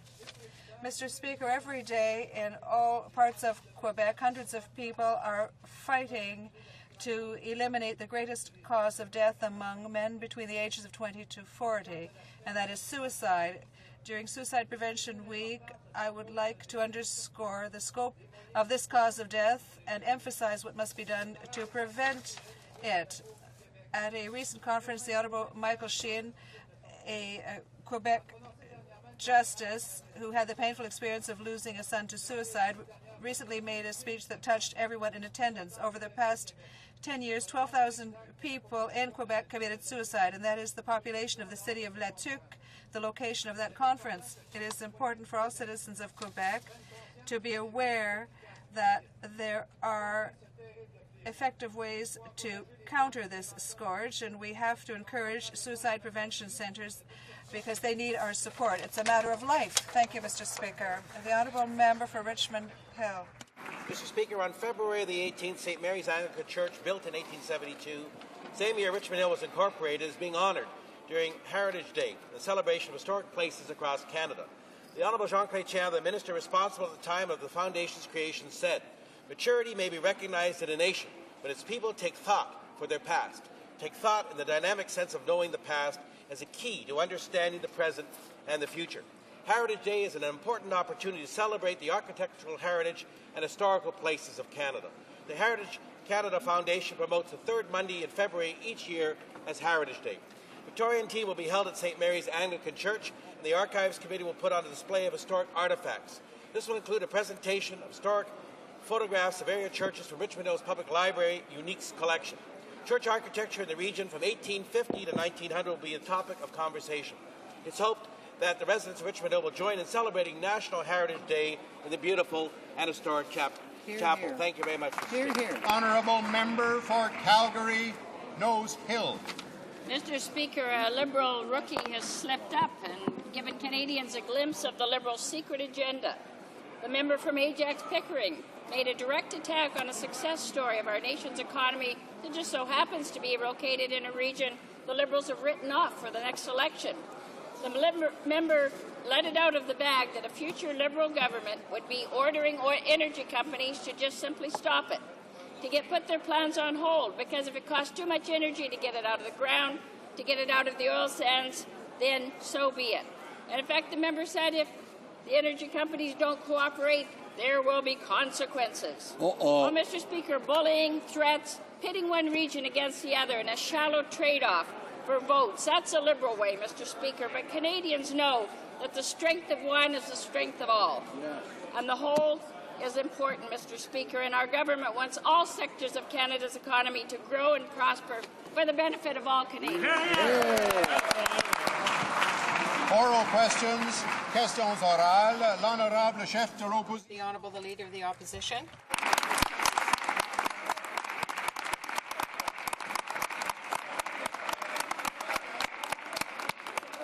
Monsieur le Président, Mr. Speaker. les Canadiens. Mr. Speaker, Canadians are still waiting. Mr. Speaker, Canadians are still waiting for the report from the member for Mississauga-Streetsville, the special advisor to the Prime Minister for the Orient. He promised to make a public report. Could I ask the Prime Minister now, has he or not received a written report from the member for Mississauga-Streetsville? Has he or has he not? The Right Honourable the Prime Minister. Mr. Speaker, I have already said that I would receive the report from the honourable member after his trip abroad some months ago. I'm honoured that the honourable member for Mississauga-Streetsville has served this country and is willing to serve the new government of Canada. The Leader of the Opposition. Prime Minister, if the report was a written report, he did not answer that. So we need to clarify if it is a written report, and if it's not, he needs to make public the notes that the foreign officials, foreign affairs officials who were traveling with him, I guess, did about where they went and what they did. Will he release whether the written report, whether the notes that the foreign affairs officials wrote, I guess, with the taxpayers' money for these traveling? The Right Honourable the Prime Minister. Well, Mr. Speaker, the Honourable Member for Mississauga-Streetsville was asked to go on a trip and to prepare a report for me. He did prepare a written report. I have had it for some time. As you know, Mr. Speaker, this is advice I asked him to give the Prime Minister. He's given that advice to the Prime Minister. I intend to keep it in confidence, as I would with any member, and he will go on future trips, and we will follow a similar procedure. The Honourable the Leader of the Opposition. Mr. Speaker, a commitment was done for the member of Mississauga-Streetsville to release the report. The Prime Minister is keeping the report. Is not willing to release whether the report, whether the notes of the foreign affairs officials. He's got something to hide. Well, I guess there is something there, Mr. Speaker, that the Prime Minister don't want to release to the Canadian people. Shame. We need to know what it is, and if it's not, will the Prime Minister now ask the Auditor General for a value for money audit on these travels? The Right Honourable the Prime Minister. Mr. Speaker, the Honourable Member of the Liberal Party knows full well that special advisors to the Prime Minister don't release their reports publicly. They haven't in the past. They won't be in the future. Mr. Speaker, I think what we all understand is that the Honourable Member for Mississauga-Streetsville decided that he could better serve his country by working with Canada's new government, and I say respectfully to the Leader of the Liberal Party, if he was interested in the opinions of the Honourable Member for Mississauga-Streetsville, he had 3 years to ask him those opinions and never did so. Honourable Member for Etobicoke Lakeshore.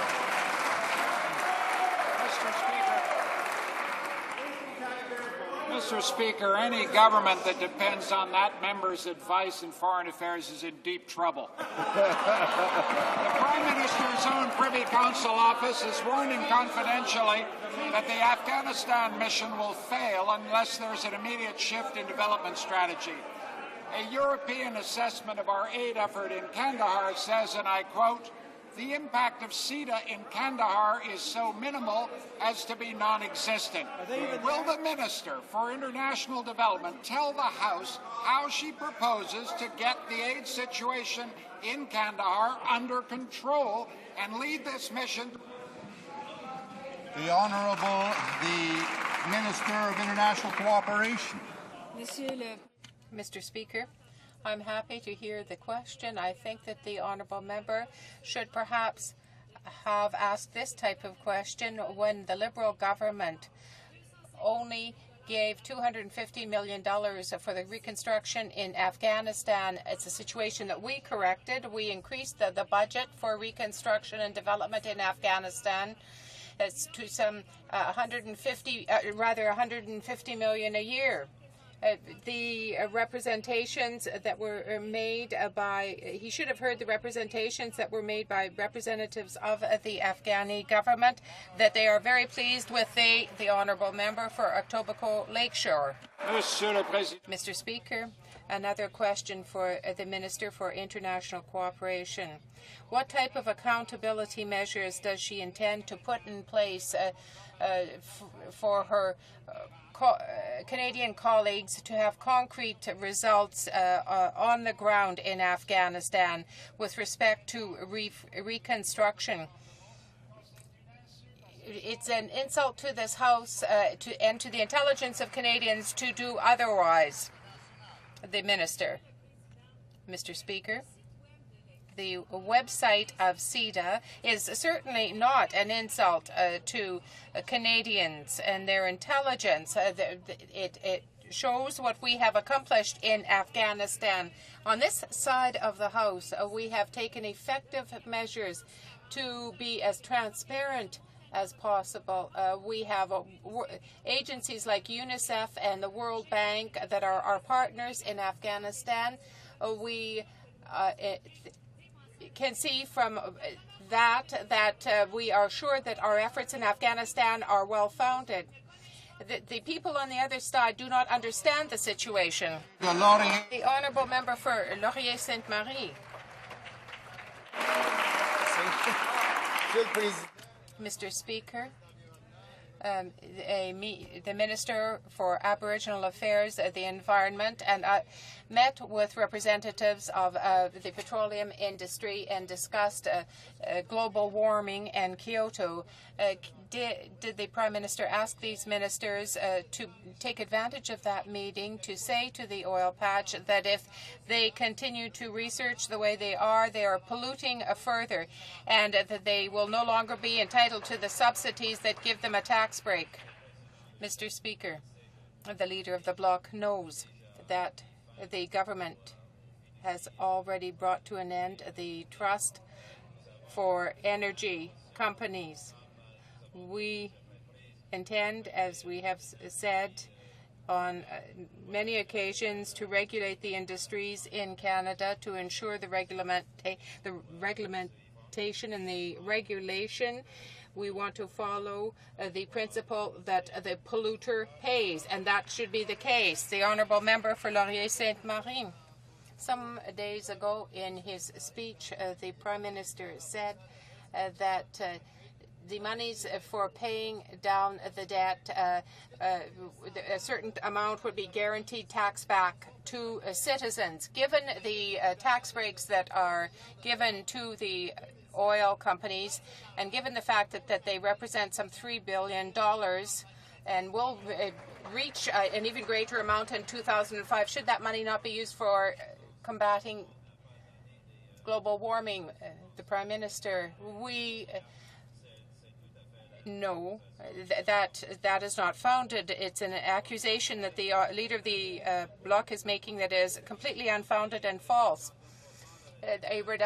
We have made a reduction of 1% in the GST, and we are making efforts to promote mass transit, I might say, with the support of the Bloc Québécois. The Honourable Member for Rosemont-la-Petite-Patrie, in his appearance this morning, the Minister of the Environment is intimated that Quebec was asking for too much in asking for a territorial approach and a carbon exchange in Montreal. Does the Minister now say that the two demands of Quebec are contradictory? Because that is precisely what's being done right now in Europe. The Minister of the Environment. Thank you, Mr. Speaker. I never said that. I said that the extraordinary requests from the Bloc, that is for a territorial approach and to ask for a national market for the Albertans, for the people in Nova Scotia. What's happening is this government is working very hard so that all the producer governments and all governments in Canada will be able to combat greenhouse gas emissions. This is a new approach because the previous government did not do that. The member. Mr. Speaker, does the minister recognize by giving an advantage to intensity rules rather than absolute regulations he is depriving Quebec of the carbon market. It is this whole idea of a carbon market that would work, and this is what we need in Canada to make the fight to operate. The Minister. Thank you, Mr. Speaker. What this country needs is a government which will show leadership, true leadership in the matter. We are the first national government to say that we would deal in regulations to reduce greenhouse gas emissions and also regulations with respect to the quality of air. We are ready to act, and we do so with the support of the Bloc. The member for Toronto Danforth. Today's news that Chrysler is going to eliminate 2,000 jobs in Canada makes it very clear that we've got to get down to helping out our auto industry. And consumers want fuel-efficient cars, but the government stands by and does absolutely nothing about it. That's why the NDP put forward a green car strategy in 2003, supported by Greenpeace and the CAW. Too bad the Liberals wouldn't adopt it, because it would have transformed our industry and we would be in the forefront of protecting jobs and creating new jobs as well. Doesn't the Prime Minister understand that when it comes to building green cars, either we get it done or China, Japan and Korea are going to do it? The Right Honourable the Prime Minister. Well, Mr. Speaker, while we're obviously concerned by the announcements that we expect from Chrysler, this is a global company that is making global decisions. These are not related to policies in this country, as the member well knows, and at the same time we have seen growth in other parts of the auto industry. I appreciate some of the suggestions that the leader of the NDP has made. I would say that they're much more positive than the resolution that the motion that was tabled here last week by the leader of the opposition, which would effectively propose that we cut emissions from the auto sector, from all sectors, by 1/3 in the next 4.5 years. I wonder if he has any idea how that would devastate the Canadian auto sector. The honourable member for Toronto Danforth. I must say the Prime Minister is wrong about the impact of his own actions. I mean, the workers in the auto sector are worried, and rightly so, because their jobs are on the line here. And as people look for more efficient cars, they're not going to find them manufactured here because there's been no action. The government says, oh, it's a global marketplace. The market will take care of it. But the market isn't fair. Those other countries can sell their cars here in Canada without limit. But we can't sell good Canadian cars built right here into countries like China, Korea, and Japan. Is that why the Prime Minister, he think it's a good idea to be signing a free trade deal, signing away our auto industry to Korea? The Right Honourable the Prime Minister. Well, Mr. Speaker, this government has been pursuing negotiations with South Korea and with others for the express purpose of opening up Asian markets to Canadian products. I'm glad to see that Buzz Hargrove today seems to have completely reversed himself and now suggests that that's exactly what we should be doing, trying to open Asian markets, Mr. Speaker, and this government will work hard with the industry to do that. I should say that this government has ongoing consultations with the energy sector. There are some happening, in fact, this very day, with Mr. Speaker, and we think it's important to consult with industry before telling them to simply slash 1/3 of their production, as the opposition would. The honourable member for Notre-Dame-de-Grâce-la-Chine. Mr. Speaker, this government is making dangerous mistakes on the international affairs scenes. It has, with respect to the People's Republic of China, there was no diplomat there. There was no Canadian diplomat who was there. We're in a situation involving a Canadian citizen who had to face Chinese justice. Does this Prime Minister not understand that you cannot be very cavalier with international diplomacy? The Secretary of State. The situation with Mr. Chalil is, of course, great concern to our government. This honourable member knows that we have on many occasions expressed to the Chinese government that we would like them to recognize his Canadian citizenship. In fact, when the Prime Minister directly raised this with the President of China, it was the Liberal Party who highly criticized him. And quite frankly, Mr. Speaker, this honourable member and the Liberal Party should be ashamed and embarrassed at their hypocrisy. The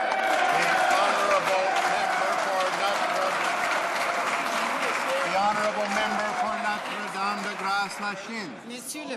Mr. Speaker, the words of the Prime Minister with respect to the Chinese government on human rights has hampered Canada. The fundamental rights of Hussein Salil have been threatened because of the bellicose attitude of the Prime Minister towards China. Would the Prime Minister not agree that his approach is like an elephant, like a bull in a china shop, and he is causing serious danger for a Canadian citizen? The Parliamentary Secretary. Mr. Speaker, quite frankly, I can't honestly believe that this question has come from that honourable member's mouth. Again, I will say that this situation is of great importance to our government. We have on several occasions, not only with the Prime Minister raising this directly with the President of China, we have had no less than 5 of our top ministers also raise it with their counterparts. With respect to some allegations that we heard about torture with Mr. Chalil, we do know that, of course, China is a signatory to the UN Convention Against Torture, and we expect that they will live up to their UN obligations. The honourable member for Pickering, Scarborough East. Mr. Speaker, the Prime Minister was so outraged over no Canadian presence at Salil's trial that he ordered our diplomats to find the courthouse and take a seat. Telling diplomats to attend a trial they have no idea where or when is not the way about going about foreign affairs. The Prime Minister has failed to honour his commitment, his personal commitment, to Mr. Jalil. Why won't he now take the time to pick up the phone and speak to the Chinese president and register his concerns about the treatment of Mr. Jalil and demand that our officials be told of the trial proceedings now? The Honourable the Secretary of State. I don't think I need to point out the hypocrisy again where this member is concerned. We have, on many times, expressed and asked that the Chinese officials recognize the Canadian citizenship of Mr. Chalil. We have, in fact, directed officials there to head to the site, to remain on site, to gain contact to Mr. Chalil in order to give him the consular services that he's entitled to as a Canadian citizen. Honourable member for for Pickering, Scarborough East. Mr. Speaker, let me give this member who has just started this file a little bit of insight as to why the Prime Minister refuses to stand up for Mr. Jalil. We know that he can admit now his ability to stand up for Mr. Jalil was so severely limited when he accused China of spying and turned a recent meeting with the Chinese president into an international farce. How is it possible for the Prime Minister or that minister to stand up for Mr. Salil when the Chinese view him as something of a bumbling cold warrior that views Canada's second largest trading partner with such blatant suspicion and contempt? Right Honourable the Prime Minister. Mr. Speaker, this government at all levels has been clear. We view Mr. Chalil as a Canadian citizen. At all opportunities, we have taken the time to raise his case, to express our concerns, to demand justice be done. And every single time, Mr. Speaker, this member and the Liberal Party have said we should say nothing, we should do nothing, we should take no action, just like they did with Mr. Arar and every single Canadian citizen they just forgot about when they were in office.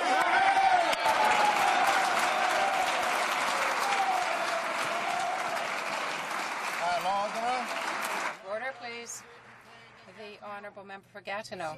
Mr. Speaker, we have learned that the Canadian Armed Forces has just made a complete turnaround. They are refusing to help the superior officers become bilingual. It seems that it's a mission impossible for them to have any language training. How can the Minister of Defence tolerate this? How can there be this 40-year step backwards? It was 40 years ago that the official languages law came in. The Minister for International Cooperation, Mr. Speaker, I congratulate my colleague for having brought up a plan which indicates the determination of this government to promote both official languages. This strategy is based on a program that is both practical and judicious. There are specific objectives for the activities for which measurements can be taken. All of this happens in the operational area. The member for Gatineau, Mr. Speaker, the impact of the unjustified closing of the only francophone military college in Saint-Jean is starting to be felt. How can this government let this decision go through while the Army is not just refusing to respect the letter of the law and the spirit of the law on official languages, but it is actually preventing Francophone officers from becoming promoted and achieving higher ranks because they can't learn a minimum of French. The Minister for International Cooperation, Mr. Speaker, the plan is a response to the obligations set out in the Official Languages Act, but also the very unique structure of the Canadian Armed Forces. Perhaps we would want to help. If the Bloc wanted to come to the aid of Francophones outside of Quebec, I think they would have supported S3. The Honourable Member for Longueuil, Pierre Boucher. Given the humanitarian efforts of Canada in Afghanistan, there is a great deal of difficulty that is arising. Once again, we read that there is a lack of balance in the mission and that there is difficulty delivering the aid. Does this government intend to work harder to try to rebalance the mission in Afghanistan? The Minister for International Cooperation. I'd like to know where the Honourable Member was when the previous government just gave $60 million this year for Afghanistan. We increased the budget to $100 million in Kandahar alone. And with the Liberals, there was only $5 million in total spent, and we, at the end of the year, will be at $60 million or even a bit more. The Honourable Member for Longueuil, Pierre Boucher, the Minister just has to compare how many people are involved in the two aspects. We're spending $325 per capita, and we're spending much less than that now. How can the Minister explain this gap? We need to act urgently. The Honourable Minister of International Cooperation. Mr. Speaker, I would remind the member that this is the first thing that we did this year. We raised the amount to $100 million a year up to 2011. This is an increase, whereas the former government was decreasing the investment. They were decreasing the assistance. I would like to know where she was at that time. Rainy River. Mr. Speaker, last month a teenager from Woodbridge, Ontario was killed while vacationing in Mexico. 2 weeks later, another hit and run killed a Chatham man. Just last Saturday, a gunman opened fire and shot 2 more Canadians in Acapulco. All of this happens less than a year after the brutal murders of Dominic and Nancy Ainero in Cancun. Can the Minister of Foreign Affairs please tell this House what needs to happen before his department will finally issue a travel warning for Canadians visiting Mexico? Hear, hear. The Honourable the Secretary of State. I'd like to thank the Honourable Member for his question, Mr. Speaker. The ongoing investigations in Mexico, of course, are of great concern to our government, and our condolences do go out to all of the families and the friends of the victims who are experiencing this violence. We do have travel reports, of course, that are put online by Foreign Affairs to reflect up-to-date safety and security conditions, urging Canadians to always take caution when they do travel abroad. Even though we may prepare ourselves, there are those circumstances where nothing we do can prevent those crimes. We do have consular services there for Canadians abroad that are available 24/7.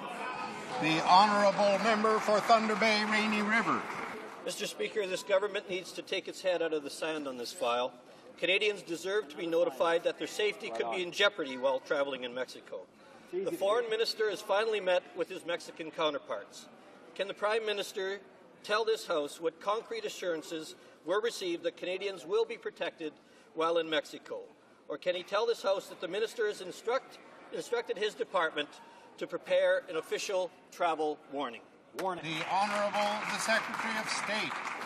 Again, I thank the Honourable Member for his question. The Minister of Foreign Affairs is, in fact, in Mexico yesterday and today. He is raising the issue again with his counterparts, raising the issue and urging that there be very thorough, very timely and transparent investigations for all of these cases. Again, I remind the member that there has always been a travel report where it advises Canadians that there have been, of course, some random shootings and that they should exercise extra caution when traveling to Mexico. The honourable member for London North Centre. Mr. Speaker, I urge this Conservative government to make a specific contribution to an emerging humanitarian catastrophe developing in South Sudan. 50,000 Darfur refugees have converged in the region in recent weeks, with many more expected in coming months. The International Organization on Migration and the United Nations is on the scene but desperately need the help of the international community. If this government committed just $6 million, it would mean a difference between life and death for thousands of families. Will this government answer this plea and alleviate what is already a desperate situation? The Honourable the Minister of International Cooperation. Thank you, Mr. Speaker. Up to this point, the government has spent $35 million on humanitarian assistance in the Darfur region. That is a very worrisome situation, and we need to make sure that humanitarian workers can work as safely as possible. The Honourable Member for London North Centre. Return from the region, Mr. Speaker, and I can tell you time is of the essence. The region can't handle the influx of these refugees from Darfur. The International Organization of Migration, United Nations, is prepared to do the heavy lifting. They only require the funds and the political will of this House. All Canadians want this solved, Mr. Speaker. Will the Prime Minister do it, and will he do it today? The Honourable Minister of International Cooperation. Mr. Speaker, he is right. Canadians are very concerned by the situation in Darfur. We are following the situation closely. We feel that it is very important that humanitarian workers can do their work safely. Honourable Member for Quebec-Mactaquac. Mr. Speaker, our government believes that a dynamic forestry industry in Canada will support our economy. 2006 to ensure a more stable future for the forest industry. Earlier today, the Minister of Natural Resources announced the Forest Industry Long-Term Competitiveness Initiative. Could the Parliamentary Secretary for the Minister of Natural Resources update the House on how the government is creating the environment necessary for Canada's industry to compete on a global scale? The Honourable Parliamentary Secretary. Mr. Speaker, we want a strong, competitive forest industry. We have invested $127.5 million so that the forest industry can look to the future with confidence. We are going to promote innovation, broaden markets, fight parasites, and develop skills. The Liberals didn't do anything in this sector. The Bloc will do nothing, and we have acted.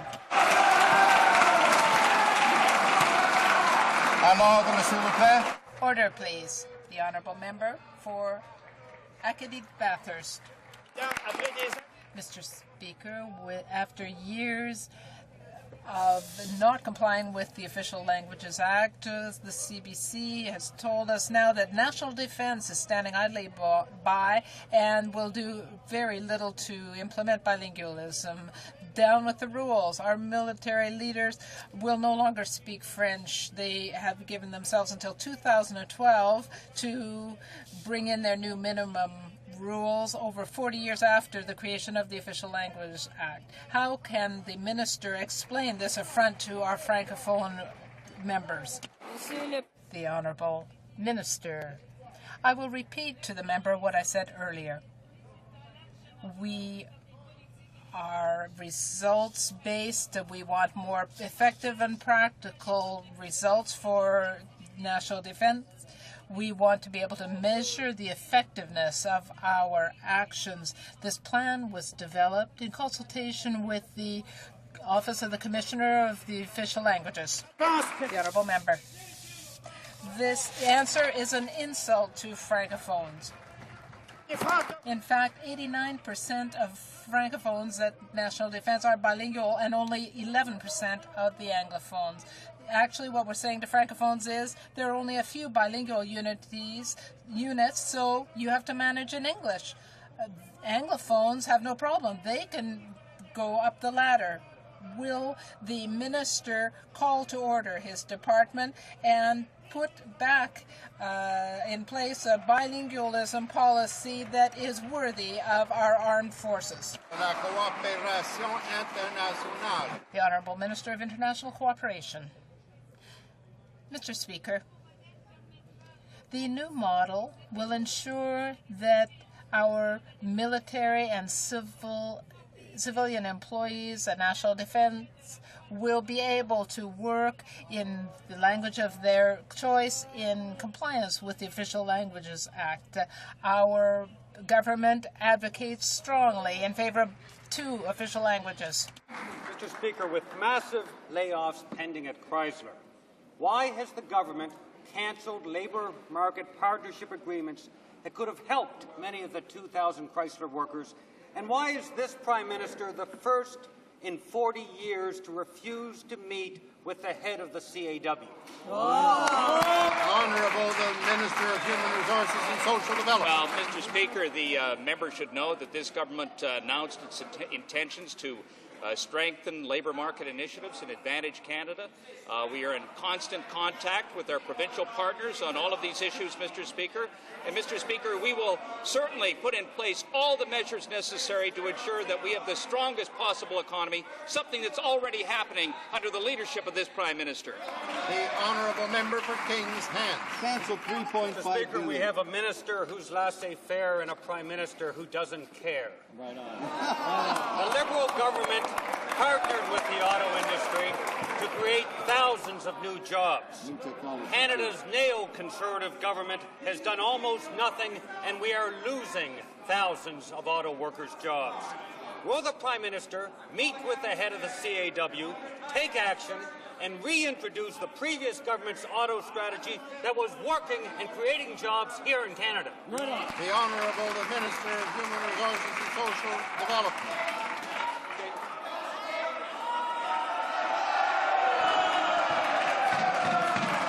Sorry, that'll be the Minister of Industry.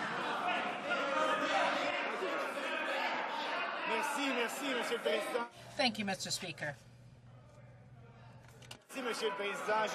Thank you, Mr. Speaker. I would remind the honourable colleague that we introduced the Advantage Canada plan.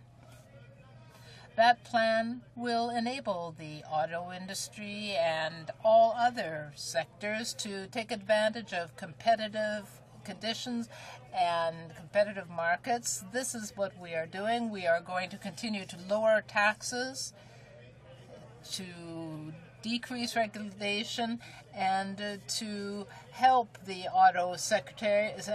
We are proud of what we are doing. Maria. Monsieur le Président. Mr. Speaker, the Minister of Heritage does not seem to understand her responsibilities. She is sending the ball back to the CRTC when it comes to the television fund, and she's the one who dealt with the 2 companies involved. And under Section 7 of the Broadcasting Act, she can give a directive to the CRTC on regulations. So she can act today. Why is she not doing that? The Honourable Minister of Canadian Heritage. Monsieur le Président. Mr. Speaker, as the member knows, the CRTC regulations require consultation, and the CRTC knows how to apply those regulations. We are keeping abreast of the situation, and this is why the government has announced $2 million over 2 years. The production milieu has reacted, and we have certainly made it clear to industry and to Canadians that Canadian productions. The Honourable Member for Rosemont-la-Petite-Patrie. Rather, Westmount It's a bit discouraging to hear the minister speak because we have not really got a heritage minister. She is showing a laissez-faire attitude. We have an urgent situation, and she does not even seem to realize that. We know that productions have to start in February. If the CRTC does not act this week, is she ready to issue a directive to have the CRTC go by the rules? The Honourable Minister of Canadian Heritage. Mr. Speaker, we have an independent organization that is responsible for regulating the broadcasting and production sector. The CRTC knows its regulations. The CRTC will act on behalf of Canadians and the public. Understanding the cycle of production and broadcasting. The Honourable Member for Saint-Lambert. Order, please. Thank you, Mr. Speaker. We are going to keep going with our questions. The Minister of Heritage has reacted to the Shaw and Videotron decision not to contribute to the television fund, and she is blaming others. How can she say one thing one week and then the next week she says it is not her problem because it is up to the CRTC? The Honourable Minister of Canadian Heritage. President. Mr. Speaker, we recognize the responsibilities of the CRTC. We also understand the seriousness of the situation. Mr. Speaker, until the CRTC takes action on behalf of Canadians and the government, we have a commitment to carry out our responsibility. The Honourable Member for Saint-Lambert. Does the Minister realize that she is sending a very bad signal to distribution companies because she is dealing with those who are refusing to fund productions? Why is she not reminding Shaw and Videotron of their responsibilities, and then they can discuss things after that? The Honourable Minister of Canadian Heritage. Sure that we have the information. I have met with every sector. I've met with the distributors. I've met with the artists. I've met with the producers. I've met with the writers. I've met with the broadcasters. I've met also with the television fund. Mr. Speaker, we all understand the gravity of the situation, and I know that the Commission will also take on their responsibility. The Honourable Member for Mississauga, Arundel. Mr. Speaker, as a new Canadian, this country offered me limitless opportunities and gave me immense pride. But while I'm qualified to be elected to this House by the people of Mississauga, Arundel, because of the deal this government signed to buy Boeing aircraft, I and countless other Canadians cannot work on the maintenance of these aircraft. Why won't this Prime Minister defend Canadians like me against discriminatory U.S. laws like ITAR? The Honourable the Secretary of State.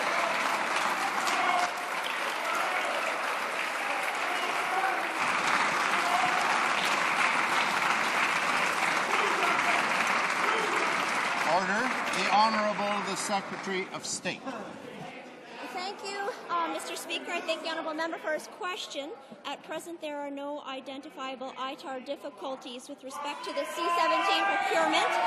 We do, however, of course, recognize and share the concerns of Canadian companies who have had difficulty with the ITAR policy. The Prime Minister and a number of our ministers have indicated our deep concern about this American policy. The Honourable Member for Prince Edward Hastings. Thank you, Mr. Speaker. My question today is for the Minister of Labour. After 30 years of experience in the public sector, I can personally attest to the fact that secondhand smoke is a matter of concern for all Canadians, including federal employees who work in correctional services. This particular issue came to the forefront last week, and I would like to know what this minister is doing to resolve this very important health and safety issue. The Honourable, the Minister of Labour. Thank you, Mr. Speaker. The issue of workplace health and safety comes under Part 2 of the Canada Labour Code. Secondhand smoke in the workplace is certainly of concern to us.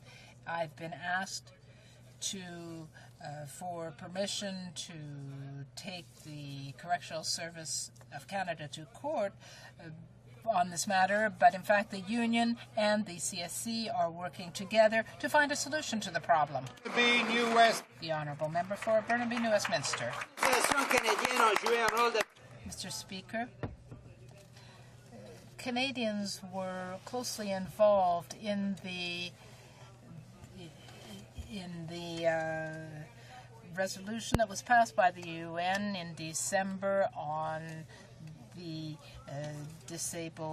needs of disabled people. But in fact, this government is doing nothing to ratify this. Will the government stop going in circles and make Canada the first to ratify this historic document? Speaker, this government is already acting on behalf of disabled Canadians. Right now, before the committee, the HuMA Committee, we have Bill C-36, Mr. Speaker. That piece of legislation will make it easier for people to qualify for CPP disability. Mr. Speaker, I've also been in touch with many people in the disabled community to understand these issues better. We are going to move and take action, Mr. Speaker, to ensure that disabled Canadians have every chance to succeed in this country.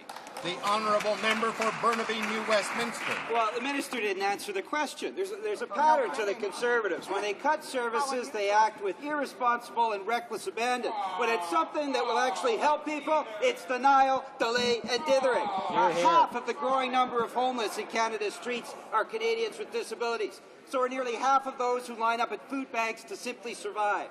Canadians with disabilities are the poorest of citizens, and yet this government delays and dithers. Will the government now start to do what it takes so that Canada is among the first to ratify this important UN covenant? Honourable the Minister of Human Resources and Social Development. Well, Mr. Speaker, I don't know if the member just heard me. I said we are acting. We've moved forward with Bill C-36. It will reduce the number of years that someone has to be in the workforce in order to ensure that they get CPP disability. This will help 3,700 people at least in the next few years. We're moving forward on other initiatives, Mr. Speaker. This government is acting on behalf of disabled Canadians everywhere.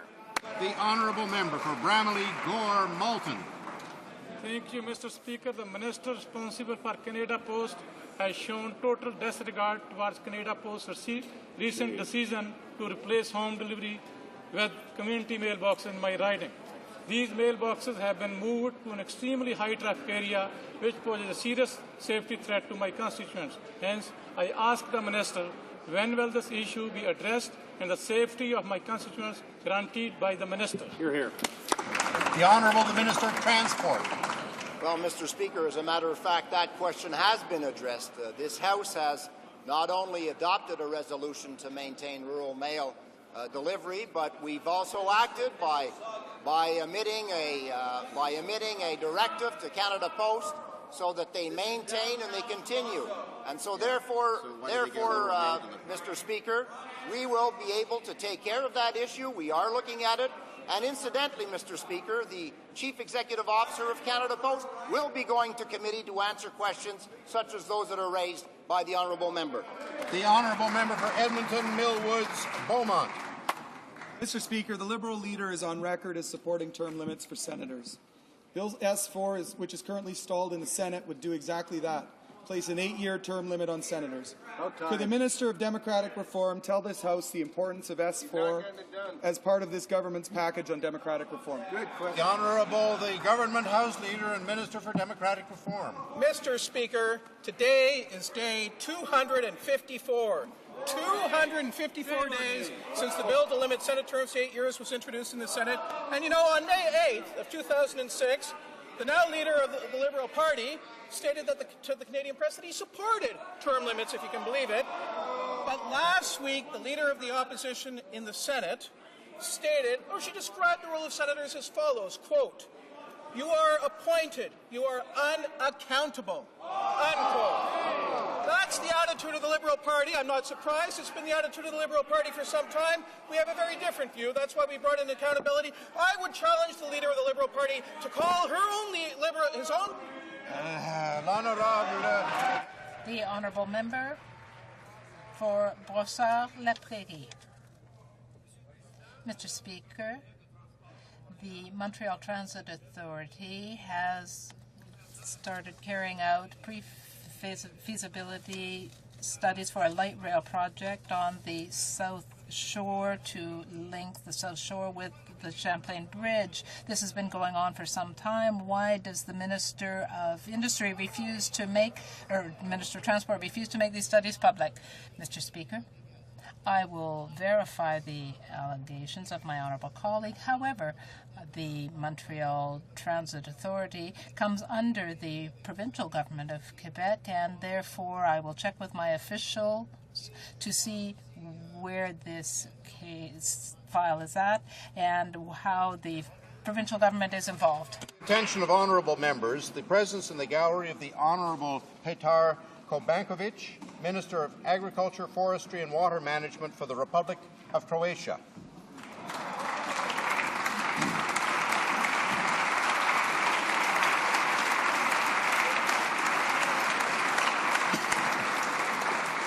And I would also like to draw to the attention of honourable members the presence in the gallery of the senior chaplains of NATO and other allied countries here for the 18th International Military Chiefs of Chaplains Conference.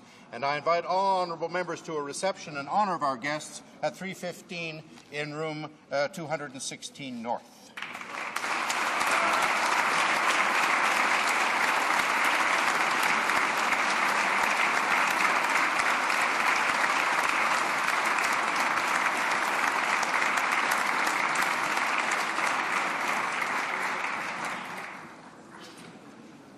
It being Thursday, I believe the Honourable the House Leader for the Official Opposition has a question. Yes, Mr. Speaker. In the usual manner, I wonder if the Leader of the Government in the House could provide the House with a briefing on the work that he plans to call before the House for the rest of this week and through next week. And while he is doing that, I wonder if he could specifically indicate his view with respect to the request that has been made today by a number of members of the official opposition that the government provide some time in the form of a take-note debate at some point next week when all members of the House might discuss the topic of the safety of Canadians travelling in Mexico. The Honourable the Government House Leader. Thank you very much, Mr. Speaker. And today we will be continuing the debate on the Bloc Opposition motion. Tomorrow we will begin debate on the statutory order concerning the Anti-Terrorism Act, that is for the extension of its provisions. Next week will be Justice Week, when the government will showcase part of its Safer Streets agenda, starting Monday with the continuation of the debate on the Anti-Terrorism Act if it is not completed on Friday. Tuesday we plan to begin debate on C-35, which deals with bail reform. And Wednesday, we will resume debate on the second reading stage of the Dangerous Offenders legislation, C-27. Thursday, February 15th, 2007, shall be an allotted day. Friday, it's my intention to call the report stage of Bill C-10, mandatory minimum penalties, on the assumption that the Justice Committee can have that to the House by that time. For each day, Mr. Speaker, we will have the following business scheduled as backup bills: C-31, the voter integrity legislation, C-44, relating to human rights, C-11, transport, and C-33, technical income tax act. I will be working closely with my counterpart in the Senate with respect to progress on S-4, or, as we keep hearing, the lack of progress, because, as you know, Mr. Speaker, a strong and effective responsible government must speak with one voice, whether it be in the Senate or in the House of Commons. And the fact that the Leader of the Opposition in the House of Commons and the Leader of the Opposition in the Senate cannot present the same position on S4 is further evidence that the Liberals under our current government are not fit to govern. I certainly would like the opportunity for this House to deal with that bill. Oh, well said. Orders of the day, order du jour. Government orders, business of supply, reprise du débat. Resuming debate on a motion standing in the name of the bloc with respect to the Kyoto Protocol. Prise de débat. Resuming debate, the honourable member for Montmagny, Kamouraska, Rivière-du-Loup. Thank you, Mr. Speaker. I'm very pleased to participate in the debate on this motion. This is a block motion that was initiated as a result of a speech given by our leader. We want measures put into effect that, having recognized the principle of complying with the Kyoto targets, it is the opinion of this House that the government should provide the government of Quebec with a sum of $328 million to enable it to implement its plan to meet the Kyoto Protocol targets. This $328 million, that's the amount that was determined by the government of Quebec, and it will enable it to achieve its Kyoto objectives. And this could serve as a model for the rest of Canada, helping it to achieve its objectives. This is so important, not only for Canada, but for all of the world. But there are some terrible obstacles in the way. First of all, there was the attitude of the Liberal government. The current leader of the Liberal Party, who was at the time, who used to be Minister of the Environment, said that this amount of money, this $320 million, was not necessarily an amount to be forked over to the government of Quebec. They wanted to have instead a transfer. He said that he couldn't take the action that we would like to see. So here we see a demonstration of the attitude of the current leader of the Liberal Party. But Quebec clearly showed that it had its own plan. It was a real plan. It was feasible. It would enable it to achieve its objectives, and it was just dismissed outright by the Liberal Party. We expected a different attitude from the Conservative government when it took the reins of power. But in this sector in particular, there were strong objections which showed that the government really didn't understand the problem. There's a quote from the current Prime Minister who said back in 2002, yes, perhaps he's changed his tune since then, but he did say back in 2002 that Kyoto was essentially a socialist plot to suck money out of rich countries. Implementation of Kyoto would hurt the oil industry. It would hurt provinces such as Saskatchewan, Labrador, British Columbia.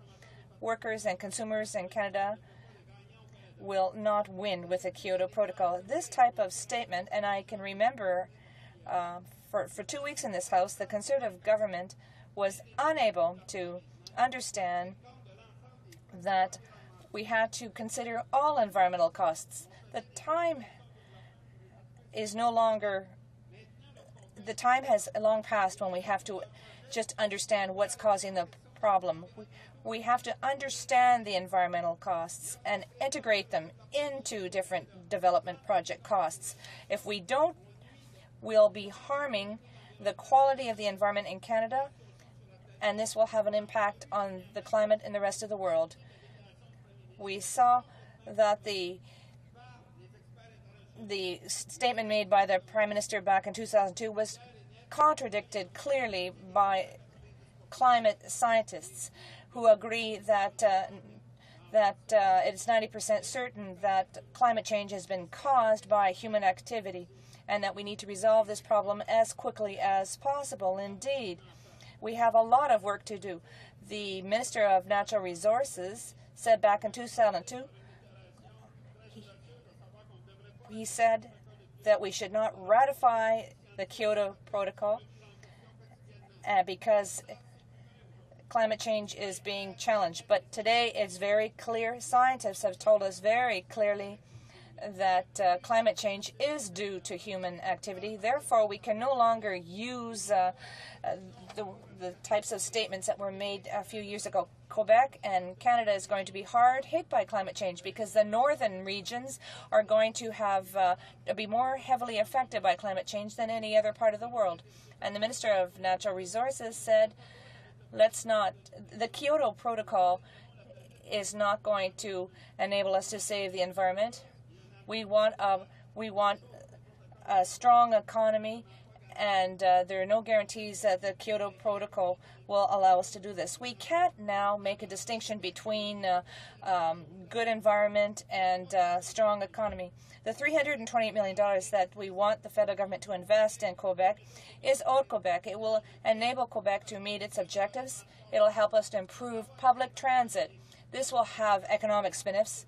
And in my own riding, there's a Bombardier company that will benefit from this. We have companies that manufacture buses in Quebec, and this will create economic development. It will create jobs, and that in turn will serve to help the environment. The other example, which is the other example that we really want to see, is this carbon tradings market. The Minister of Environment said yesterday that the environment market exchange couldn't be implemented. Why not? He's getting a lot of things mixed up, so we can understand why last week in Paris, the current Minister of Environment looked like he was completely caught off guard by the fact that there's global warming and that it's human activity that triggered these climate changes. But I'll give you a concrete example. This environmental market, I have a company that was prepared to make an investment as soon as this market trading system was implemented. It has to be clearly established, and we have to be able to encourage people to invest in this type of things. But the Conservative government decided, by not supporting this carbon exchange, has totally destabilized this sector. But people want to take initiatives. They want to help with sustainable development. However, the government's current action plan does not call for this. Our motion will enable Quebec to meet its targets. If Quebec had been sovereign, we would have achieved these objectives a long time ago. But the federal government collects taxes. It needs to pass this money on to the provinces.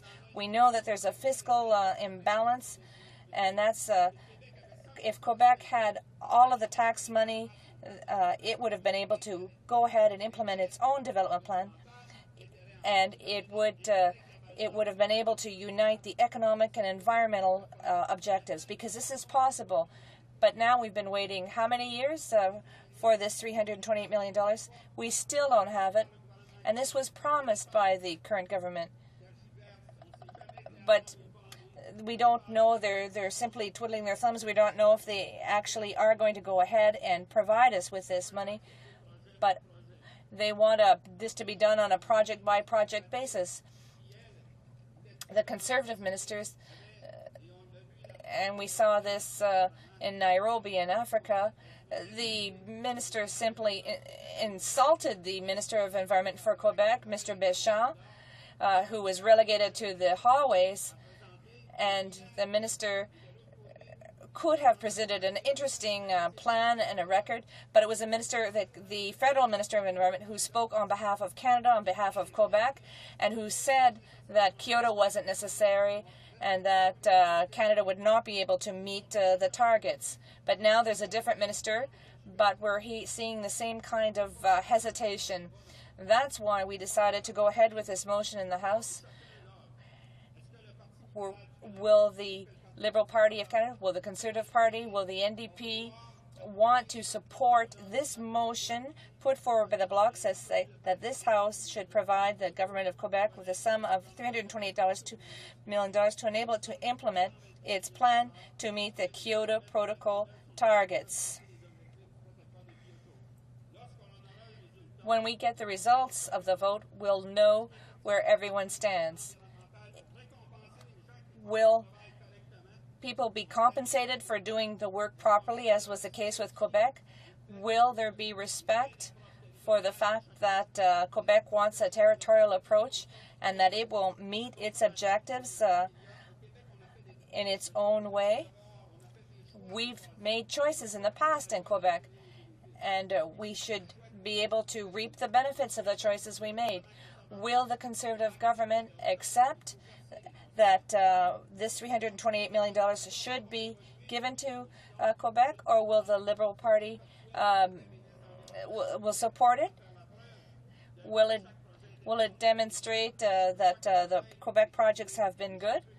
But I can only remind this, or exhort this House to support this motion so the Quebecers will be able to implement its own plan, which will help everyone in the plan, because we must understand that the future of Quebec also corresponds to the future of the planet. Questions and comments? The Honourable Member for Argenteuil-Papineau-Mirabel. Thank you, Mr. Speaker. I'd like to ask my colleague the following question. The economy of Canada, with respect to the oil sector, is doing well, but Quebec doesn't produce oil. An economy that's based on oil and gas production, well, we can see that the Canadian dollar fluctuates depending on the strength of the oil patch, and that has led to hurt the economy of Quebec. It's led to job losses in Quebec, particularly in the manufacturing sector.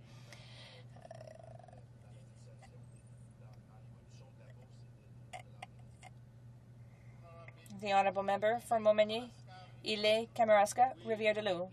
Yes, the economy, like a living system, can be sick in an economy based on natural resources. Well, if it's going very well in one sector, it may have a negative effect on another sector. We can see that as the Canadian dollar has gone up and down, we have seen that it is closely aligned to the cost of oil. And so the dollar has gone from 65 cents and now it's almost 85 cents. That's almost in 6 months.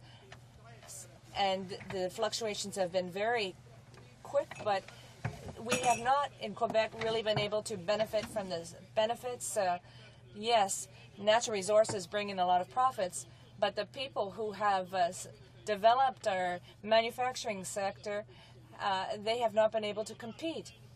And there's a unanimous report that was adopted by the Industry Committee. There were 22 recommendations pertaining to economic development and recommendations with respect to the availability of the labor force, intellectual property, to ensure that we no longer find ourselves in a situation where the industries turn over so quickly.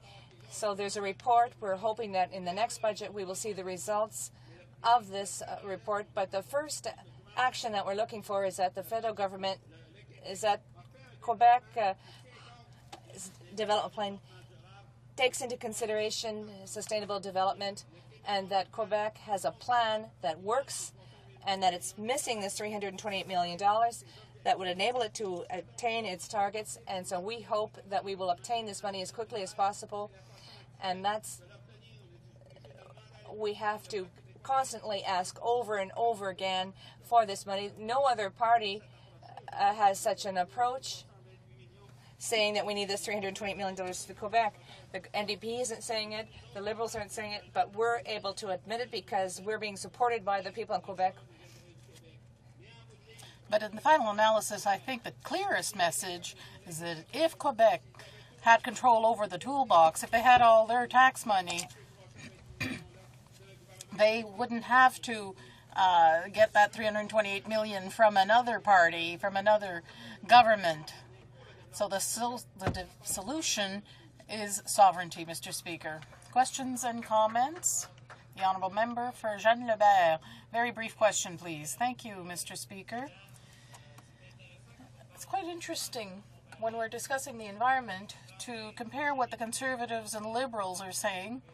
The track record of the Liberals for 13 years was quite disastrous. They wanted to achieve Kyoto targets. They never did anything to do so. The Conservatives have a different approach.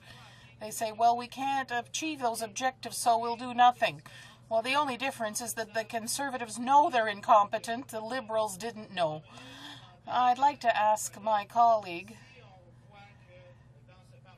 this. If we see that in this Parliament we cannot get government support to achieve these objectives and see progress in Quebec, what solution is left to Quebecers to make their own choices?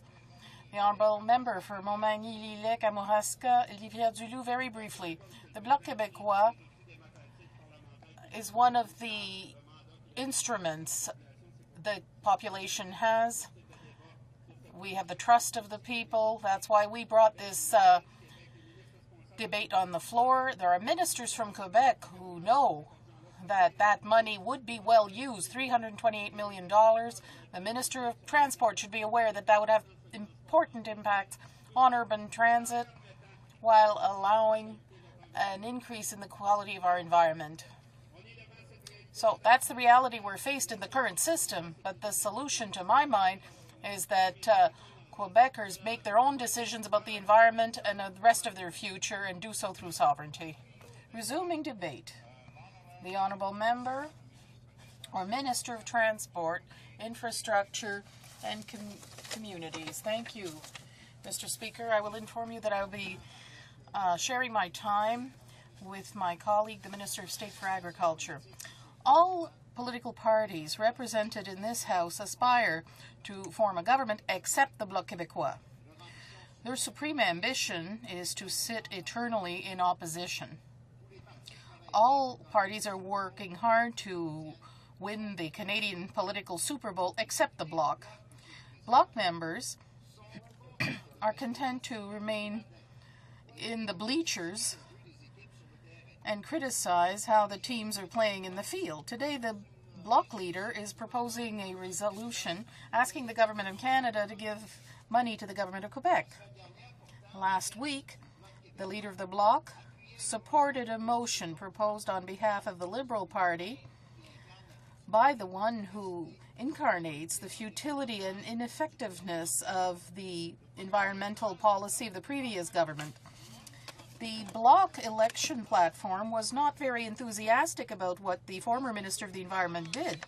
This is what we can read in that platform regarding the supposed plan by the former minister, and I quote, "This plan will not allow for achieving the objectives Canada has set. It applies the principle of polluter pay and is very unfair to Quebec.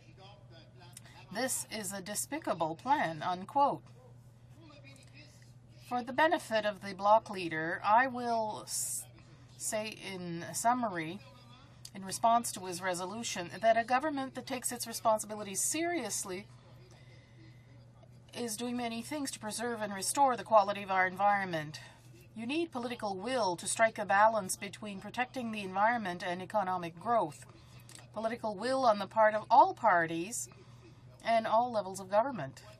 In fact, that's why we're quite sympathetic toward the proposals to improve our bill on air quality, regardless of where they come from. But, Mr. Speaker, what did the Bloc Québécois platform have to say during the last election about air quality? Absolutely nothing.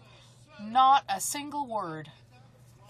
The Bloc claims to be able to achieve sovereignty in Quebec, but when they go before the public in an election, they can't even propose the least little measure to improve air quality, the air that we breathe. Well, apparently the wannabe emperor has no clothes. As the Prime Minister stated in his speech on Tuesday, the fundamental challenge that Canada has to face consists in achieving genuine progress in environmental protection while preserving jobs and our standard of living.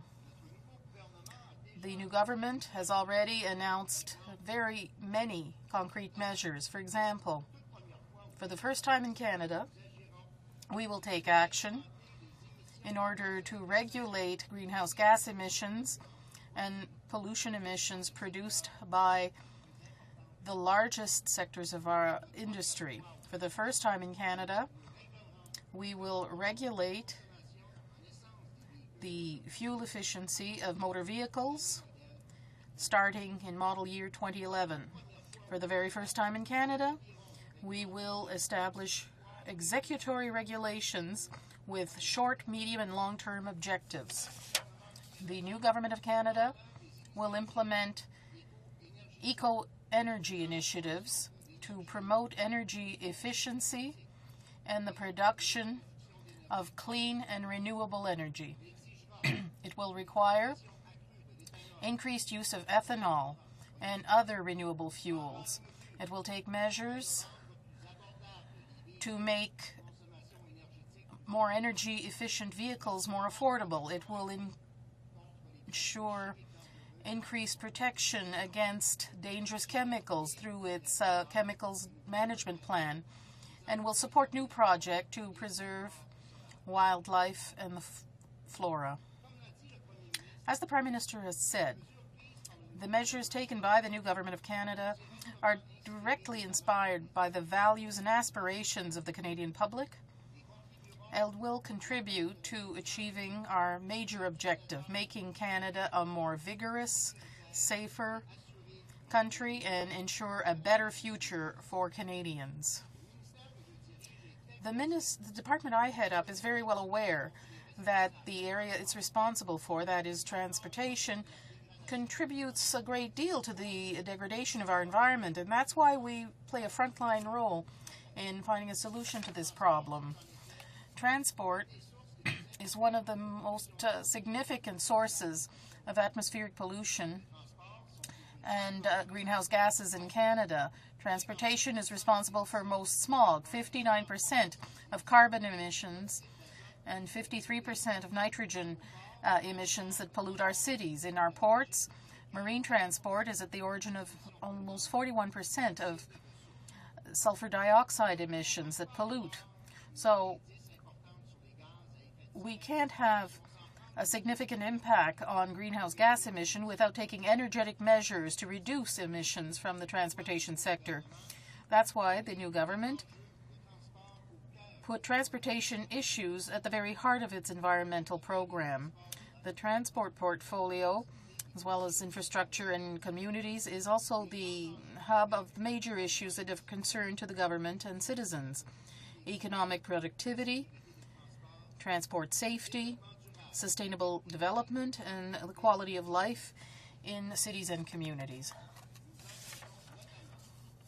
Notably, we are making a commitment to transfer $5 billion from gas taxes over 5 years to support sustainable municipal infrastructure from an environmental standpoint. Quebec will, in due course, receive $1.52 billion of that amount.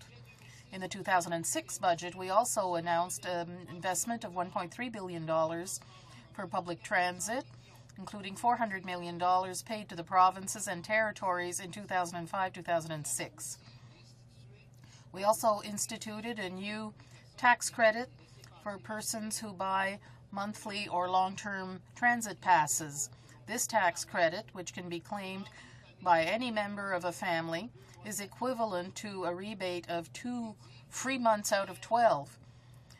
We kill 2 birds with 1 stone here because it's good for one's pocketbook and contributes to reducing greenhouse gases and polluting emissions. In the past, there has never been in a single year such a huge investment in public transit, nor such massive support from the federal government for the Canadian public transit sector. These funds provide cities with a powerful incentive and predictable funding, which will immediately increase their capacity in public transit, reduce congestion, and limit air pollution and greenhouse gas emissions. Let me also point out that it was the ministers of transport of the provinces who approve investments by transit corporations funded by this fund. The provinces and territories have all necessary latitude to fund any kind of public transit project they deem necessary. Under this initiative, the province of Quebec received $94.4 million.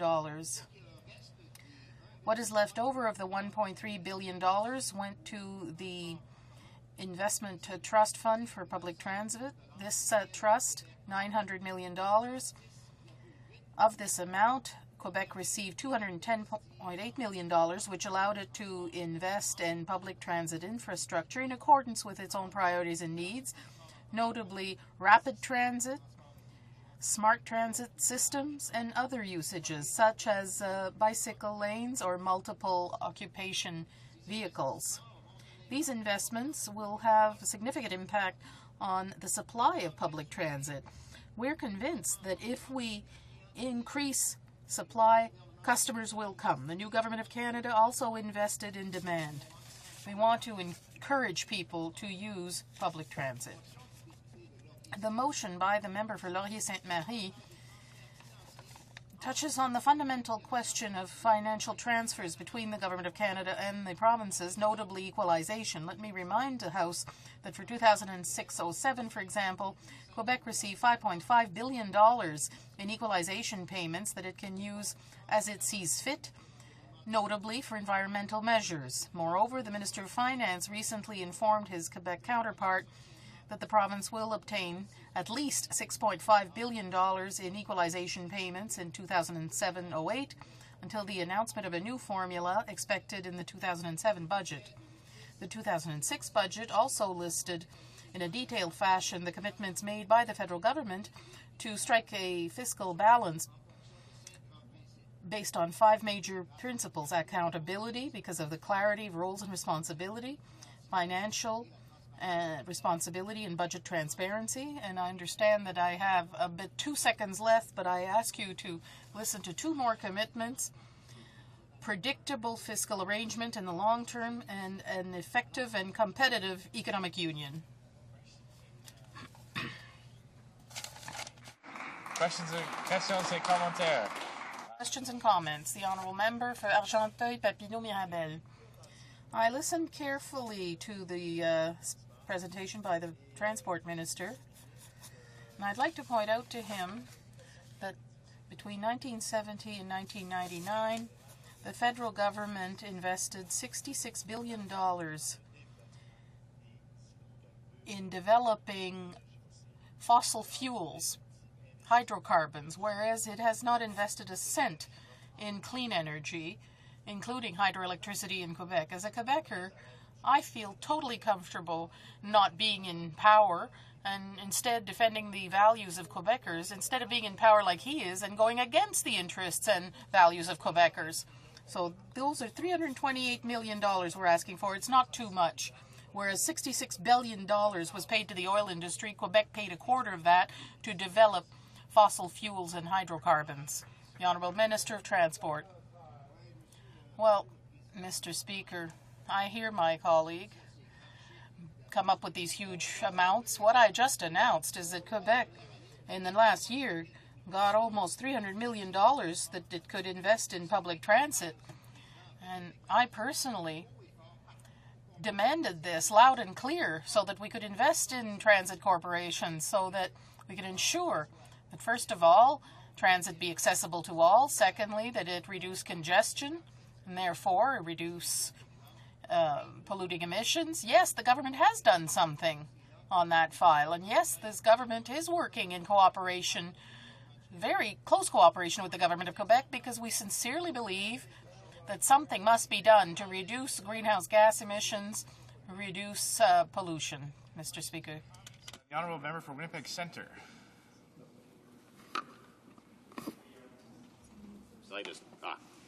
The federal government could help the province of Quebec reach their Kyoto targets, and all of the provinces, in fact, with one simple measure.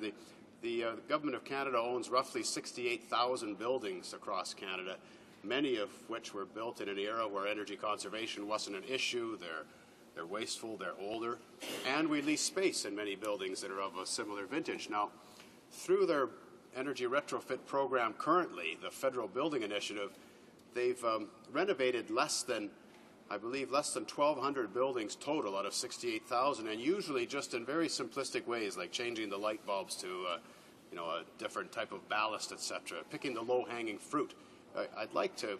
I'm sure my colleague is aware, the minister is aware, that a unit of energy harvested from the existing system by demand-side management measures is indistinguishable from a unit of energy generated at a generating station, except for a couple of important things. Once it's available at 1/3 the cost, it creates 7 times the numbers of jobs, and it's available and online immediately for resale to someone else, and it saves greenhouse gas emissions. All huge pluses. Would he not agree that one thing the feds could do immediately without even an outpouring of cash to the provinces is clean up those energy wasteful buildings? The Honourable Minister of Transport. Thank the honourable colleague for his suggestions, and there are suggestions such as the one that's been put forward by my colleague, as well as other suggestions that have been put forward by his political party, which we believe sincerely as being very conducive to diminishing greenhouse gases and, of course, diminishing the atmospheric particles that we breathe. And surely the honourable colleague is aware that the minister responsible for public works is on that file. He has been working on that file, and I do believe, if I'm not mistaken, the Government of Canada has invested in that area and is continuing to invest in that area, because he is correct. There is a way of doing things, and we should be looking at that. There's enough time for a very quick question and comment. The honourable member for Etobicoke North. Thank you, Mr. Speaker, and to the Minister, thank him for his remarks. But one of the issues that's clouding the transportation environment is the issue around ground rents. And of course, we want a very efficient ground rents.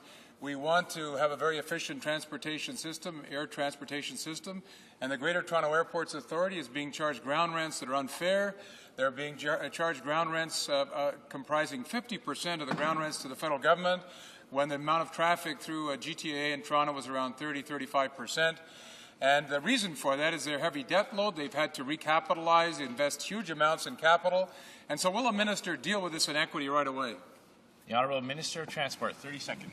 Yes, I thank the colleague for his question, and of course it's an interesting one because I have heard a lot of representations on that specific issue. I will remind the honourable colleague, though, that my predecessor, who is now a radio host, did in effect bring. Yes, I agree with my colleague that he probably is an excellent radio announcer, but surely he didn't do enough to help Toronto, the Toronto Greater International Airport, because he did put a proposal forward.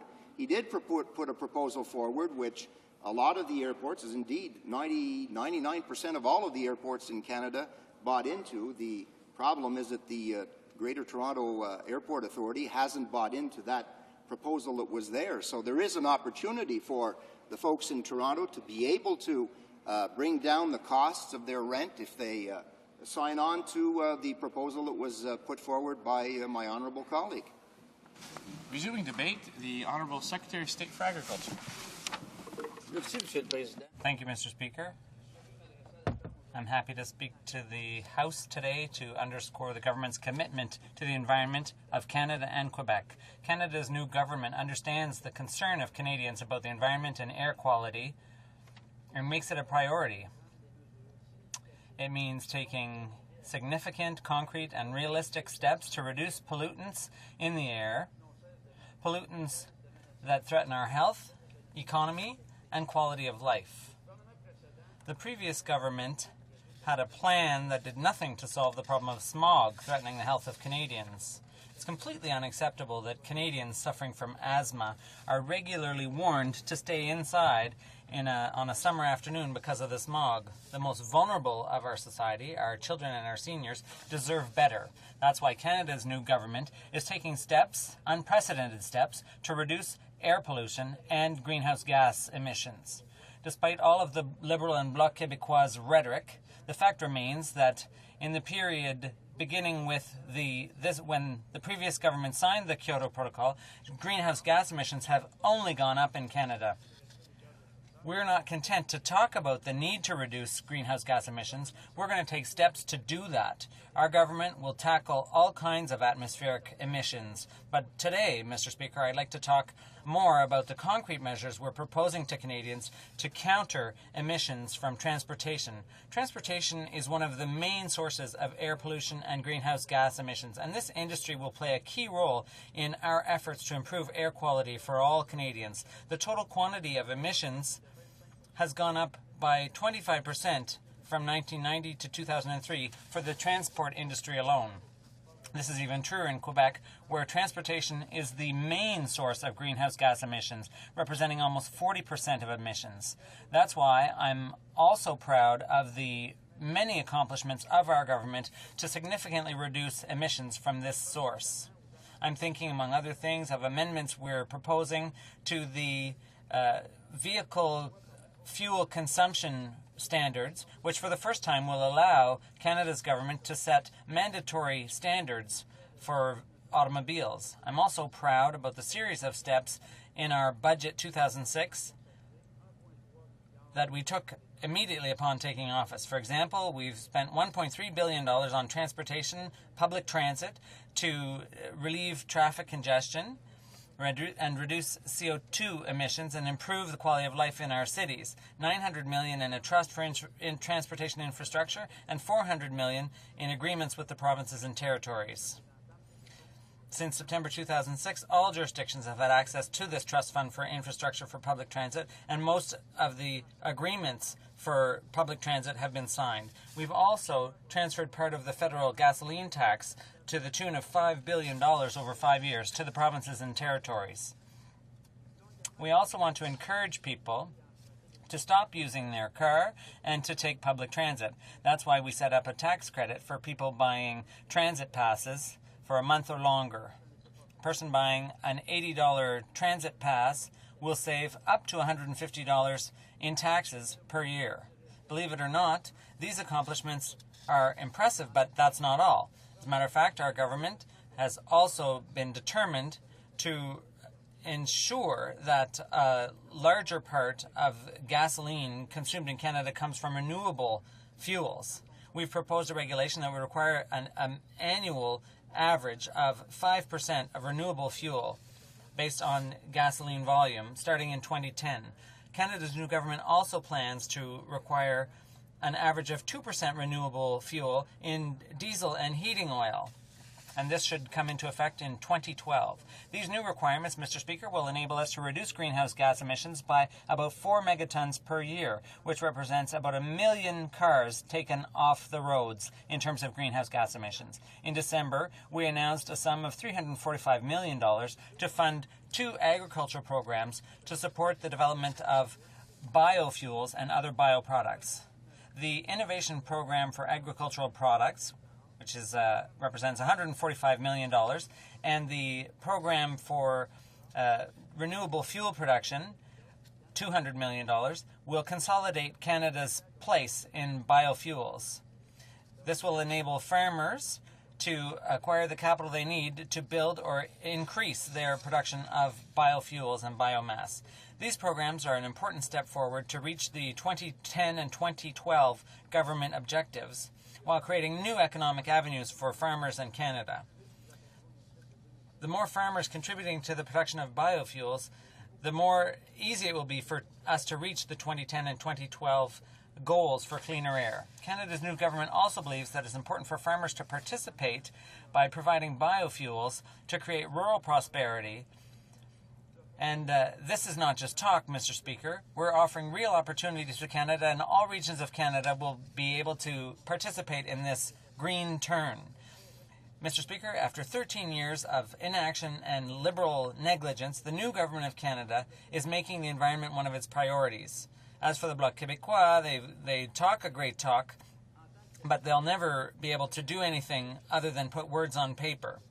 As a Quebecer, I'm proud of the leadership shown by Quebec in fighting climate change. Our reputation in renewable fuel and energy efficiency is great.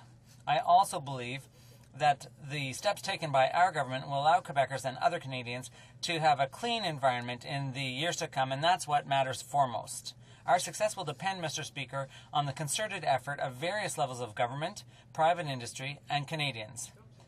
And as usual, I'm sure that we will be equal to the task and will deliver the merchandise. Thank you. Questions and comments? Questions et commentaires. L'honorable député d'Algoma, Manitoulin. The honourable member for Algoma, Manitoulin, Kapuskasing. Listened carefully to the Parliamentary Secretary's comments, and it occurred to me that as I listened to him and other members of the government speak on climate change, and in particular the Kyoto Protocol, I'm reminded that if one is trying to rally a group of people around a cause to, for example, you're the coach of a football team, and you're a few points behind or many points behind, and you want to win that game, and you talk in terms to the team about winning. So I'm very confused by the government's words to the effect that it will not accept the Kyoto Protocol and its obligations that come with it.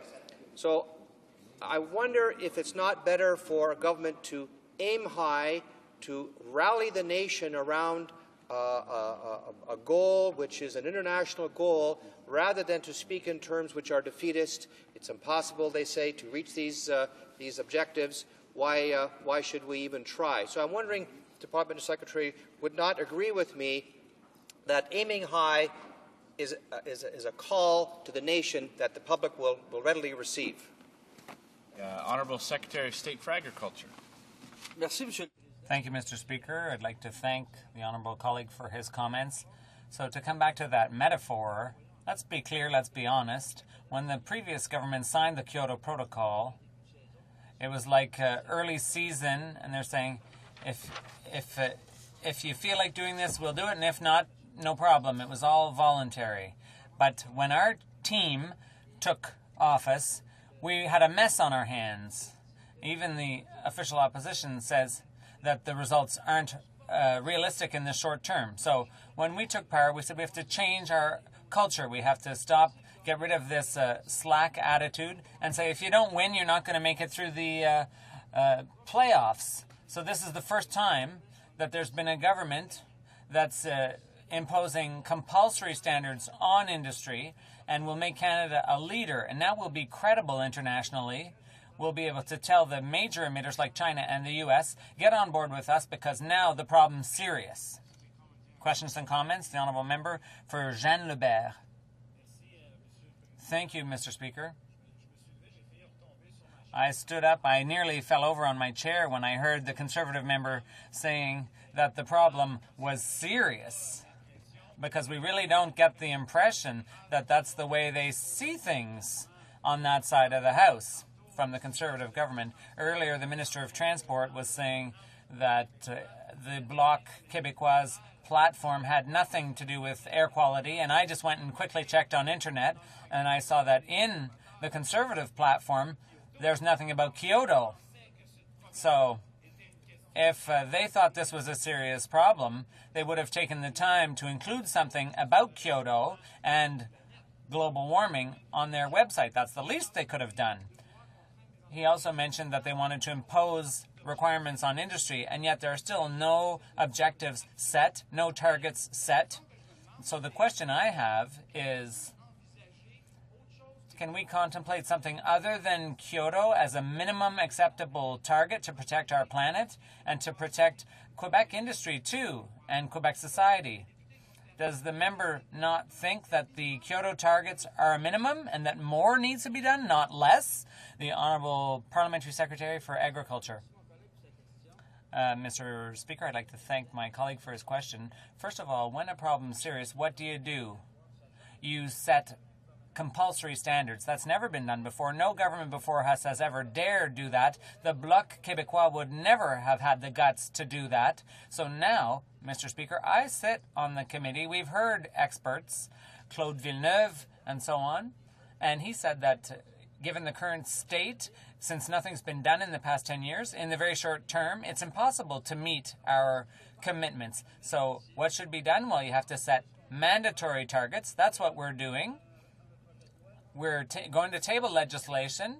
We're seeking the Bloc Québécois to pass this bill so that finally there can be some mandatory targets. But until that's done, there'll be no way of moving forward. So you have to understand, Mr. Speaker, that this government is taking clear and compulsory and concrete steps.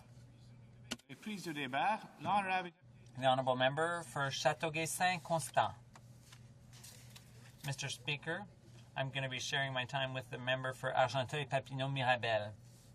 Mr. Speaker, it's been over a decade that the scientific community internationally has been underscoring the urgency of fighting climate change before it's too late. Now it's 5 minutes to 12. All the members in this House have surely seen the obvious signs about climate change.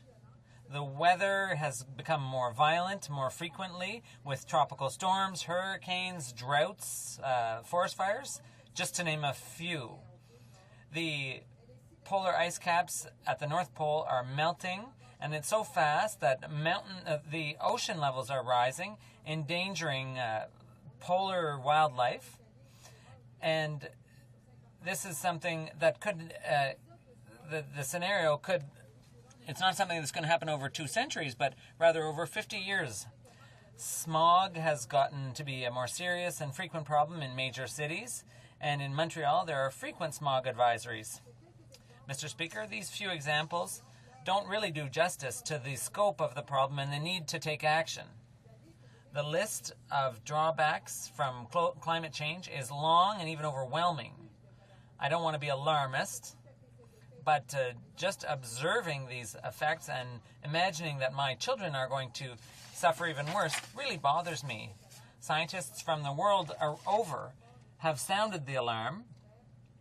In a report drafted by 550 experts in the Intergovernmental Experts Group on Climate Change, they indicated that the planet is warming up faster than expected. And what's the main culprit? Human activity and activities that generate greenhouse gas emissions. Unfortunately, many still doubt this phenomenon and hide behind biased arguments to justify doing nothing. It's very saddening to see how people try to use the economy as an argument against Kyoto.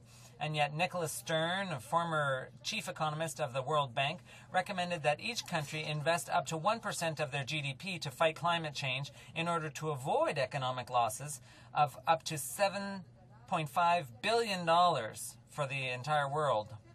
These losses are 20 times the cost needed to turn things around. What's more, some tried to deny the facts. Some people think that the Kyoto Protocol is some sort of a socialist plot, but I'm glad to see that Quebec wants to do its part for the planet and for all future generations to live on it. The nation of Quebec is progressive under the protocol, and we want to take part in the international effort to fight climate change. In Quebec, we see that the protocol's objectives are reachable. For us, climate change is still a major issue. Quebec's accomplishments are unprecedented, unequaled. In 2004, Quebec had the best record on greenhouse gas emissions per capita in Canada, with 12 tons per capita. That's far below the average for Canada, which is 23.7 tons per capita. Furthermore, between 1990 and 2004, in the years when greenhouse gas emissions in Quebec went up by 6.1%, Alberta's went up by 39.4% and Saskatchewan's by 61.7%. The increase posted in Quebec largely comes from the transportation sector. This is a major problem that all industrialized countries have. Far from letting things just get worse and being lethargic, like the federal government, Quebec developed its own climate change plan. But we still need the $328 million to reach the objective of reducing by 6% relative to 1990. This was a target negotiated by the federal government and that a vast majority of Quebecers place great importance on. That's why I join with my party in calling on the federal government to fork over the $328 million immediately to allow Quebec to meet its Kyoto objectives. I find it totally unacceptable that Quebec is suffering at the hands of the federal government because of this. By refusing to provide this money to Quebec, the Government of Canada is clearly signaling that it refuses to encourage the provinces to make an effort to meet Kyoto objectives and to develop plans other than the federal plan. Earlier I referred to the upsetting findings about climate change, and I was saying how drastic and sudden these changes have been. So it's terribly upsetting to see that although Quebec is trying to do better to reduce greenhouse gas emissions and to limit environmental damage, Quebec is in a corner, painted into a corner by the federal government, not to mention the inaction of some other provinces that are very disinclined to deal with their polluting enterprises. If Quebec had been sovereign, it might have met its targets a long time ago. Federal government inaction on greenhouse gas emissions speaks for itself. For 13 years, while the Liberals were in power, they dilly-dallied and forgot about the protocol objectives. They had lots of voluntary programs that didn't really produce any results. Instead of using a territorial approach, which we recommend, or setting up a carbon exchange, ultimately greenhouse gas emissions went up by 1/3 under their rule. Added to that, the Liberals refused to give Quebec the $328 million for it to meet its Kyoto objectives. The then Environment Minister stubbornly insisted on attaching strings to the funding, and therefore the negotiations fell through. And yet the government of Quebec was the only government in Canada that clearly indicated its intent to meet its objective, its Kyoto targets. The Liberal Party leader instead lectured Quebec about his own plan for greenhouse gas emissions reductions. When the Conservatives took office, nothing has gotten any better. They did away with Liberal programs and then tried to wear a green banner. This government only talks about the targets not being reachable and suggests that there's a socialist plot that will be harmful to Canada sooner or later. Moreover, the change is not going to occur very soon because the Prime Minister himself, in his speech on February 6th before the Canadian Club of Ottawa, opposed any environmental action, whereas Quebec has done everything that it can to set significant reduction targets. We've done a lot, particularly for transportation and clean energy. The Minister of Transport said on October 15th that the $328 million was a promise from the former government. There have been negotiations, but they have failed. Our approach is one which is different. The Minister of Transport says that simply this was, as I said once earlier, that this is just a promise from the former government. There's negotiations, but the negotiations went nowhere. Our approach is one which is different. He said that there won't be any negotiation other than that already undertaken with the Minister of Finance of Quebec on all infrastructure programs. The intransigence of the federal government and its various successive governments goes against the proposal by my party to go ahead with a flexible solution, the territorial approach. Indeed, certain fundamental principles should be respected by the federal government: respect for international commitments, equity, and full respect for Quebec's jurisdiction. Three principles have been ignored by Ottawa with respect to climate change. That's why my party is demanding that our federal plan be accompanied by a mechanism which will enable us to sign a bilateral agreement with Quebec based on a territorial approach. This agreement will give the financial tools that Quebec needs so that it can implement effective greenhouse gas reduction measures. Mr. Speaker, the protocol will enable us to reduce greenhouse gases. We need We need measures that will enable us to buy more energy-efficient vehicles, the abolition of the tax regime, which is in favor of the OPACH, and we need subsidies to organizations that enable us to meet the Kyoto objectives. Thank you, Mr. Speaker. Questions and comments? The Honourable Member for Rivière-Mélile. I'd like to congratulate my colleague for Châteauguay Constant for the wonderful speech that she just gave. Mr. Speaker, I think that greenhouse gases, this is something that is of importance to all individuals. For example, my colleague gave a personal example. Beginning back in 2003, I can say that I have a car, which I'm proud to say, which I'm the first member to have a green car, hybrid car rather.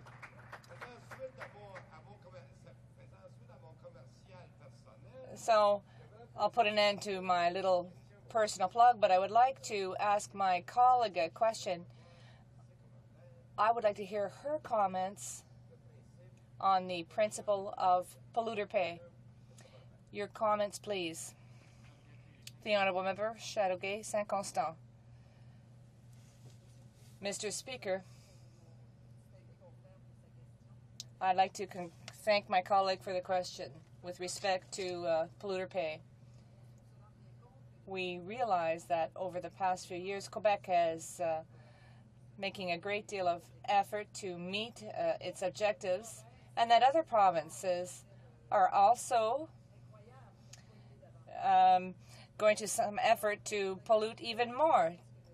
We simply have to look at all of the pollution created by the tar sands. But the problem that we have is who's going to pay to clean all this up? And as we know, cost sharing, well, in Quebec, we have making many efforts to have clean energy and reach our targets. But however, the polluters, I think they should be the ones to pay. They should have to pay more, particularly in terms of taxes. And the money should be used to decontaminate the areas that they pollute. Thank you, Mr. Speaker. Questions and comments? The Honourable Member for Jean-Hébert. Thank you, Mr. Speaker. I, too, have a question from my colleague. We had a speech that we heard from the Parliamentary Secretary. He talked about the Clean Air Act, and he bragged that we would have targets to be met. But perhaps he's confusing things. He's confusing air pollution, which results in smog and respiratory problems, and greenhouse gases, which contribute to global warming. So these are not the same things. Atmospheric pollution can be resolved by putting filters on our cars, but greenhouse gases are not captured by such filters, and the only way to deal with this problem is to reduce our consumption of oil. And also, by extension, this also leads to greater atmospheric pollution. Why don't the Conservatives make this distinction between atmospheric pollution and greenhouse gases? Is it because there's nothing, there are no limitations, not even in the Clean Air Act? There's nothing that will do anything to help the reduction of greenhouse gases? I would like to, I had asked my colleague, perhaps we should send the party scientist to explain the difference. I'd like the Honourable Member for Saint-Constant. I'd like to thank my colleague for his questions. I agree with him. I think we should, in fact, invite some experts in to do the calculations, because I have the feeling that the party in power doesn't understand the situation, and they don't understand the whole issue of greenhouse gases. So I do agree with my colleague. Yes, we need experts to help this government understand the situation, because if not, we'll never resolve the situation. Resuming debate, the honourable member for Argenteuil, Papineau-Mirabel. I'm pleased to speak to this motion tabled this morning by the leader of the Bloc Québécois. It's very important that we repeat this motion, that this, having recognized the principle of complying with the Kyoto targets, it is the opinion of this House that the government should provide the government of Quebec with a sum of $328 million to enable it to implement its plan to meet the Kyoto Protocol targets. There's a reality here, but sometimes it's a hard reality for the Conservatives in this House. Even if they agreed to accept Quebec as a nation, the fact remains that they don't make a distinction between the fact that Quebec has its own plan. The National Assembly of Quebec is the only parliament in Canada that chose to meet the objectives of the Kyoto Protocol. And if Quebec had been its own country, if it had been sovereign, they would have signed the Kyoto Protocol and it would have met its objectives. And it would have been through taxes. But the problem is we are in the Canadian Federation, and in order to attain these targets, Quebec has to hold out its cap and ask that the federal government that collects most of the taxes from Quebec, that it transferred to Quebec $328 million to help Quebec attain its targets. It's the Liberal government had the same problem. There was a unanimous decision made in the National Assembly that we ask the federal government for $328 million, because this isn't a plan that is virtual. It's a written plan. It's been recognized by ecologists as being one of the best in Canada, and that it's a plan that would enable Quebec to meet its objectives.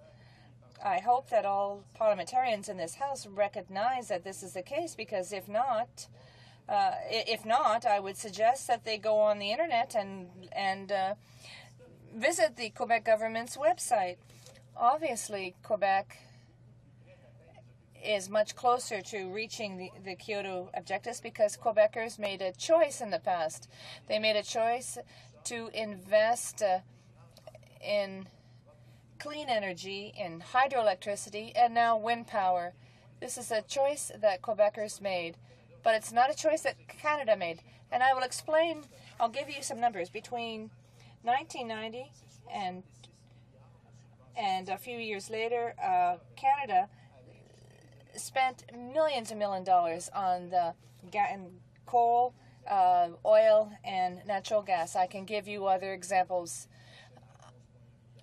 11.7 million research to the oil patch for further exploration, $7 billion. Hibernia, Newfoundland, $1.3 billion. And meanwhile, as Canada was spending $66 billion on the oil patch, there was nothing for Quebecers, who paid for a quarter of this $66 million. And they did this through their taxes that were paid to Ottawa. Ottawa used this money and invested in fossil fuels, and Quebec had to pay a quarter of this money, but they got nothing out of it. They got absolutely nothing out of it. So you can do all the calculations you want, but you'll see that nobody can stand up and say, oh, the government invested in hydroelectricity in Quebec. No, Quebecers are the ones who decided through their taxes to invest in hydroelectricity.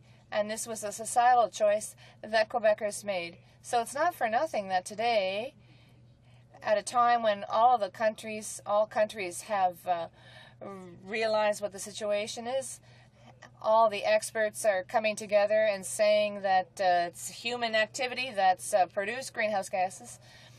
Well, Quebecers, I would say, had discovered this a long time ago. They chose to invest in clean energy such as wind power and hydroelectricity. And this must be said clearly. It's not true that the federal government didn't spend a penny in it, but $66 million went to fossil fuels, $320 million for renewable energy. between 1990 and 2000. So Canada, the Canadian nation, opted to invest in fossil fuels, whereas the Quebec nation chose to invest in clean energy. That's the reality. But the problem today is that no one wants to help Quebec. Why? Why not give this $328 million to Quebec? There's all kinds of excuse. I'm speaking of $328 million here. It's not too much. It's not an impossible amount, especially when you consider how many billions of dollars has been spent on fossil fuels. The only problem is that the Liberals have found all kinds of excuses. Now the Conservatives are finding excuses, but the reality is not a penny is spent on Quebec. Quebec's waiting.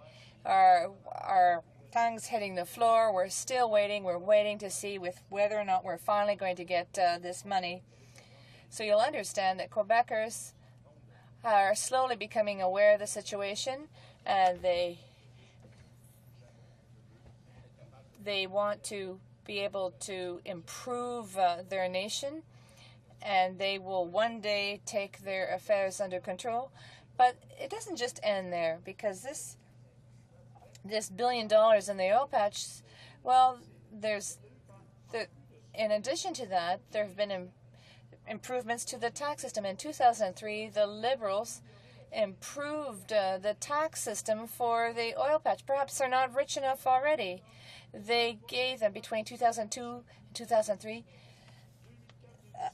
$56 million in tax credits and 200 tax credits the following year. So the number is going up and up, and it's the oil patch that's going to benefit from the tax measures taken by the Conservative government. Why? This is to enable them to do more research, more exploration, so they get all kinds of tax credits to put back into their business and to please the shareholders that want their profitable dividends. Everybody wants to please the shareholders, and the Conservative government, I would say the Conservative Party is perhaps the largest shareholder in the whole system. So there were tax decrease of 65% between. So in addition to giving them tax credits, the government's lowered their taxes. $4.6 billion in 2006 and $2.3 in 2007, and so on and so forth. So that adds to all the amounts that the federal government has already spent. Why are they lowering their taxes? Is it so that they can invest in something else? No, you must understand, this is all money that the Canadian government, all income that the Canadian government will not be getting. I would like to give you a few figures that illustrate the different realities so that you can understand. Oil makes Canada rich, but Quebec poorer. So you can see that oil exploration is going on outside Quebec, but as far as wind power is concerned, because of all the money that the federal government has spent on the oil patch, well, when the cost of oil goes up, well, the Canadian dollar goes up, and what happens to Quebec? Quebec has no oil sector. We don't even have an auto sector. So once again, this is tied back to the choices made by the federal government.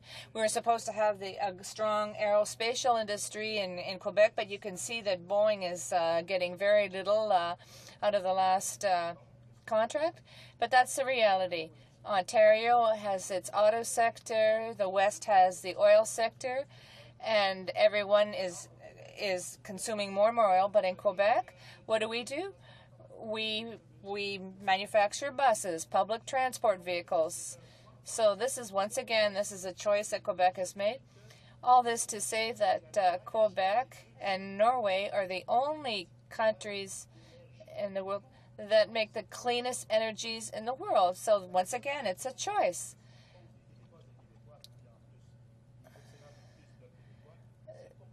Why, therefore, does the federal government refuse Quebec's demand that it received $328 million so that it can invest in the Quebec Kyoto Plan?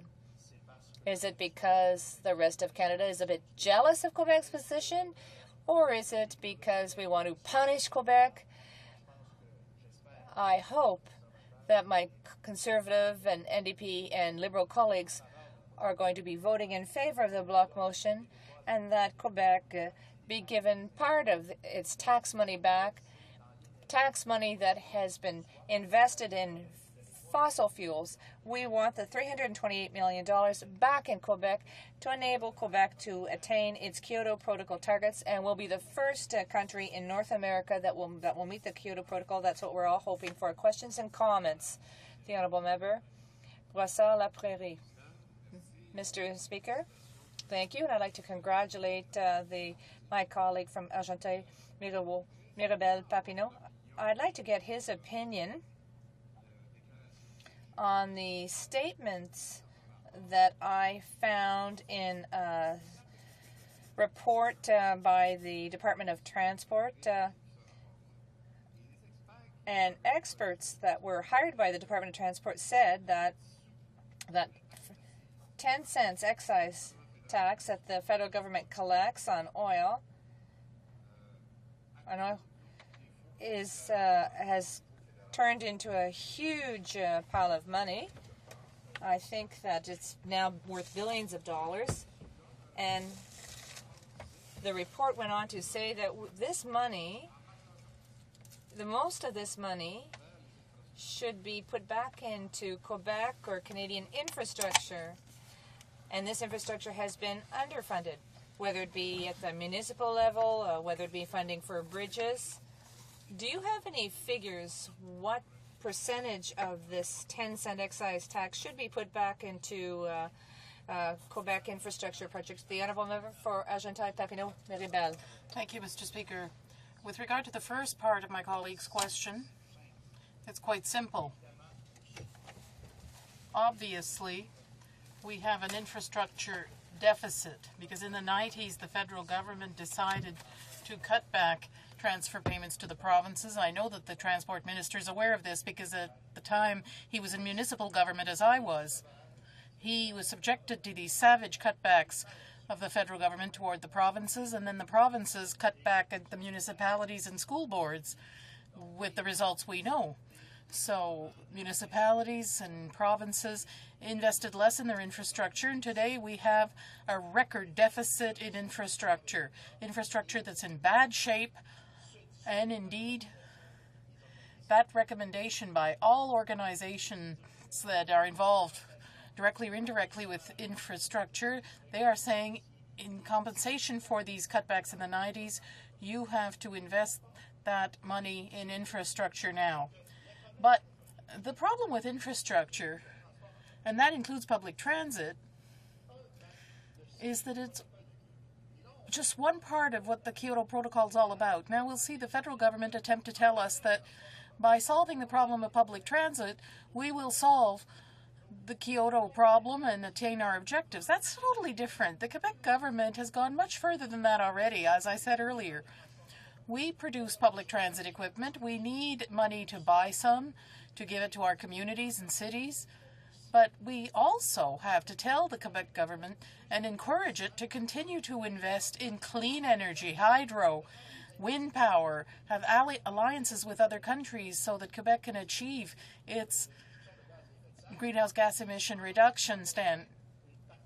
And that will be done partly by investing in infrastructure such as public transit, but there's other projects too. The federal government must not limit it because Quebec knows where it's going, but the federal government does not. That's what's serious here. That's the danger. We have to be able to tell the federal government, invest in infrastructure programs, but that doesn't mean you're achieving the Kyoto objectives. It's part of it, but give Quebec the money it needs because Quebec has a real plan. It's the only province that has one. Will be the only state in North America to achieve Kyoto objectives. Questions and comments? The Honourable Member for Jeanne Lebert. Thank you, Mr. Speaker. I'm very pleased to be able to speak to this very important question once again and benefit from the incredible void on the Conservative side. They don't seem to want to say too much about the block motion. We were told that the government could act and could have things change. We were told that it had not given gifts to the oil companies and incentives, but they still have done nothing to make sure that these gifts to these oil companies be cancelled. Today at the Finance Committee, I tabled a motion asking that the committee come out and look at the whole issue of money given to oil companies, especially tax incentives. Maybe that money should go to renewable energy. The committee was in favor of this, except for who? I'm sure you will have guessed, Mr. Speaker, the Conservatives. So my question for my colleague, doesn't that demonstrate that the Conservatives are simply protecting the interests of the oil companies? The Honourable Member for Argenteuil-Papineau-Mirabel, my colleague is totally right. I will repeat to anyone who wants to listen that I rather be a Quebec MP who defends the values of Quebecers, who are pro-environment, pro-Kyoto, than Conservative members who can't do anything. They're sitting in a cabinet. They don't stand up to tell that government that it's not on the right track. Resuming debate. For Western Arctic. Well, thank you, Mr. Speaker, and I'm pleased to stand and speak to the Bloc Québécois motion on the need to restore funding that was promised in the previous government to the province of Quebec. And I think with the amendments that have been accepted from our party, I think we have a very interesting opportunity to discuss this issue. I can agree with the member for Laurier-Sainte-Marie on most of the points he makes. However, you know, my experience in federal provincial energy relations stems back to Federation of Canadian Municipalities. In early 2000, I was appointed to the council that dealt with that fund. And early on, we received numerous applications from the province of Quebec from municipalities that wish to provide or use innovation to develop new ways of dealing with energy and new ways to improve the systems that ran their communities. Well, it wasn't long before the provincial government at that time shut that whole opportunity down for the municipalities of Quebec. And those great ideas that we saw in applications for the first 6 months were shelved. And to me, it was an interjurisdictional dispute about who could receive resources to apply them to good work. And I found that that's one of the things that we have to be very careful with, territorial aspects to dealing with international and global problems. And also not recognizing the importance of local participation, local ability to share with other similar concerns across the country and perhaps even across the world. So when we look territorially, we limit our scope. We limit our scope. The types of projects that were presented in Quebec could well have been replicated across the country. The types of projects that we received in Western Canada from municipalities could well have been used quite comfortably in Quebec. An arena in Weyburn, Saskatchewan is the same as an arena in Trois-Rivières, Quebec. The problems are the same and the solutions are likely to be similar. So when we try to break things down into smaller parts, sometimes we find that the solutions are not as good, the opportunities are not as good, and the results are not as good. So I want to be careful about that. That's my experience in the federal provincial arena with energy-related projects. As well, at the federal provincial level, we need cooperation on larger projects. When we talk about an east-west power grid, yes, we need cooperation from Quebec Ontario, Manitoba. We need to think together. We need cooperation from Labrador and Newfoundland. We need to think together about the ways to solve the issues that come with providing the transportation links for renewable energy across the country. It's not good enough that we operate in isolation. We have to think together. In fact, Mr. Speaker, there's no doubt we even have to think with countries outside our borders. We can't ignore the elephant to the south. We can't ignore it as a reality in our energy picture in North America. If we ignore it, we're not doing our job for Canada or for the globe or for our province. That's not going to work in the end. So we have to be cognizant of the nature of the problem. We have to be cognizant of the ways that we can look for solutions. And we have to work together cooperatively at all levels, regardless of our aspirations on a political side. This is not a political issue. This is an environmental and a global catastrophe on the way. Well put. The leader of the bloc says Canada must respect our international agreements on the environment. There's not too many ordinary Canadians that would argue with this. The NDP has been fighting with the Conservatives and Liberals to live up to Kyoto for years.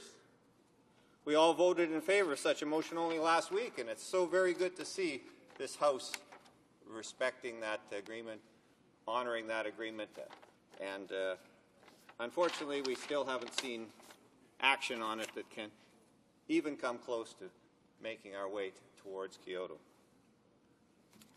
The member called for the introduction of a market for carbon, along with hard emissions caps and a policy of polluter pays. Those have long been the NDP's plans for a greener Canada. In fact, last June, when we put forward a plan which will save average Canadians money, create jobs and clean up the air, the NDP's plan said a new Democratic Party would give fair notice to large emitters that starting in 2008, permissible emissions would be capped and the cap would be annually reduced with an eventual goal of 50% reduction in emissions by 2030. That's the kind of thing that we want to see happen in this House of Commons right today. That's the kind of action that can deliver Canada a Kyoto strategy. That's what can make it work for all of us.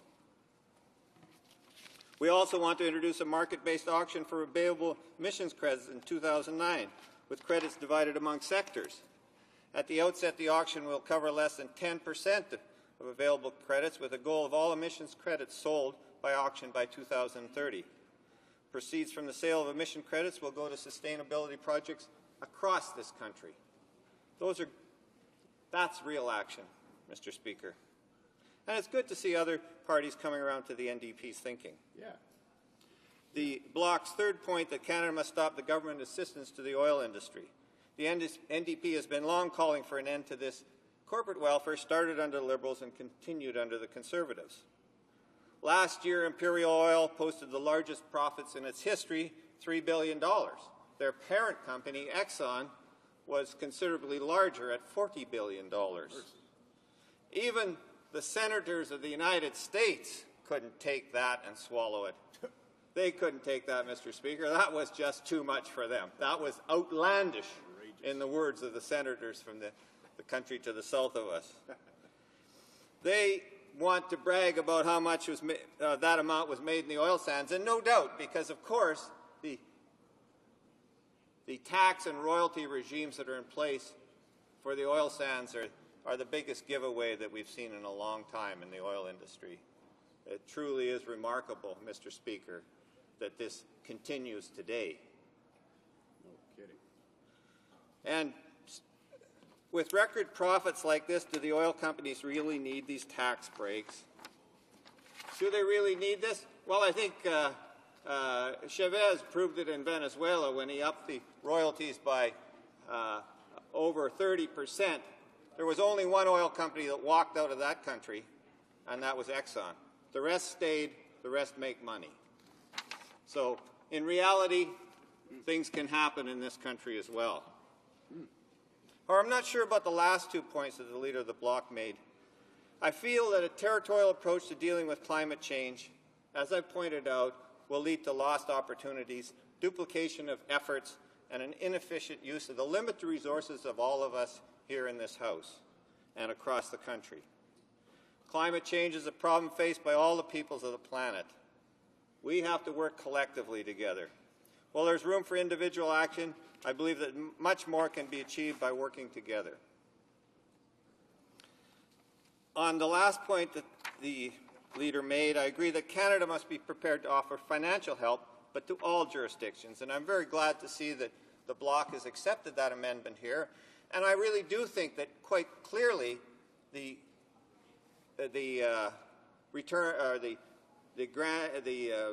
provision of $320 million to Quebec and commensurate amounts to the other jurisdictions is a useful gesture at this point in time. It's a useful thing to do. But it's that sum of money, that commitment that was made in the past is not going to bring any of our provinces to Kyoto. That's not going to happen. You know, Mr. Speaker, when you look at the Natural Resources Canada outlook, Quebec in 1990 used or produced 87 megatons of carbon dioxide. The projection is by 2020 that will be at 110 megatons. That increase includes the increase in the use of generating capacity from wind by 8%, the refurbishing of a nuclear plant, and La Romaine hydro plant would be in service by that time. So in Quebec as well, there are issues with reaching Kyoto. When so much of your energy is provided by hydroelectric power, then the solutions that you're looking for to reducing your greenhouse gas emissions are going to be focused more on space heating, residential, commercial, transportation. Those are the things. And by 2020, the Quebec energy mix will be well over 50% fossil fuels. So these are not easy problems. These are not problems that are solved overnight by an infusion of $320 million into a provincial budget. These are problems that are solved by long-term action that plans for the energy future of this country and of North America and of the world, really. Quebec's energy wealth is in hydroelectric power, one of the cleanest forms of energy available. With its vast hydroelectric potential, Quebec is well suited to develop other forms of clean energy such as wind or tidal power. There's nothing better than a nice reservoir full of water to match up to large expanses of wind farms across the very, very strong wind areas of the northern St. Lawrence. It is anticipated that Quebec's demand for electricity will increase by about 10% between now and 2020.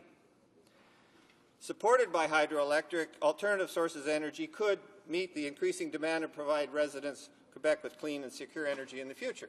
Investments in types of space heating that are above thermal energy from electricity would be very useful. Geothermal is a natural match for Quebec. It's a natural thing to happen in that province that has such an abundance of good, clean hydroelectric power. The investment in geothermal in Quebec is a great investment and should be made. It's an investment that has great potential for that country. But this is not the only energy that Quebec uses and needs. You know, as I pointed out before, by 2020, over 50% of the energy in Quebec is going to be provided by fossil fuels.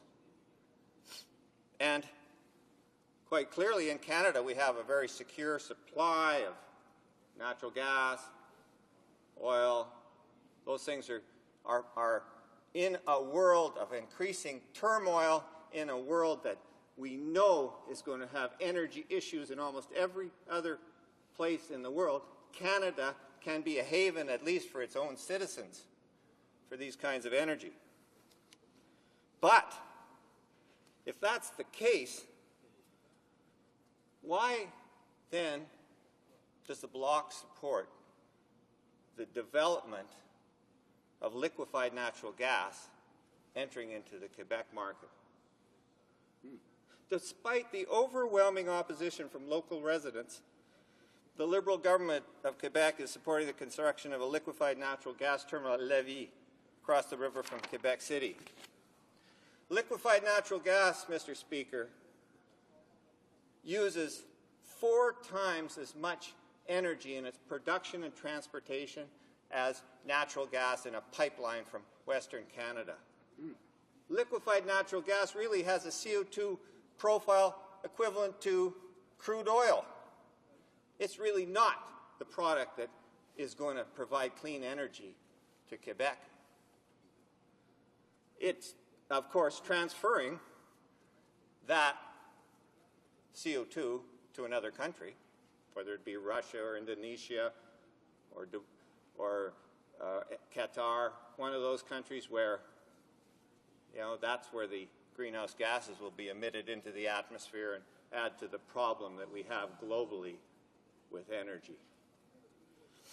LNG also creates an unacceptable safety hazard to those that live close by, including the residents of Quebec City's Old Town through the St. Lawrence River are still in the danger zone. This fact was recently supported by the area's public health officials. As well, LNG will further increase Canada's and Quebec's energy insecurity because of where it comes from. Russia and the OPEC states have played energy politics in the past and are most likely to do it again. There is no question about it. The international market for LNG will grow. The price of LNG will go up to match other mobile fuels that are available in the world. And that will cause dislocation to those that invest in this type of technology. What is the plan that we have for the gas that's going into Quebec now? The proponent outlines that they're going to increase the flow of gas from Western Canada into the United States. That's where the gas that we're now providing to Quebec is going to go, down to the United States. And when we sell more gas to the United States, by NAFTA, the proportionality clause comes into place, and we're stuck with that. Locked in. Locked in, Mr. Speaker. Does that make sense in this world today? That we know we're in a difficult situation with natural gas in Canada. We could maintain our own supply in this country. We could do what we had to do for our own citizens. But the exports of the natural gas to the United States are biggering our supply. So we do have problems with natural gas. This type of activity in Quebec is just going to make them worse. Good point. It seems unlikely to me that Quebecers are in favor of trading clean, secure domestic sources of energy for insecure foreign sources which release huge amounts of greenhouse gases.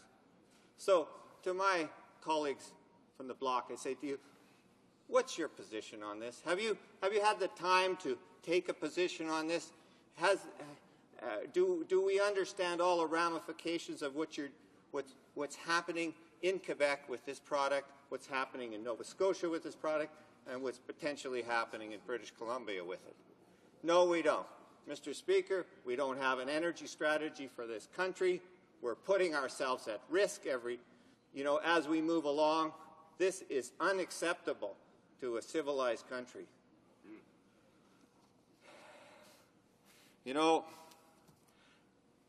Tomorrow I'm going to go make a presentation, intervene at the hearings on the terminal in Quebec City.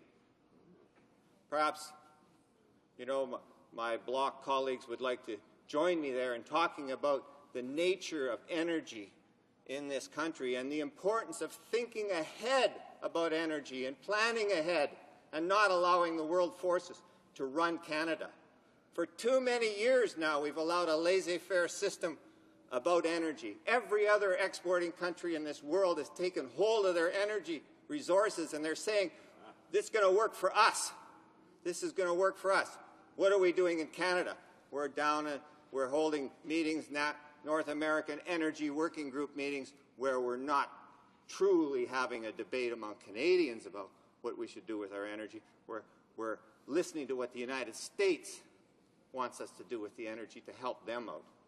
I think it's time we put Canada first, Quebec first, and work together to make a good future for people in this land, to save our grandchildren from a future where energy is coming from other countries, where we're at the vagaries of the world market, where we haven't put it together for ourselves. This is the time we have to put it together for ourselves, Mr. Speaker, and let's do it. Question. Before we move on to questions and comments, it is my duty pursuant to Standing Order 38 to inform the House that the questions to be raised tonight at the time of adjournment are as follows. The Honourable Deputy to Dartmouth Cole. The Honourable Member for Dartmouth Cole Harbour, Canadian Heritage. The Honourable Member for Winnipeg South Centre, Manitoba Economy. Questions and comments. Questions et commentaires. L'Honourable Deputy Dartmouth. The Honourable Member for Argenteuil-Papineau-Mirabel. Thank you very much, Mr. Speaker. When I listened to the beginning of my NDP colleague's speech, I understood why he's against the Quebec government's request, because it's this federal colonialist position is everywhere. He didn't understand why Quebec cities had been prevented from negotiating directly. Well, they come under provincial jurisdiction. The problem is in Canada that 6 provinces have a smaller population than the city of Montreal alone. And naturally, some cities in Canada are asking for money from the federal government because the provincial governments don't have enough money to give them. But that's not our problem in Quebec. That's what I said at the outset. You agreed to discuss whether Quebec is a nation, but when it comes time to recognize the need to invest $328 million in Quebec because Quebec's the only province in Canada and the only jurisdiction in all of North America that can meet its Kyoto objectives. You say no, we have to take national steps. There never will be national steps. The NDP will never be in power. The Conservatives and the Liberals were there, but they had no plan. That's the reality. So the only way, I hope my colleague, and this is my question for him, isn't it time for the NDP to support the unanimous demand of the National Assembly of Quebec, which is a Liberal government currently, that it's time for the federal government to invest that $328 million so Quebec meets the Kyoto Protocol? And that was a plan that was designed by environmentalists themselves. That was the cost assessed by environmentalists. We didn't make it up. It's the best plan in North America, so it's time the federal government return some of the taxes that Quebec has paid out of the 60-some billion dollars invested in fossil fuels. So I think it's time for people to wake up and vote along with the Bloc Québécois. Thank you, Mr. Speaker. Dick. Well, I thank my honourable colleague for his intervention, and I truly trust and hope that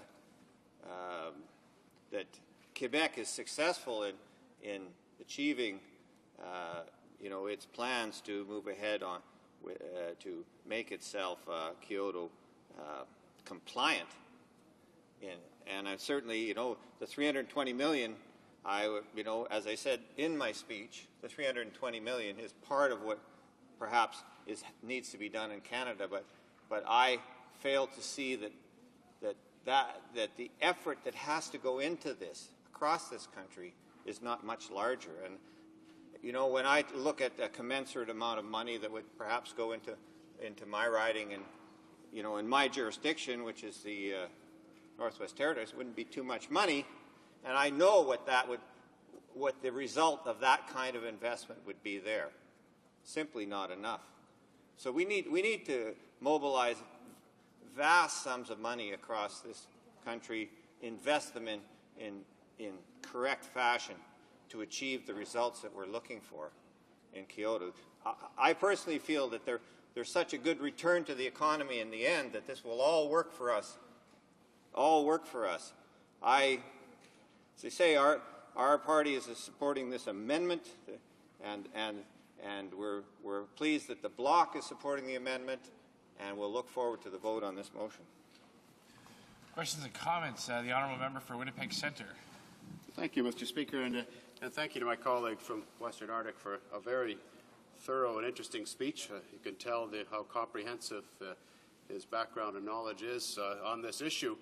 I have to remind my colleague from Quebec, though, who says that Quebec is the only province that has a plan to implement Kyoto, and he says the NDP will never form government anyway. The NDP has formed 20 provincial governments in this country, in 4 provinces and 1 territory. And in fact, the province of Manitoba, an NDP government, has a Kyoto plan, could achieve Kyoto with the generous support, I would hope, from the federal government, which our motion that we vote on hopefully later today does in fact clearly state. So while we support the initiatives of the province of Quebec, and we wish them well in their initiative, there are NDP governments in this country who are just as anxious to get going in meeting our Kyoto commitments. And one of the ways we hope to has a direct federal involvement.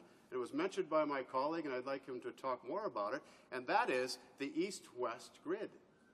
Building the new national dream. Just as building the railway was the national dream, we need that kind of energy and enthusiasm to tackle the greatest problem we've ever faced as a nation, climate change, by allowing the province of Manitoba and even the province of Quebec to sell their excess hydroelectricity east-west to help our neighbours, to help our fellow Canadians meet their challenges, such as the province of Ontario.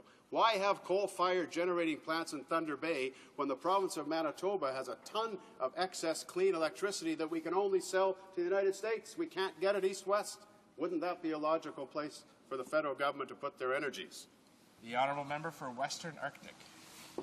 Well, thank you, Mr. Speaker. And yeah, the east-west power grid is an idea that I think has come to a point when people are realizing how important this is, because it does allow the country to develop a renewable energy backbone that goes right across the country. Electricity is the medium by which renewable energy in so many cases is transmitted. You know, if we build a natural gas pipeline, it isn't going to be full of renewable energy. If we build an electrical grid, we can add renewable energy to it across the country. Canada is has one of the greatest wind resources in the world. But we don't have the connections that allow it to be used efficiently and effectively. And that is the problem. And with an east-west power grid linking hydroelectric reservoirs in Manitoba, Quebec, in BC, these are things that will allow the development of an integrated renewable energy system. It's not good enough to share with the United States. The United States is another jurisdiction. To make the arrangements with them that we could use renewable energy in a correct fashion, it's unlikely. It's more likely within this country, among Canadians, that we can make this happen. So this is the challenge ahead of us, and certainly I know Premier Gary Doer of Manitoba has spoken eloquently on this topic, and I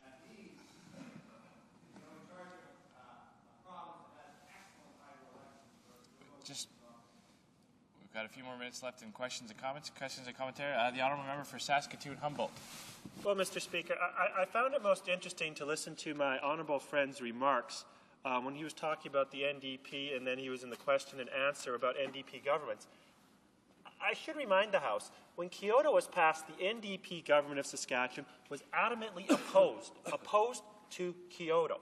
It's something you don't often hear from New Democrats, that when they're in government, they are very, very, very different than when they are in opposition, because then reality actually hits them. Reality actually bites. We saw this with Bob Ray in Ontario when he got in, and oh my goodness, he had to learn how to balance a checkbook. He tried for many years, couldn't do it, so now he's gone to join the Liberals to see if he could learn there. So I'll ask the honourable member this. if NDP governments, when they are in charge provincially, are opposed to Kyoto, they don't think it can be implemented, why does he think now that after many years of the NDP not having any practical, workable solutions, they actually think they can pull some fairy dust out of the air and make something work when in government they can't? The honourable member for Western Arctic. Well, Mr. Speaker, I think it goes back to my point that I made in my speech that making Kyoto happen is a national task. It's not a provincial task. It's a national and international task. And I'm certainly sure that the NDP government in Saskatchewan, if it had doubts about Kyoto when the Chrétien government signed up to it and knew that the Chrétien government at the same time had a laissez-faire attitude towards the development of fossil fuels across the country, they must have known that this was unlikely to happen. And their opposition to it may have been simply by the fact that they realized that there were no mechanisms in place, there was no opportunity, there was nothing there that could make Kyoto happen at the time. So here we are sitting in this Parliament in 2007. We have 4 parties that say they want to move towards Kyoto. We have a committee that's working on that, and we have the opportunity to actually do something for Canadians. So let's put the history beside, put the history behind us, and get on with the job that we have in this Parliament today. Resuming debate, l'honorable député de Lévis. The honourable member for Lévis-Bellechasse. Thank you very much, Mr. Speaker. I am pleased to speak in the House this afternoon about a matter that greatly concerns our government, as well as Canadians and Quebecers, people in my riding of Lévis-Bellechasse as well. We hope to be a leader in sustainable development. Since yesterday, thanks to our government's initiative, we've been supporting dairy production on family farms, and with the defense of supply management, this is one way of doing sustainable development. This is a way of telling Quebecers that Conservatives here are doing their job to make Canada a better country. Today, Mr. Speaker, there have been a lot of speeches, but no action. Luckily, the government is taking action, and that's why I'm happy to talk this afternoon about an initiative our government has taken to improve the environmental situation of this country through concrete action. I'm talking about the Eco-Energy Initiative. As you know, Mr. Speaker, previous governments cut transfers to the provinces, and we have committed to solving the fiscal imbalance. We're going to give the provinces the means to reach their ambitions and to do what they need to do within their jurisdiction. But since the environment is an area of shared jurisdiction, by fixing the fiscal imbalance, Quebec will be able to meet its commitments. But we have work to do federally, and that's why we're here. Improving and protecting the air we breathe is a priority for our government, Mr. Speaker. That's clear. In Canada, the production and use of energy are a significant source of atmospheric pollution and represent about 82% of greenhouse gas emissions. So it's important for Canada's strategy to improve air quality and the environment include energy measures. Our government's determined to make major changes in how energy is made and used. And to do this, we have a 3-pronged approach. First, R&D to clean up conventional sources of energy, increased use of clean and renewable energy, and energy efficiency. So in principle, Mr. Speaker, we're going to transfer from our reliance on hydrocarbons and fossil fuels toward renewable sources. That's the goal of this measure, to save $2 billion. This is not a haphazard announcement. This was in the budget and in the throne speech, and now it's taking shape and will be available to people who want to do concrete things to reduce greenhouse gases and reduce their energy consumption. Because the best way to reduce greenhouse gas emissions is not just by moving from hydrocarbons to renewable energy. The best way is to reduce energy use. So that's what we want to encourage Canadian taxpayers to do under the Eco Energy Initiative. So the environment isn't just up to the Environment Department, it's up to all departments. And like the Minister of Natural Resources likes to say, one of the most significant sources of unused energy is wasted energy. There are 13 million homes and 380,000 buildings in Canada. They use 30% of our energy and emit about 30% of greenhouse gas emissions. So if we can construct buildings with better energy efficient technologies developed here and abroad, we'll be able to reduce emissions dramatically, and at the same time, building owners will save a lot of money. Before I continue, Mr. Speaker, I'd like to point out that I'll be sharing my time with the member for Saskatoon-Waneskawan.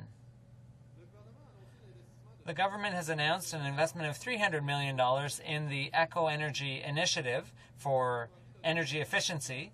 And the purpose of this is to increase the number of houses and buildings in Canada that are energy efficient and to help industries and companies use energy more wisely. There's a new incentive, a financial incentive that comes along with this initiative for those who most need help to renovate, whether it's homeowners, small businesses, or industries. So the Eco Energy Initiative on energy efficiency has 3 areas of activity because Eco Energy is a far-reaching initiative. One of these areas is renovation, which will consist of financial assistance to help people renovate their homes, small buildings, and industrial equipment. So this is direct assistance, concrete assistance, tangible help.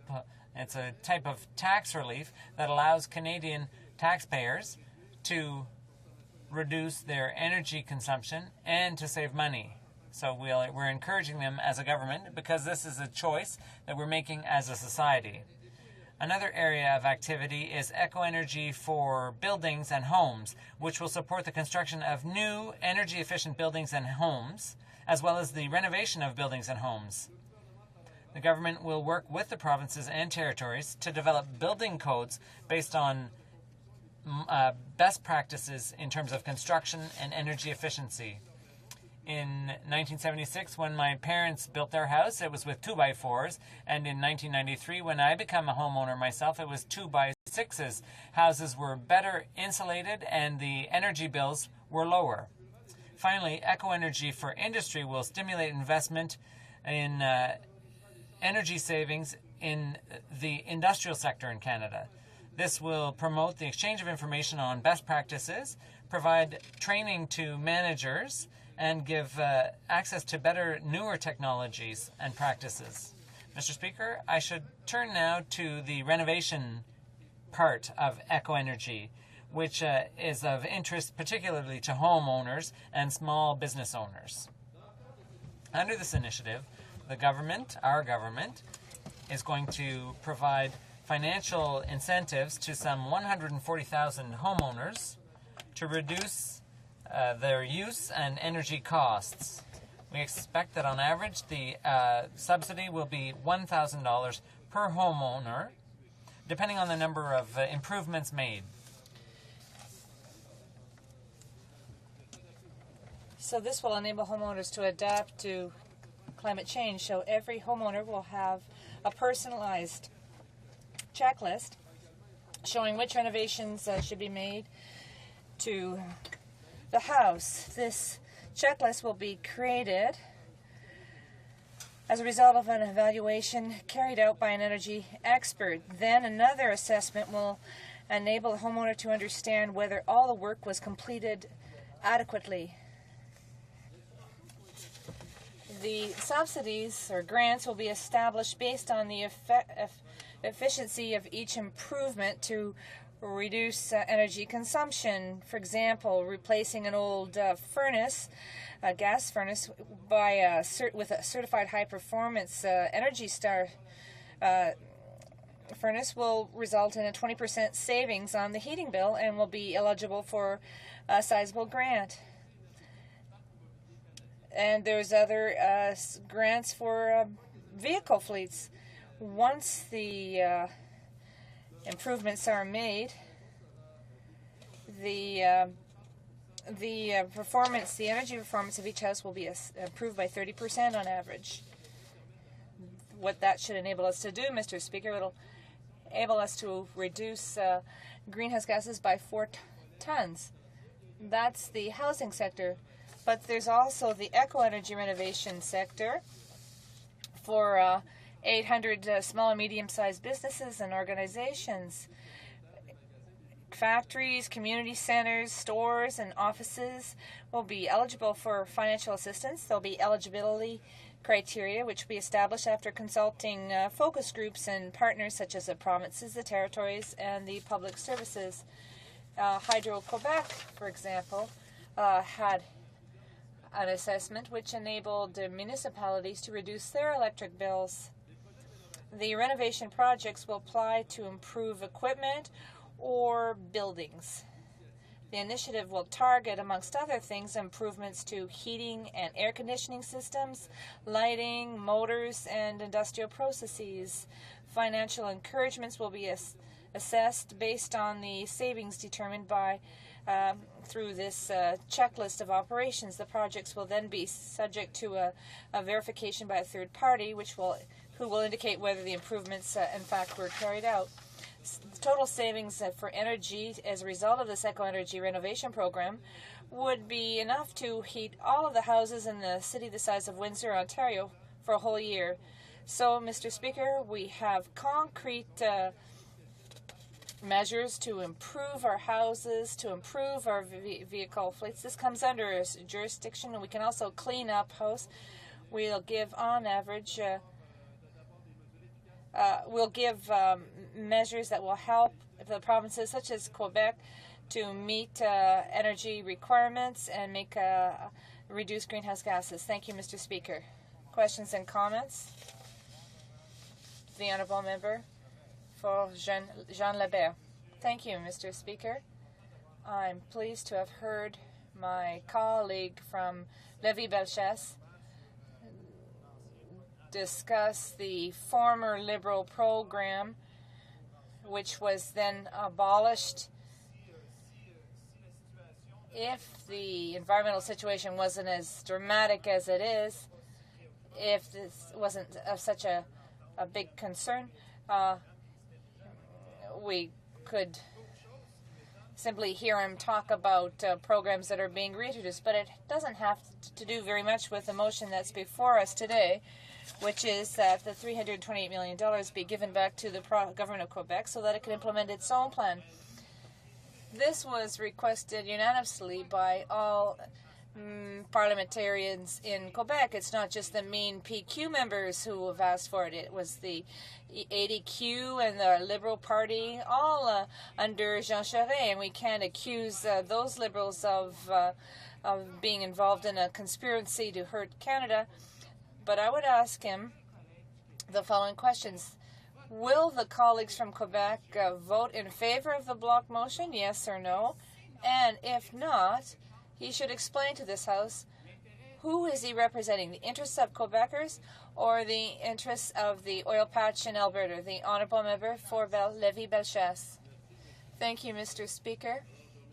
I'd like to thank my colleague for Jean Lebert for his pleasant question. And when the Bloc Québécois talks about provincial jurisdictions, well, I would like to remind him that the environmental issue goes well beyond partisanship, and Quebec is invited to adopt a bill on climate change here in this House, and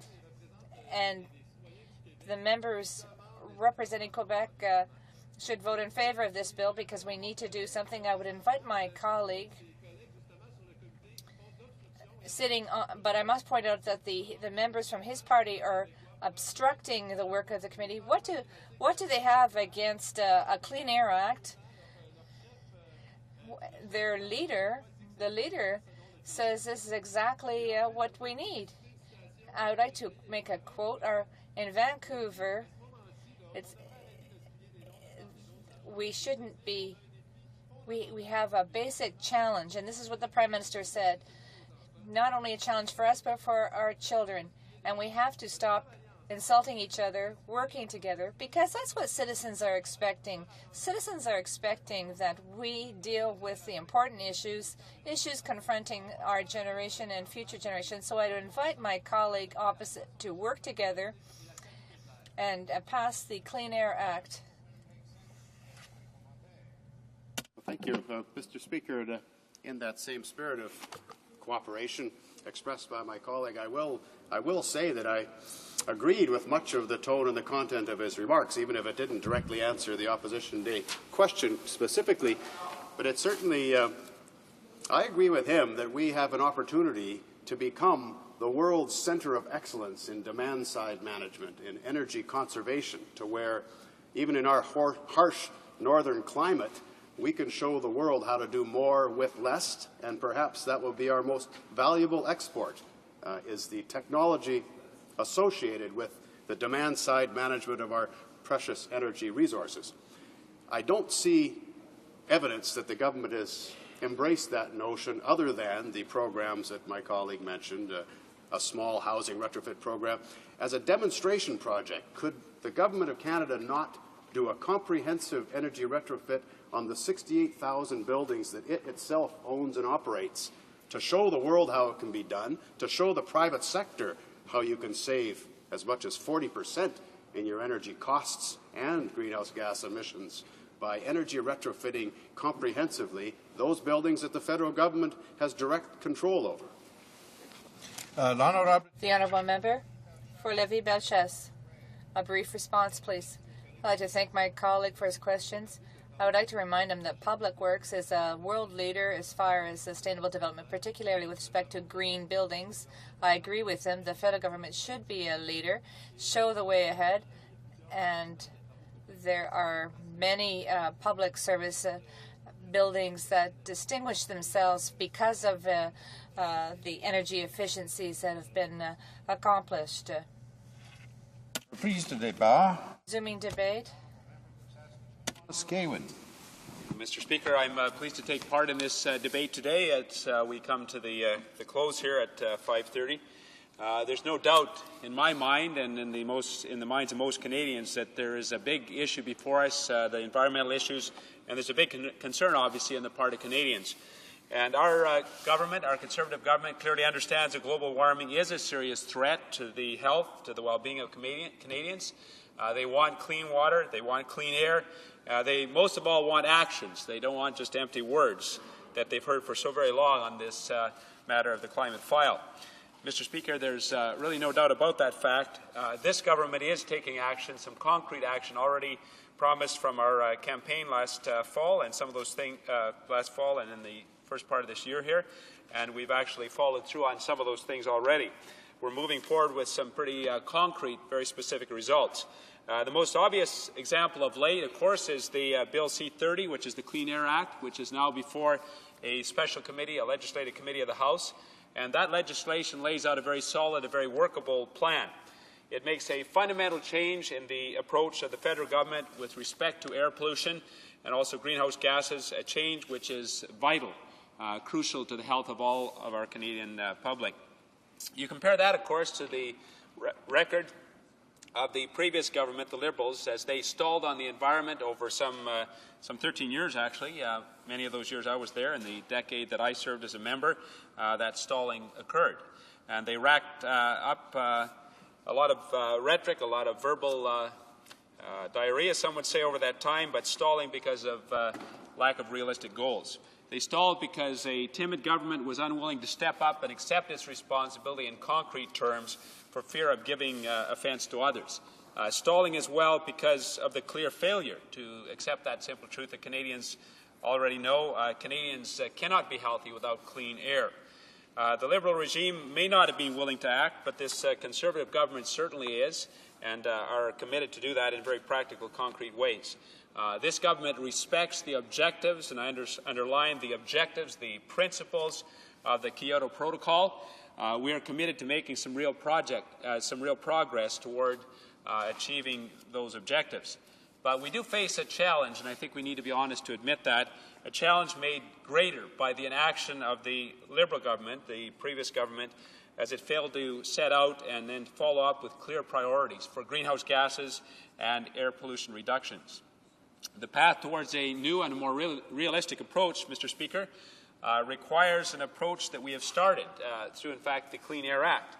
It requires an approach based on targets that will mean immediate and also long-term health benefits for all of our Canadians. Mr. Speaker, it's important to understand that the government is looking at clean air in a comprehensive way.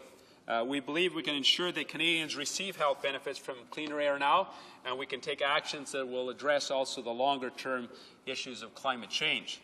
I want to comment a bit on the health considerations of our actions, because this is where the really gets down to each one of us here. And the health of Canadians has been a focus of this government since the very beginning. Beyond the legitimate focus of our government, our partners and Canadians on health care, we understand that the need to be concerned about the many determinants of an individual's health, such as genetics, behavior, and also air quality, of course, is a big part of that. For decades now, scientists have assembled, have gathered evidence together on the health effects of air pollution. Not just the killer smogs off in London and Los Angeles in the past, but right now in our major cities across Canada as well. They know that air pollution causes premature mortality, hospital visits, lung cancer, cardiac and respiratory illnesses. They know that air pollution results in increased absenteeism from school and also from work. Outdoor air pollution in Canadian cities also contributes to some 5,900 deaths per year from stroke, cardiac and lung disease. And that impact is not evenly distributed through our society among Canadians, but rather that air pollution has its greatest impact on children, the elderly, and also the very frail. In fact, in Toronto, in the summer, smog is a factor in 35% of acute respiratory hospital admissions in children under the age of 2. Individuals with diabetes, asthma, emphysema, heart disease, and circulatory disease are at greater risk on days when air pollution is high. And those statistics have more than personal impacts. They have impacts on our healthcare system and on our economy. In fact, in Ontario alone, the cost of air pollution in terms of healthcare, that lost productivity is estimated to be some $1 billion per year. I think, Mr. Speaker, Canadians understand this. In fact, more than half of Canadians believe that air pollution will eventually have a negative impact on their very own health. And a full third believe that air pollution has already had some kind of an impact upon them. So, Mr. Speaker, we believe they are right. We believe the scientists are right. We introduced Bill C-30 to address these concerns, and that is why our government is charting a new and a dynamic path. We introduced Bill C-30 to kickstart effective action that was so lacking up till now. And on this issue, as on so many others, we know that effective action is possible if there is a will. We know that taking action will deliver clear results. Order. I'm reluctant to interrupt the honourable member, but it being 5:15 p.m., pursuant to order made earlier this day, all the questions necessary to dispose of the opposition motion are deemed put. Yes. And a recorded division is deemed requested and deferred until Tuesday, February the 13th, 2007, at the expiry of the time provided for government orders, and accordingly the honourable member and his speech, I'm afraid, are cut off at this point.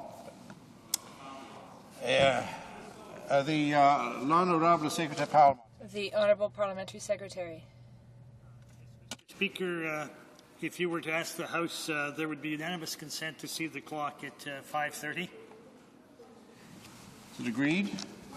Agreed. It being 5:30 for all intents and purposes, the House, la Chambre procède à aborder maintenant. The House will now deal with private members' business according to the order indicated on today's order of business.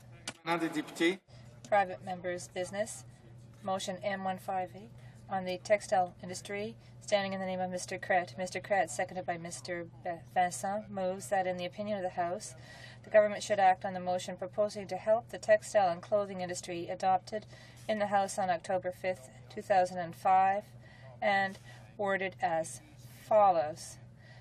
That, in the opinion of the House, the government should establish in compliance with international agreements, a policy of assistance to the textile and clothing industries in order to enable the industry to compete throughout the world, particularly by allowing clothing made with Canadian textiles but manufactured abroad to be imported without customs duties, and by creating an income support program for older workers.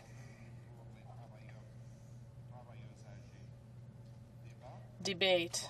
The Honourable Member for Montmagny, Ilélec, Kamouraska, Rivière-du-Loup. Thank you, Mr. Speaker. I am pleased to rise today to speak to this motion that, in the opinion of the House, the government should act on the motion proposed to help the textile and clothing industries adopted in the House of October 5th, 2005. So a year and a half ago, we adopted a motion asking the House to develop programs to help textile workers. I talked about concrete measures that were proposed by various sectors, and a year and a half later, we still don't have any action from the government. That has had a terrible impact, Mr. Speaker. For example, in the Montreal Metropolitan Montreal Bulletin, it became apparent that for the past 6 years, jobs in the textile sector has been on the decrease. Montreal producers are losing jobs. They're losing jobs in the American sector as well. And this is a result of the quotas that occurred in 2005. This is hurting not only the domestic market, but the American market, which had been gaining inroads with the free trade agreement. In the first trimester, this had been an increase by 5%, but exports had decreased by 10%. And it's the export markets that are hurting us. Now there's a reality as well. We dealt with this measure over the last year in the Industry Committee. We did a report on the manufacturing sector, and we looked at various sites. We went to Montreal. We visited Simelson. They make high-quality clothing with clothing made here, very high-quality clothing, and the companies have to compete with China, and the consequence is that there's been a tremendous job loss as far as clothing is concerned, and knitwear and that type of article. Quebec was more affected than the rest of Canada. 40% of the jobs were lost. That was 36,000 jobs, and over 80,000 the following year. As far as textiles are concerned, here I'm talking about weaving companies, textile companies. In Canada, the jobs went from 50,000 to 41,000, a drop of 18%. In Quebec, 20% jobs were lost a few years ago. But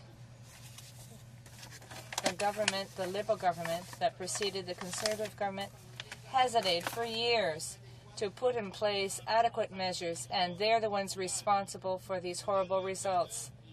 We have, I went to Simonson's, I went to these factories, I saw that there are very skilled people who had a tremendous workload,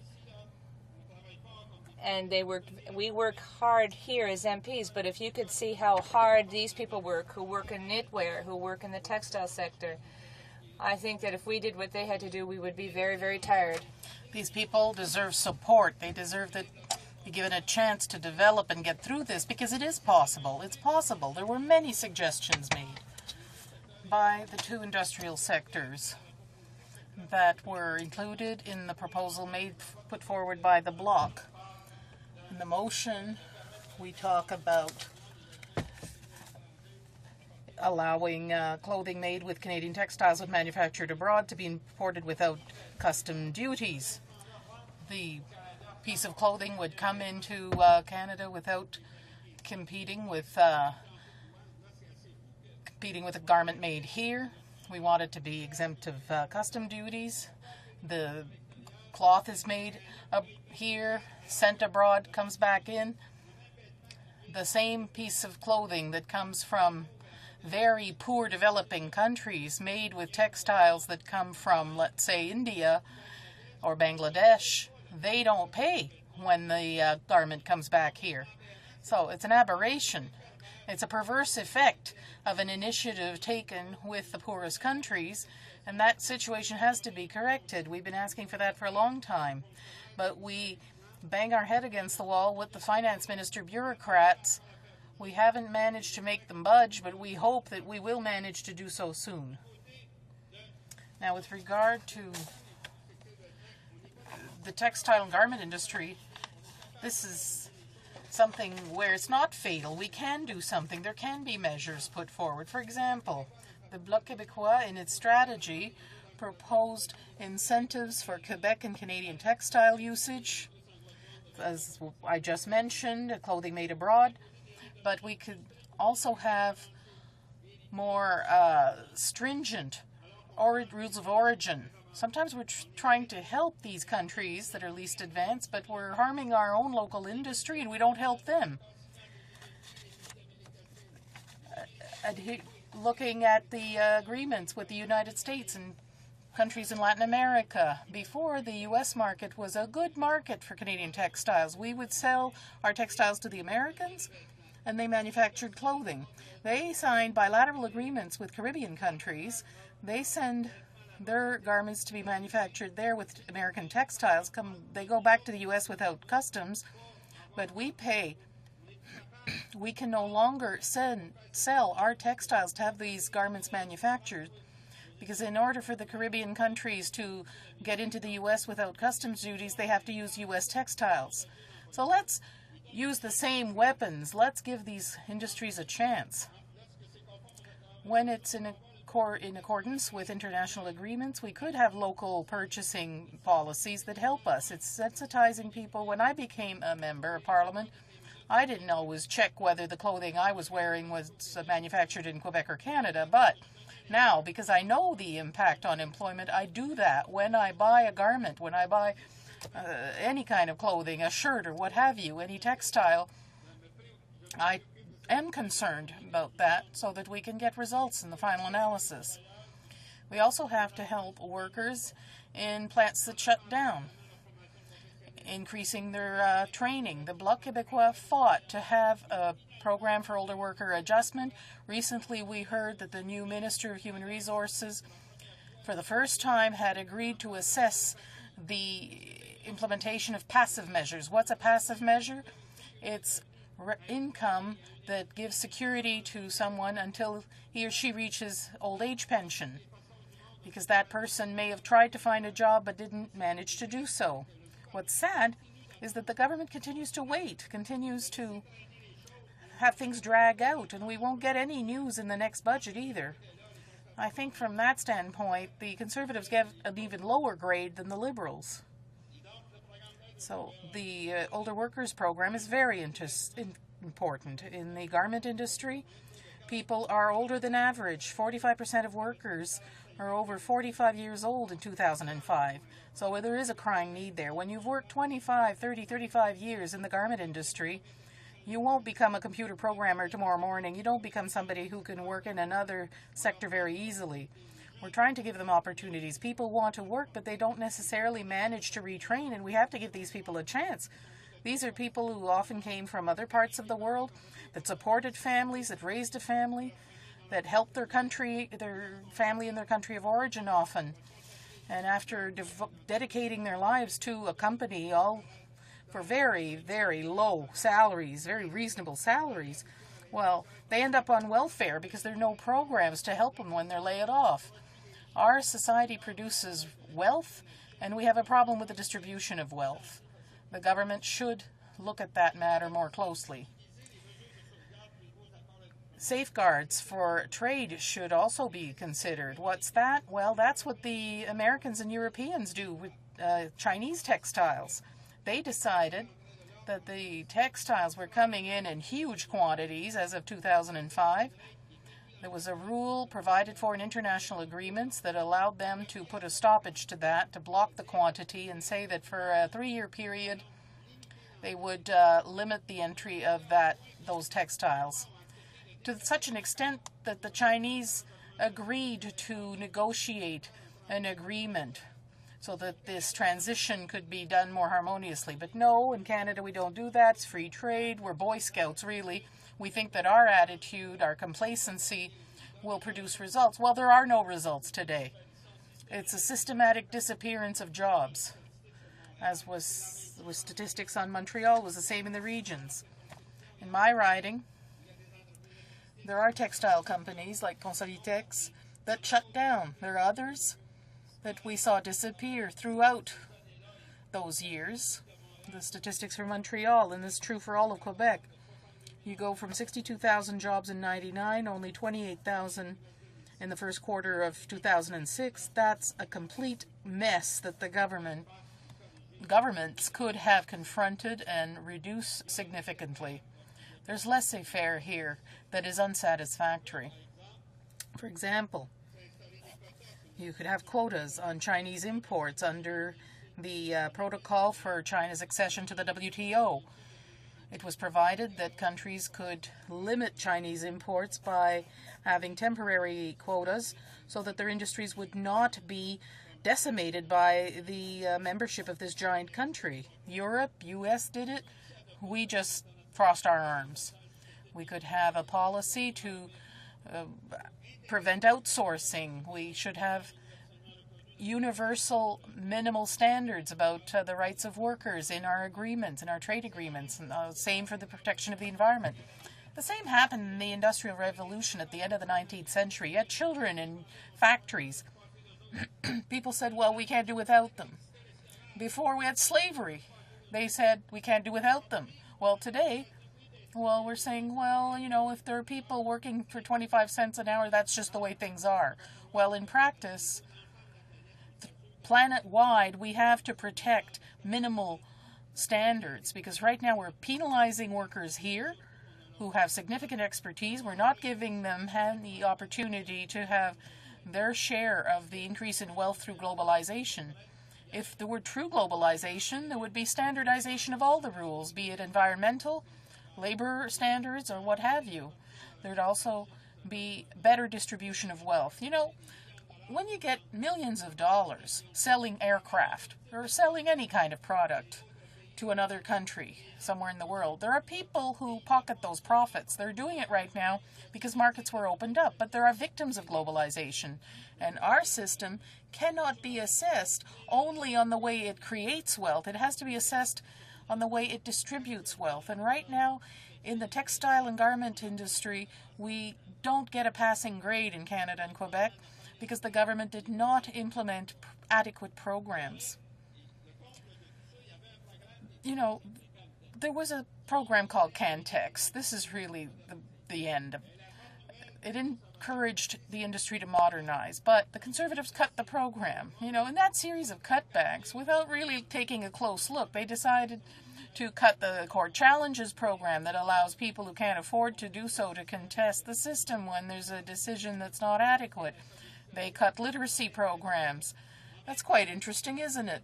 They cut there are cuts in jobs in the textile industry. They're telling people you should go back to school, but they remove money for literacy training. They cut the federal provincial initiative for literacy, which allowed the development of original tools. In Montmagny, we have a major company that shut down 500 jobs.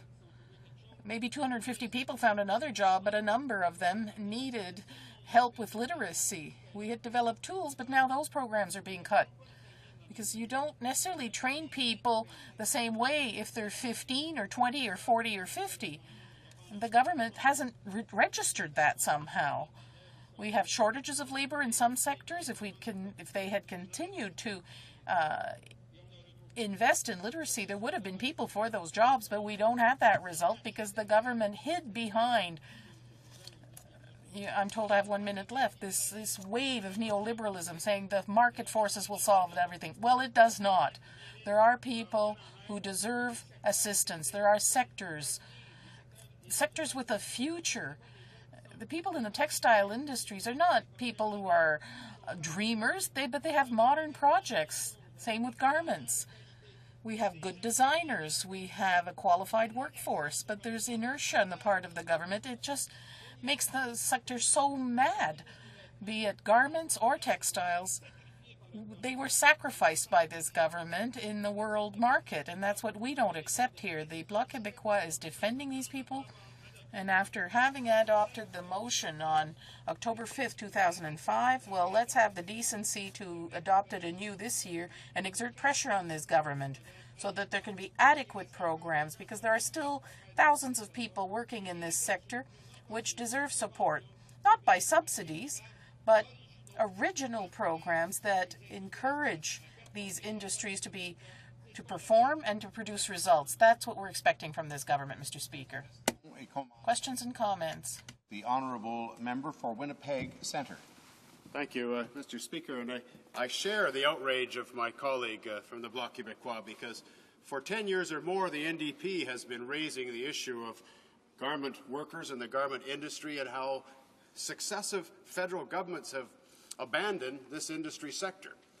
Now, there's a clear, simple thing that the current federal government could do that would be of great benefit to the Canadian garment industry, and it has to do with, as my colleague raised, with the WTO and the safeguards put in place. The WTO, when China entered the WTO, they contemplated the effect, the impact that this surge of Chinese garments coming into Canada without any tariff or duty would have on the domestic industry. And so other governments like the United States, the European Union, Mexico, Turkey, Argentina, other countries all over the world took advantage of the available safeguards and limited the surge, the increase of Chinese imports to 7.5% per year.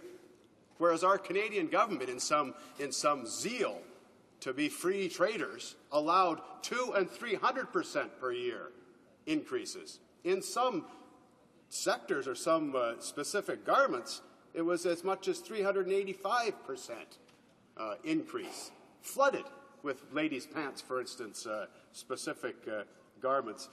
They've devastated, they've undermined and almost crippled the industry in my hometown of Winnipeg, where I have 43 garment manufacturers. The last time I checked, I had 43 garment manufacturers. By the end of today, we've probably lost 2 or 3 more, because they are dropping like flies by the negligence of successive federal governments who refuse to take advantage of even those protective measures that are available to them. Can my colleague give us any indication what possible reason the government could have for not implementing the safeguards available to us under the WTO? Why? What is the rationale?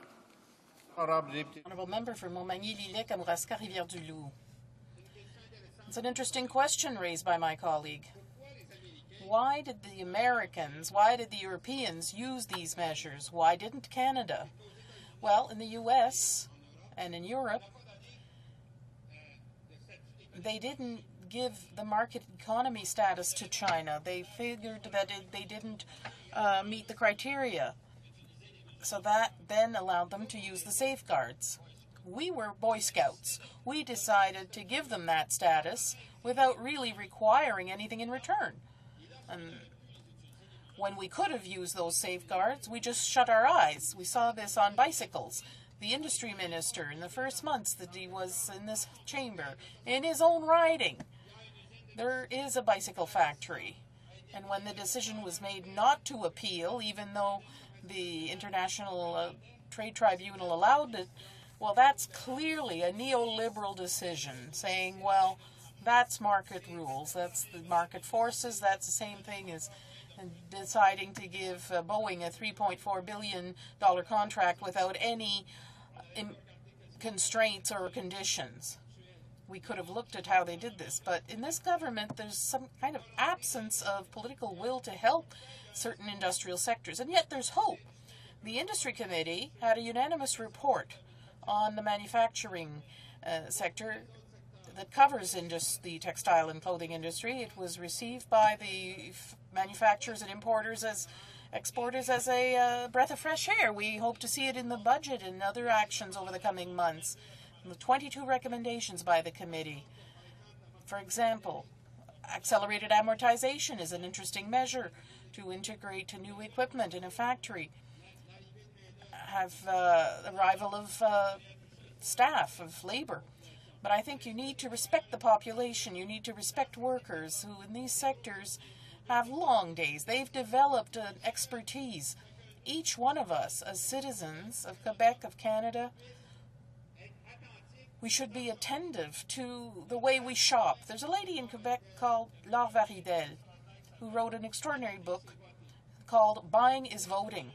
In this book, she explains that if you are careful with your purchases, if we encourage local production while making sure that the quality is there, we can have quite an influence on the market.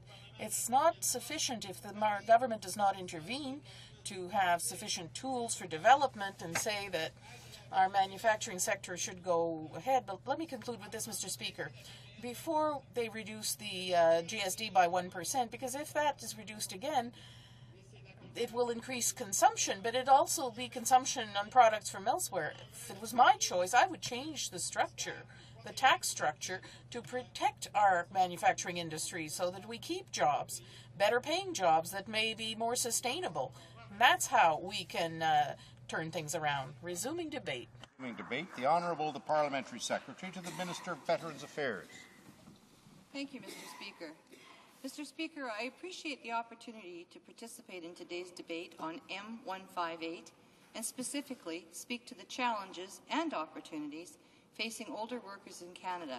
And I would underscore two key words from that preceding statement: challenges and opportunities. With the inevitable passage of time, we are faced, or challenged, with a natural transformation both physically, mentally, and emotionally that will alter to one degree or another oneself. As the Swiss philosopher Henri Frédéric Amiel once wrote, quote, "To know how to grow old is the masterwork of wisdom and one of the most difficult chapters in the great art of living," end quote. This difficult chapter of life, already brimming with challenges, can be compounded with additional anxieties related to an unanticipated change in one's professional life. Such has been the lamentable case for many working Canadians in Canada's forestry, apparel, and textile industries, facing sudden layoffs, industries themselves undergoing difficult transformations.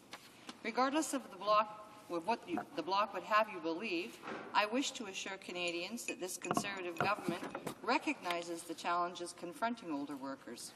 Moreover, we also realize that such challenges also present opportunities.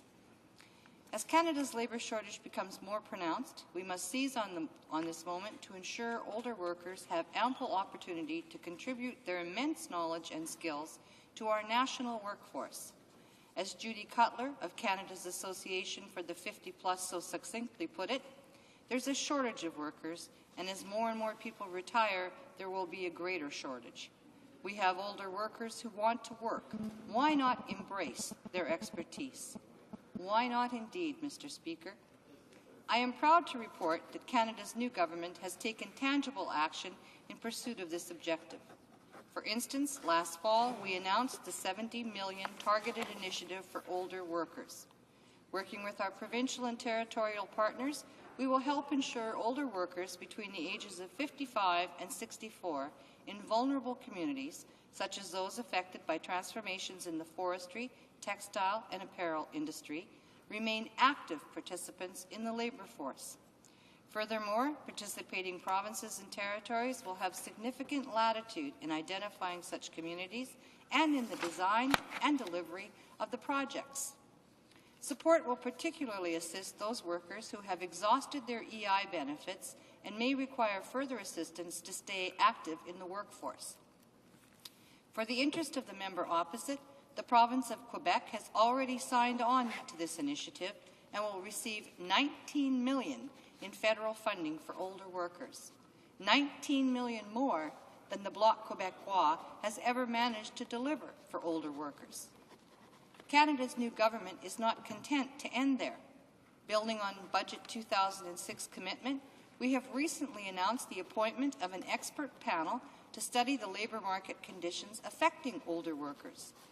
The panel, whose eminent membership includes Ms. Diane Bellemare, the Senior Vice President and Chief Economist of the Conseil des Patriotes du Québec, has a mandate to look at a range of potential measures to help older workers, such as improved training and enhanced income support, such as early retirement benefits.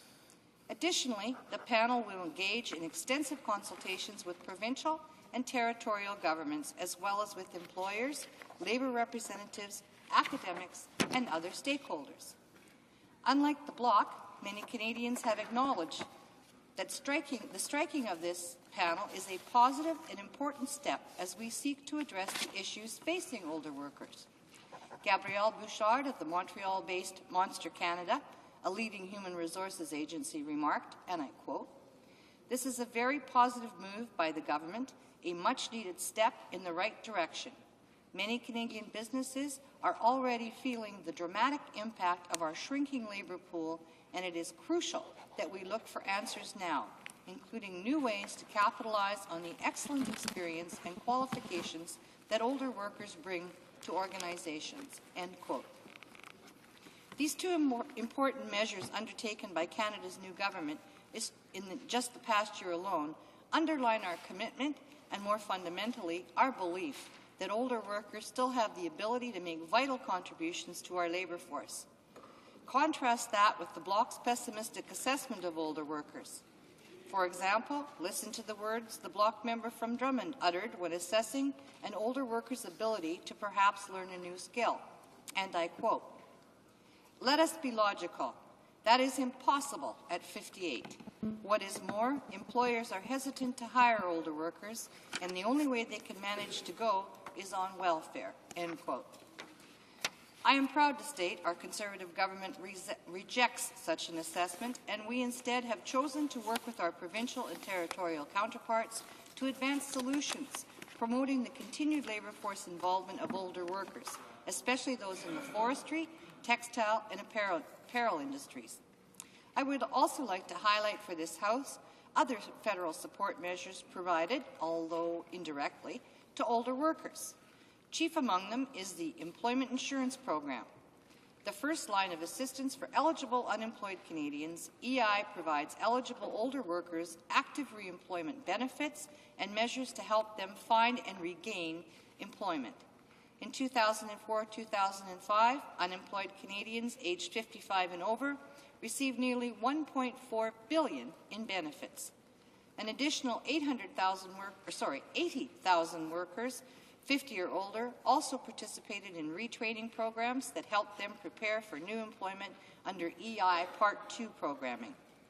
With reference to Quebec, Mr. Speaker, the Government of Canada transfers nearly $600 million in EI funding to the province under the Labour Market Development Agreement for employment programming geared to eligible unemployed workers. Under this agreement, Quebec has the latitude to design and deliver initiatives that respond to eligible unemployed workers' needs. While Canada's new government is actively pursuing measures to ensure the continued engagement of older workers, we are cognizant of the increasingly crucial need to build a larger transformative framework that will produce the best educated, most skilled, and the most flexible workforce to compete in the global marketplace. This past November, the Finance Minister unveiled an ambitious and long-term economic roadmap entitled Advantage Canada. One component of that roadmap was a plan to build a knowledge advantage. What do we mean by a knowledge advantage? First, it's about quantity, increasing the participation of all Canadians in the workforce to meet future labour needs. Second, it's about quality, enhancing the quality of education and skills in Canada. Finally, it's about efficiency, facilitating worker mobility and giving Canadians the information they need to make informed labour market choices.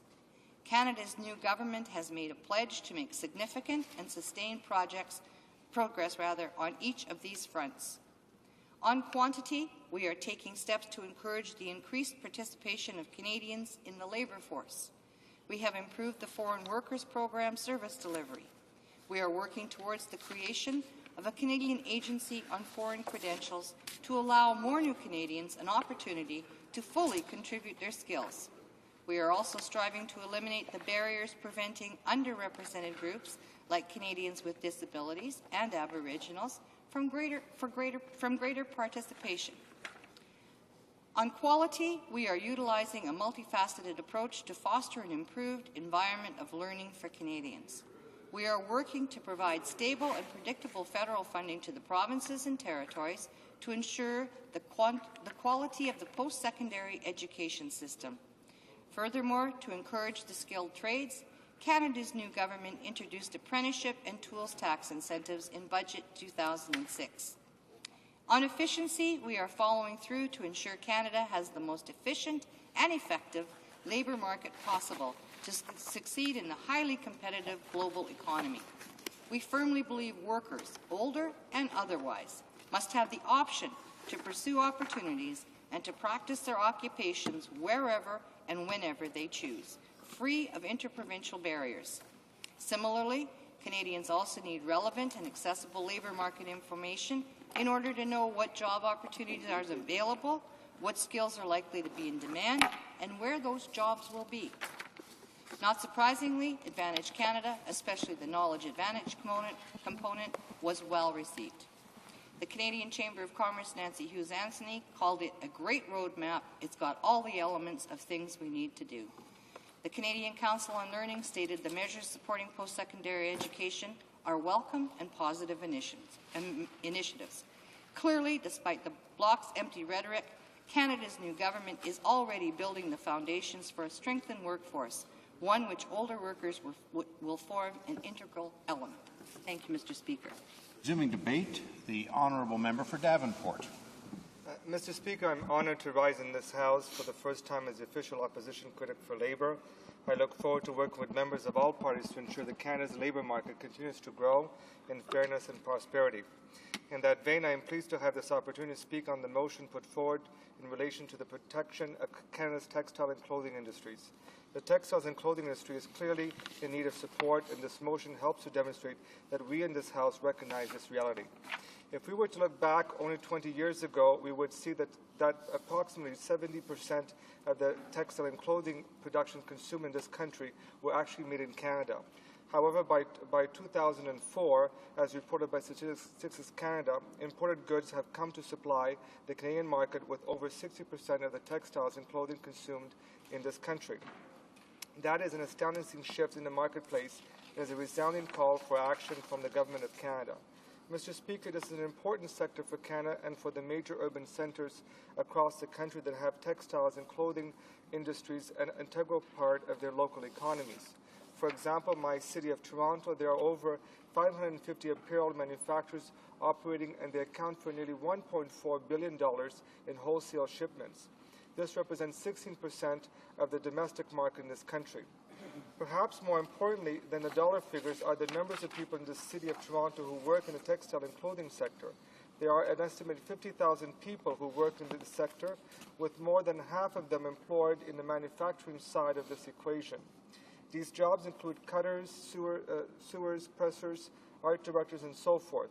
These are jobs that we need in Toronto and cities across the country. They are jobs that need to be protected.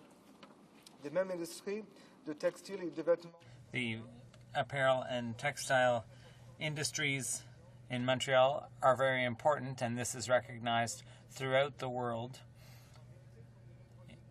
As many members have already mentioned, the international trade environment has changed over the years. Continuing until the middle of the 1990s, the trade in textile and clothing was quite closely regulated via a system of import quotas, which were put in place by major importers and exporters of these materials. Countries like China and India were the subject of agreements with Canada, and these quotas, known as the multi-fiber arrangements, continued until the members countries of the World Trade Organization voted to remove all of these quotas at the Uruguay round of negotiations. This was to be undertaken in 4 separate stages from 1995 through 2005. Add to this the reality of 1989 free trade agreement with the United States, which saw the importation of American products grow very rapidly. This continued until 1999, when there was a shift towards the importation of goods from China and, to a lesser extent, India. This shift was a direct result of the removal of quotas on good organizing outside of Canada. Consequently, there was, of course, a significant impact upon Canada's textile and clothing industry and upon the companies that manufactured them, as well as employees that work for them. In terms of numbers of growth from China, is quite dramatic. In the textile sector, by the year 2004, China was exporting to Canada 800 million in goods. The clothing sector is even more dramatic, with China's share of the Canadian market moving from $571 million in 1992 to $2.3 billion in the year 2004. These are significant numbers, especially when you consider the substantially reduced cost faced by Chinese manufacturers compared to their Canadian counterparts. This reality is particularly noteworthy in terms of labor cost. Mr. Speaker, China, of course, is the most important player in terms of the export to Canada of textiles and clothing. But there are other countries. India has already been mentioned, and there's also been an impact on Canada's market due to imports coming from Mexico. Add to this the reality that the biggest trade partner of Canada's textile and clothing products, the United States, has followed Canadian suppliers in turning their attention abroad for cheaper products. This reduced share of the American market also significantly affects Canada's textile and clothing industry. The previous Liberal government had taken steps in this field, as my colleague mentioned, the member for HoC, Heleni Bakopanos. She talked about work done by the Liberal government to help these industries, including public-private partnerships designed to deal with the new world economic challenges. Those measures were to reduce duties on imported textiles used by the Canadian apparel industry. Similarly, my colleagues from the Montreal area actively and effectively defended these industries for their respective ridings.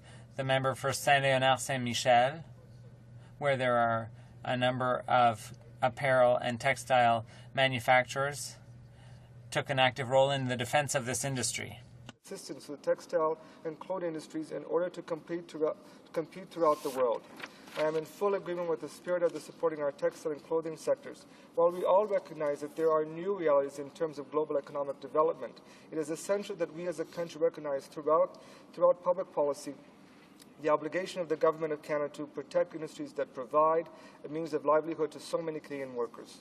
I understand that there are many people within the industry that identify tariff policies as a means of protecting Canada's textile and clothing sector. Although these tariffs are among the highest in terms of other sectors, this is still very much worthy of review in regards to the unique nature of this industry and its importance to our national economy. Similarly, I believe that there is a great deal the federal and provincial governments across Canada can do to assist the textile and clothing sector, including training programs, export assistance, and simple advocacy. The member's motion also speaks specifically to the idea of allowing foreign trade products made with Canada textiles and clothing products to be imported without custom duties.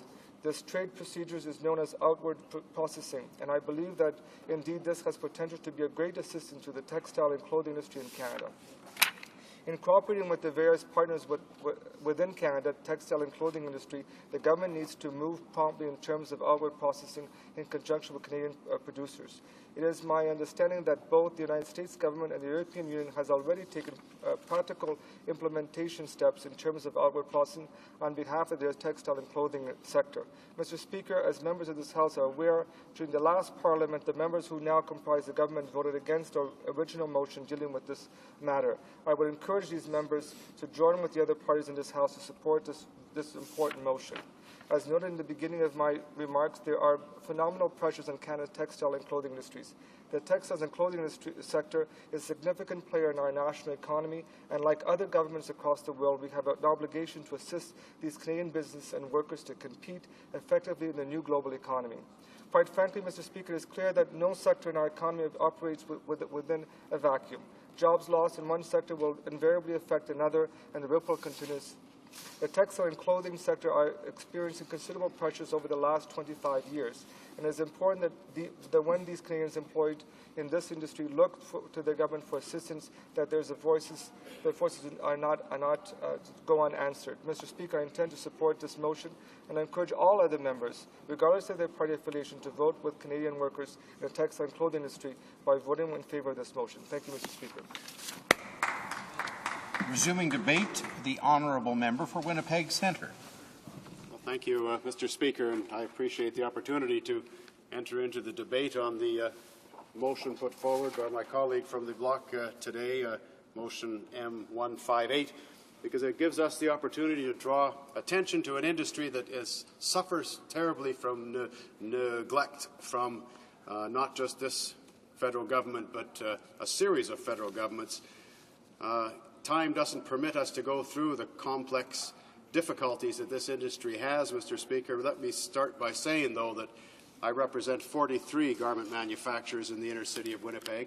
This is down dramatically from its peak, perhaps 10, 15, 20 years ago, when it was a major, major industry in my home province. Still today, well-meaning companies are doing their best to hang on, but it is literally by their fingernails. Companies like Western Glove and Tanjay and Peerless and Gemini, their workforces are dramatically reduced, but they continue to try their best to maintain their second and third generation companies. Let me, for a minute, express, Mr. Speaker, how important these jobs are to new Canadians. In many ways, the garment sector in Winnipeg has offered gateway jobs for newcomers who come to Canada, and it's often the first job that they find.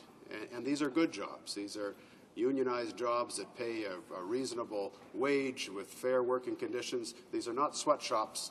These are quality jobs. Often there's a daycare center in the building. Quality jobs that we're seeing fly out the window with very little action taken to try and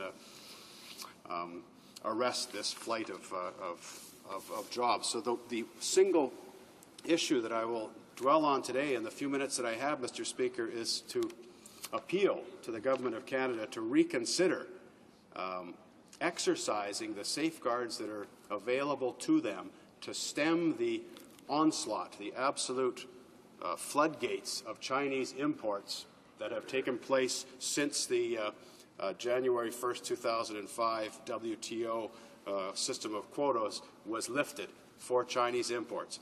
This has been devastating in the riding that I represent. It's a material, tangible issue that you can see in the inner city of Winnipeg, Mr. Speaker.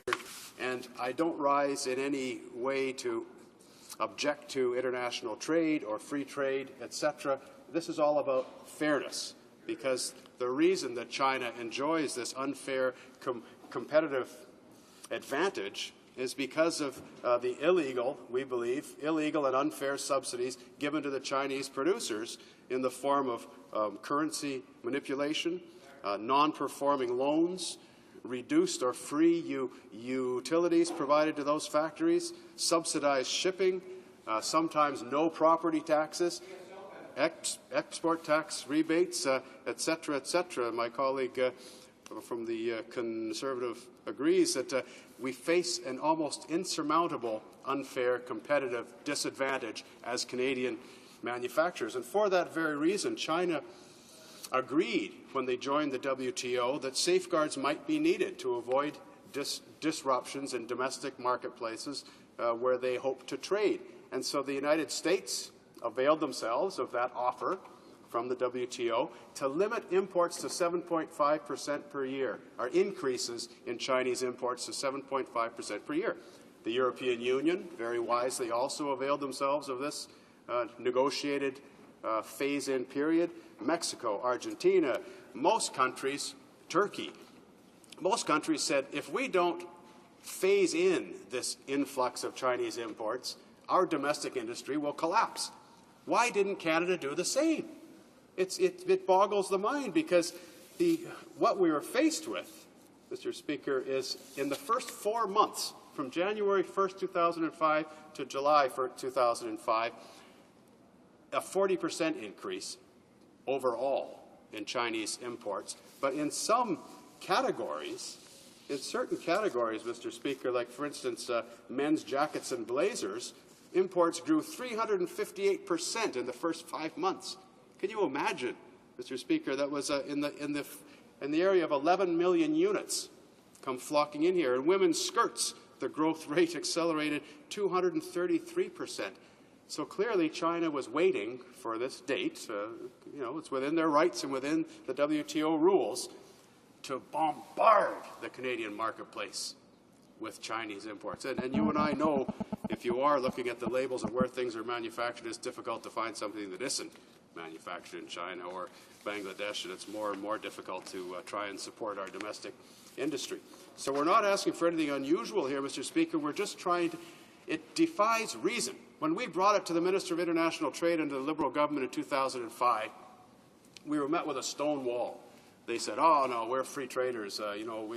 We do things. We drink our milk from a dirty cup." I suppose he was trying to be some kind of a tough guy. Well, in actual fact, why not avail yourselves of the measures that were put in place to protect domestic markets? Because the result has been predictable and devastating and irreversible. But there's still time. This government now could still tap in to this period, this phase-in period. And this is our opportunity to raise it with the new government and ask them, will they please consider this?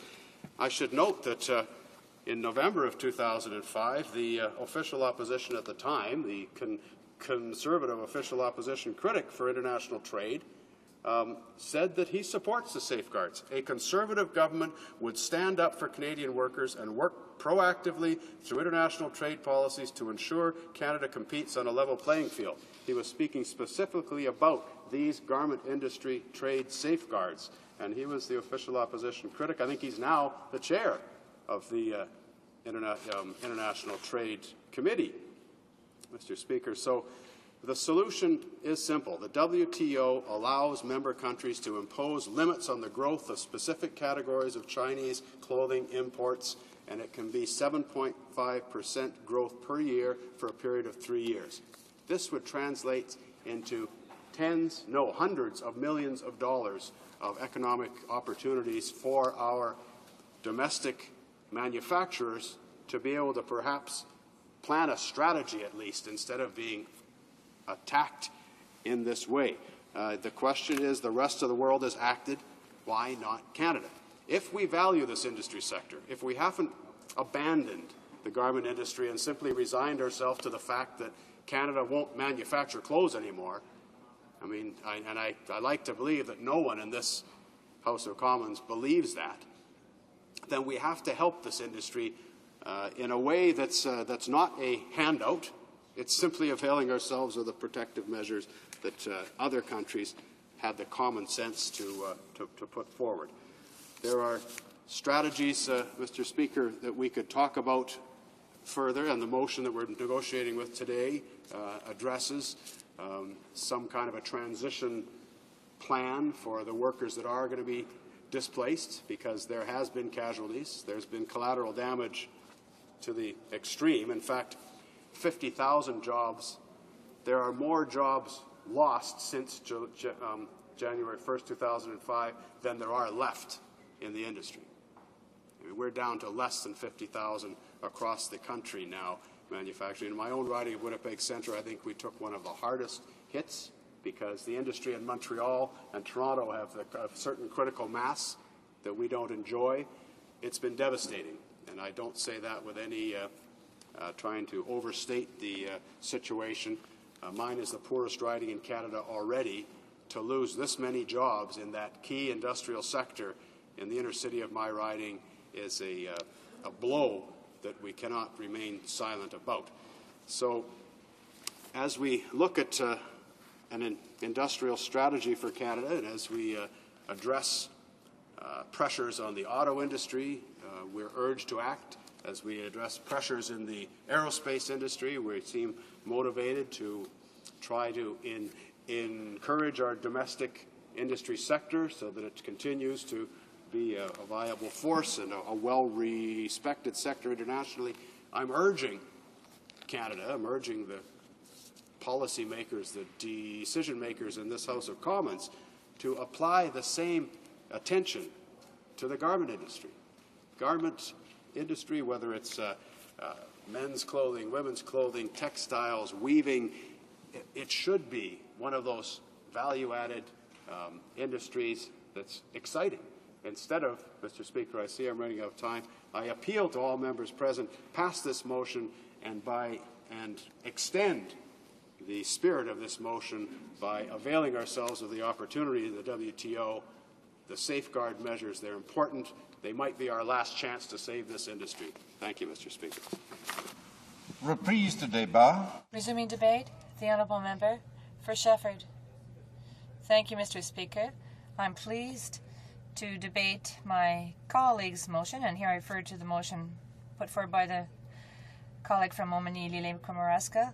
There were two reasons for tabling this motion. First of all, this was to ensure that the government follows up on the motion to help the textile and clothing industry in order to, and this motion was adopted on October 5th, 2005. And secondly, we've often heard, and we heard at the industry committee, the textile industry is being destroyed, and the apparel industry is losing ground as well. So today we are aware of the perverse effects felt in various countries, and you know that the clothing industry includes knitwear, accessory clothing manufacturers. However, Quebec was the most affected province. It lost 40% of its jobs in this sector. In 1998, there were only 30,000 jobs. So this industry went from being ranked first to the 8th. And that says a lot, Mr. Speaker. Why am I called to speak about this? Well, in my riding, we have a big textile industry. More than 1 in 3 people work in a clothing factory, so it's very important that I be here to speak on behalf of the industry. And there is the textile industry on one side. We make a distinction between the apparel and textile industry.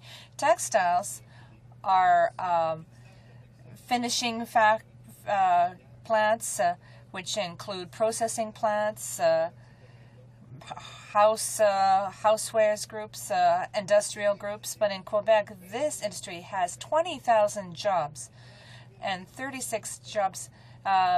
So we lost over 16,000 jobs in this sector, Mr. Speaker. But for the textile industry, it's in a crisis mode. It had to find other markets. So now we produce the best textiles. We produce parachutes and high caliber textiles that require a lot of research and development. We understand the people who testified before the industry committee. They said that they were very interested in research and development, and they wanted the government to invest in this sector so we can find new niche markets. But I can also draw a parallel to this, Mr. Speaker. The responsibility of the government means that we have to safeguard this sector. We have to have agreements to help this sector and give these plants or these mills an opportunity to take stock, change direction, and find other markets. We have to give these industries a chance, Mr. Speaker. At no time, Mr. Speaker, has the industry been supported by Ottawa. And the report card for the Conservative government is 0 when it comes to this. We could have reached an agreement that would have done something about the Chinese imports, but at no time did the government try to help the workers with income support, Mr. Speaker. What about Cantex? We know what happened there. An industry was given $100,000. What can an industry can do with that? The only thing it can do is simply invest a little bit of money here and there. It doesn't make sense. 26,000 came from the Cantex program. This was a program designed to help the textile sectors, but this money was cut back. Who did this, Mr. Speaker? Well, it was the Quebec minister, the Minister of Industry, who is hurting Quebec, the Quebec industry. Another minister responsible for Air Canada managed these programs in Quebec, and he let this happen without saying anything. So it's not very, you don't get very much having Quebec ministers, that's for sure. We asked the government to limit the Chinese imports to allow the Canadian industry to rebound. But once again, recently, in February, the Industry Committee tabled its report on the future of the manufacturing sector, observing that the textile and clothing industry was disappearing in Canada, and that a government change in policy was required. But once again today, we'll see whether or not the Conservatives from Quebec, what they've done. They've abandoned the textile sector. They've shown that they're not very much useful, and they're almost harmful to Quebec. They've done nothing to help the Quebec textile sector.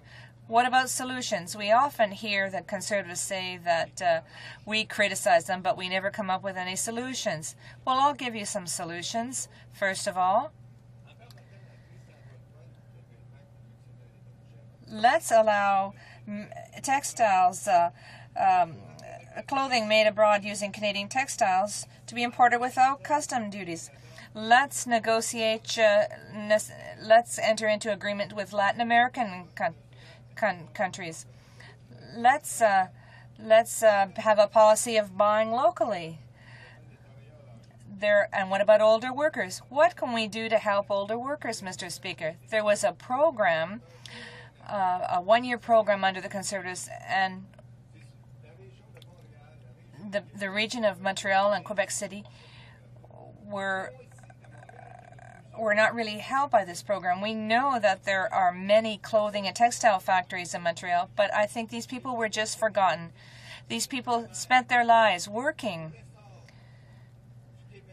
for the growth of Quebec, and when the time came to help them have a decent end to their career, well, they were simply abandoned. They were given 1 year of support and told that they were told to find other jobs. But how can these people find other jobs? They are they are not very well educated people, and they're at the end of their working lives. We wanted a Powell program, which would at least help workers age 55 and older, would extend their benefits until they reached their pension. At least that would have helped them. That would have been something concrete for them. Furthermore, Mr. Speaker, we have other solutions that make sense. In both cases, these workers, as I said earlier, are not very well educated. But we have to ensure that there are import tariffs on textiles that are made here in Canada, but we have to establish a quota on Chinese imports. When China became a member of the WTO, there was an agreement that there should be a limit on the quotas. We should have at least a temporary quota to help those countries that have been decimated by the Chinese competition. The United States and Latin America have discussed this matter with China. They've tried to deal with this issue of Chinese imports, but in Canada, what have we done? Nothing. The government has just simply sat on its hands, and the result? Well, in 2002, China saw its Chinese exports to Canada grow by $1.8 billion. And that represented another 46% since 2002, and that was the case. But what's going to happen tomorrow? We need an international policy that will deal with this issue. It's by entering into agreements with other countries and setting standards that will be able to help our workers. And in particular, Mr. Speaker, what would be very good would be labeling. How can we know today when we buy a product that it's made here? There's no label that explains specifically. We've gone to all kinds of, if you go to a store and you look for a Canadian or a local product, well, Mr. Speaker, you're just not able to find any. You have to really look hard in the stores to find something, but it's a lost cause. And that's the first thing we need to do. We need to identify these products. Thank you, Mr. Speaker. Order. The time provided for the consideration of private members' business has now expired, and the order is dropped to the bottom of the order of precedence on the order paper. Pursuant to Standing Order 38 for adjournment of the House, the motion is deemed to have been adopted. The honourable member for Dartmouth Cole Harbour. Thank you very much, Mr. Speaker. I appreciate the opportunity to have a chance to follow up on a couple of questions that I asked this week in the House. Mr. Speaker, I asked questions on successive days about the Minister of Heritage's extravagant use of limousines while at the Junos last year in Halifax. I got no answer on two key fronts. There's a whole host of questions, but two key questions were never answered. Number one, does the government consider it an extravagant use of taxpayers' money? And number two, why were Treasury Board guidelines broken when these expenses were not posted on the website as required? Last year, Mr. Speaker, Halifax was delighted to host the Junos. Halifax is, Nova Scotia, in fact, is one of the cultural capitals of Canada. We were delighted to have the Junos for a number of reasons, one of which is the economic boon that it brought to Halifax. Taxpayers, however, weren't aware of the extent to which the Heritage Minister contributed to that economic boon by the use of taxpayers' dollars. Mr. Speaker, I have, in fact, the bill for the limo services that was used by the Minister while she was in Halifax. It's interesting. She arrived on March 31st and left on April 3rd. March the 31st, it required two different limousines. In fact, one was a minivan and one was a limo. Apparently, the minivan wasn't good enough and the limo was requested. It took two orders to get her into the Delta Barrington. Later that day, she had another limo from 1:30 to 4:30 for 3 hours. That evening, she required a stretch limo from 4:30 p.m. until 11:30 p.m. that night. And, Mr. Speaker, it was on standby, meaning it wasn't even used. It was just sitting there being charged to the taxpayers while she was doing other stuff, some of which could have been business, some of which could have been personal. April the 1st, a sedan limo from 9:45 till 4:30, 7 hours, most of that on standby. Later that evening, a stretch limo was required from 5:30 p.m. till 11 p.m., a half-hour break, and then another limo from 11:30 p.m. to 1:30 midnight. Mr. Speaker, that was the night of the hospitality, and the Minister should go to some of those. But, Mr. Speaker, the hotel the Minister stayed in, the Delta Barrington, is exactly 1/10 of 1 kilometre from where the Junos took place. The hospitalities were all in the same general area as well. The Economy Shoe Shop, which is a great place, and I recommend any members should go there and get the artichoke dip if you do. It's a great spot. It's where CTV had the big bash. But, Mr. Speaker, did the Minister really need 7.5 hours of stretch limo on standby while she was inside the Economy Shoe Shop, which is less than 1/10 of 1 kilometre from the Metro Centre? And, Mr. Speaker, the Metro Centre and the hotel also happen to be connected by pedway and underground tunnel. It seems a little excessive. The next day, stretch limo, the day after Junos, it says here, stretch limo on standby from 12 noon till 5:30. That evening, 2 sedan limos were required for standby, bracket, red carpet walk event. So even when she walked, she needed limousines. Mr. Speaker, it boggles the mind. The day that she left in the morning, and again after the Junos, a stretch limo was required from 11:30 p.m. until 1:30. The next morning, a stretch limo took her out to the airport. Mr. Speaker, the total bill for limousines for the approximately 3 days that the Heritage Minister was in Halifax was $5,475, of which she repaid $2,000, leaving $1,000 a day for stretch limos to the taxpayer. Now, I know there's a parliamentary secretary here. He's not the guilty party, and he's probably as disgusted by this as I am. And he's most likely armed with all kinds of notes about the wonderful things that the Minister has done for arts and culture. It's a mirage, all these cuts that the rest of Canada knows about. And I would give him 3 of his 4 minutes to give us that stuff. That's fine. I would ask him to take 1 minute. 1 minute to answer 2 simple questions. Is $1,000 a day for a limousine reasonable? And number 2, Why did the minister break Treasury Board guidelines, try to hide her expenses, and not post it on the website? Honourable the Parliamentary Secretary to the Minister of Canadian Heritage. Well, Mr. Speaker, I'm very pleased to rise tonight because it gives me an opportunity to totally refute this member's assertion. The Minister of Canadian Heritage and Status of Women followed all, note them, all of the Treasury Board guidelines. In fact, I'd like to take this opportunity to set the record straight.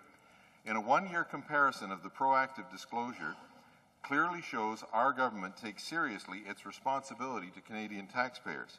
In terms of hospitality and travel expenses, the Liberal Minister of Canadian Heritage spent over $182,000. To be precise, $182,693.96 in 2005. Now, in 2006, the current minister's office just spent over $82,000. That's $100,000 less. A difference of $100,000 more than the current minister spent. We're getting the job done at less than half the cost. I'd also remind the member opposite that it was the former Liberal Heritage Minister, Helene Scherer, who hopped on a Challenger jet, flew to Calgary, rented a limo for her jaunt to Banff, where she delivered a purely partisan political attack in the middle of an election campaign, and that, too, was all at the taxpayers' expense. And that wasn't bad enough. The Liberal minister decided she didn't want to travel with her staffer, so she rented a car for her to get her back. Access to information requests on the cost of the Challenger trip for the Liberal minister's Banff Bonanza came in at over $23,000. In fact, when we talk about proactive disclosure, let's not forget why this policy had to be instituted in the first place: the Liberal sponsorship scandal. Mr. Speaker, this government has instituted the most sweeping accountability reforms in the history of the country because the member opposite's party couldn't keep their sticky fingers out of the cookie jar. Thank you, Mr. Speaker. Honourable member for Dartmouth Cole Harbour. Thank you, Mr. Speaker. Not a word about the subject in question, not a word. This government talks about accountability, transparency, they talk about credibility. Mr. Speaker, the World Wrestling Federation has more credibility than this bunch. It is an outrage to Canadians. $1,000 a day for limousines, hiding the expense, misleading the House of Commons. It is an affront to Canadians. It is still not on the website, Mr. Speaker. I'll table that if you want from today. My question, in this specific case, why the extravagance? Is $1,000 a day for a car a good expenditure? Why was it not disclosed? And why was this Parliament misled? Honourable the Parliamentary Secretary to the Minister of Canadian Heritage. Well, Mr. Speaker, he's not only a Liberal, apparently he has a little difficulty in hearing. The difference of $100,000 difference between the Conservative minister and the Liberal minister apparently doesn't seem to register on this member's scale. The minister said she would look into the proactive disclosure, and she has. The former Liberal minister's office picked up and chose what went on the disclosure for transportation. We are a government of accountability, and we are committed to disclosing all expenses of the minister. The honourable member for Winnipeg South Centre. Thank you indeed, Mr. Speaker. Mr. Speaker, during question period on November 23, 2006, I asked the question as to who on the government side is minding Manitoba. I did so because it is apparent that no one on that side is speaking up for the province and for the concerns of Manitobans. And the answers that day, Mr. Speaker, were non-answers. The issues on which they remain silent or absent are numerous and are hurting many Manitobans. The most notable issue is that of the Canadian Wheat Board. Absolute silence despite the undemocratic attacks on the Wheat Board. Silence as many farmers, many rural communities and many families are put at risk. Silence, Mr. Speaker, at the potential devastating economic impact on the city of Winnipeg. Over 2,000 jobs, a payroll of over $60 million, and potential devastation at the corner of Portage and Main. The Labour Market Partnership Agreement, Mr. Speaker, $129 million signed with the province of Manitoba for training, employment, literacy, apprenticeship for youth, Aboriginals, the disabled, people at risk, was cancelled. Not a word of protest, Mr. Speaker. The childcare agreement, again signed with the province of Manitoba, over $150 million over 5 years for 6,000 designated rural and urban spaces, already designated, already planned for, cancelled. Not a word, Mr. Speaker. Homelessness funding, cancelled for operating funds, some for capital. McDonald Youth Services, providing support for many, many teens at risk, Mr. Speaker, can't even get their phone calls returned since early November. Not a phone call returned. We have heard nothing on the issues of the health of Lake Winnipeg, an important recreational and economic force in the province. East-West power grid, Mr. Speaker, silence. Cut to literacy, silence. And then a tepid response when there was an outcry for a short term. Court Challenges program, Mr. Speaker, one of the few national programs in the city of Winnipeg, eliminated. Not a word of concern. Women's programs, Mr. Speaker, funding approved locally, cancelled nationally. Again, not a word. Silence. Closure of the Status of Women office in Winnipeg, silence. The Kelowna Accord, again silence. What a difference it would have made in the lives of many Manitobans. Housing, education, water, economic opportunity, silence. We remain optimistic, Mr. Speaker, that the Public Health Agency headquarters will remain in Winnipeg, and we certainly hope so. And we are hopeful that the government will ensure that the Museum of Human Rights becomes a reality. My question, Mr. Speaker, is to ask those on the opposite side, those who have the authority, why they don't speak up for the province of Manitoba. Honourable the Parliamentary Secretary to the President of the Treasury Board. Yes, Mr. Speaker.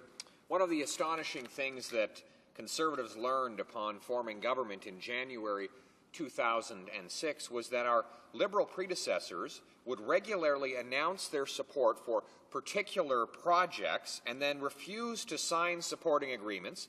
And when they signed agreements in those rare cases, they would not allocate any funding whatsoever to fulfill them. Let me give you one example. The Manitoba floodway is but one of these instances of shady practices where the previous Liberal government made a promise and allocated did not allocate the necessary funds to fulfill that promise. In September 2005, the then Liberal Treasury Board President committed to build a full floodway in Manitoba, a project that would have cost an estimated $665 million. He announced that the Government of Canada would cover half the costs of this project, approximately $332 million.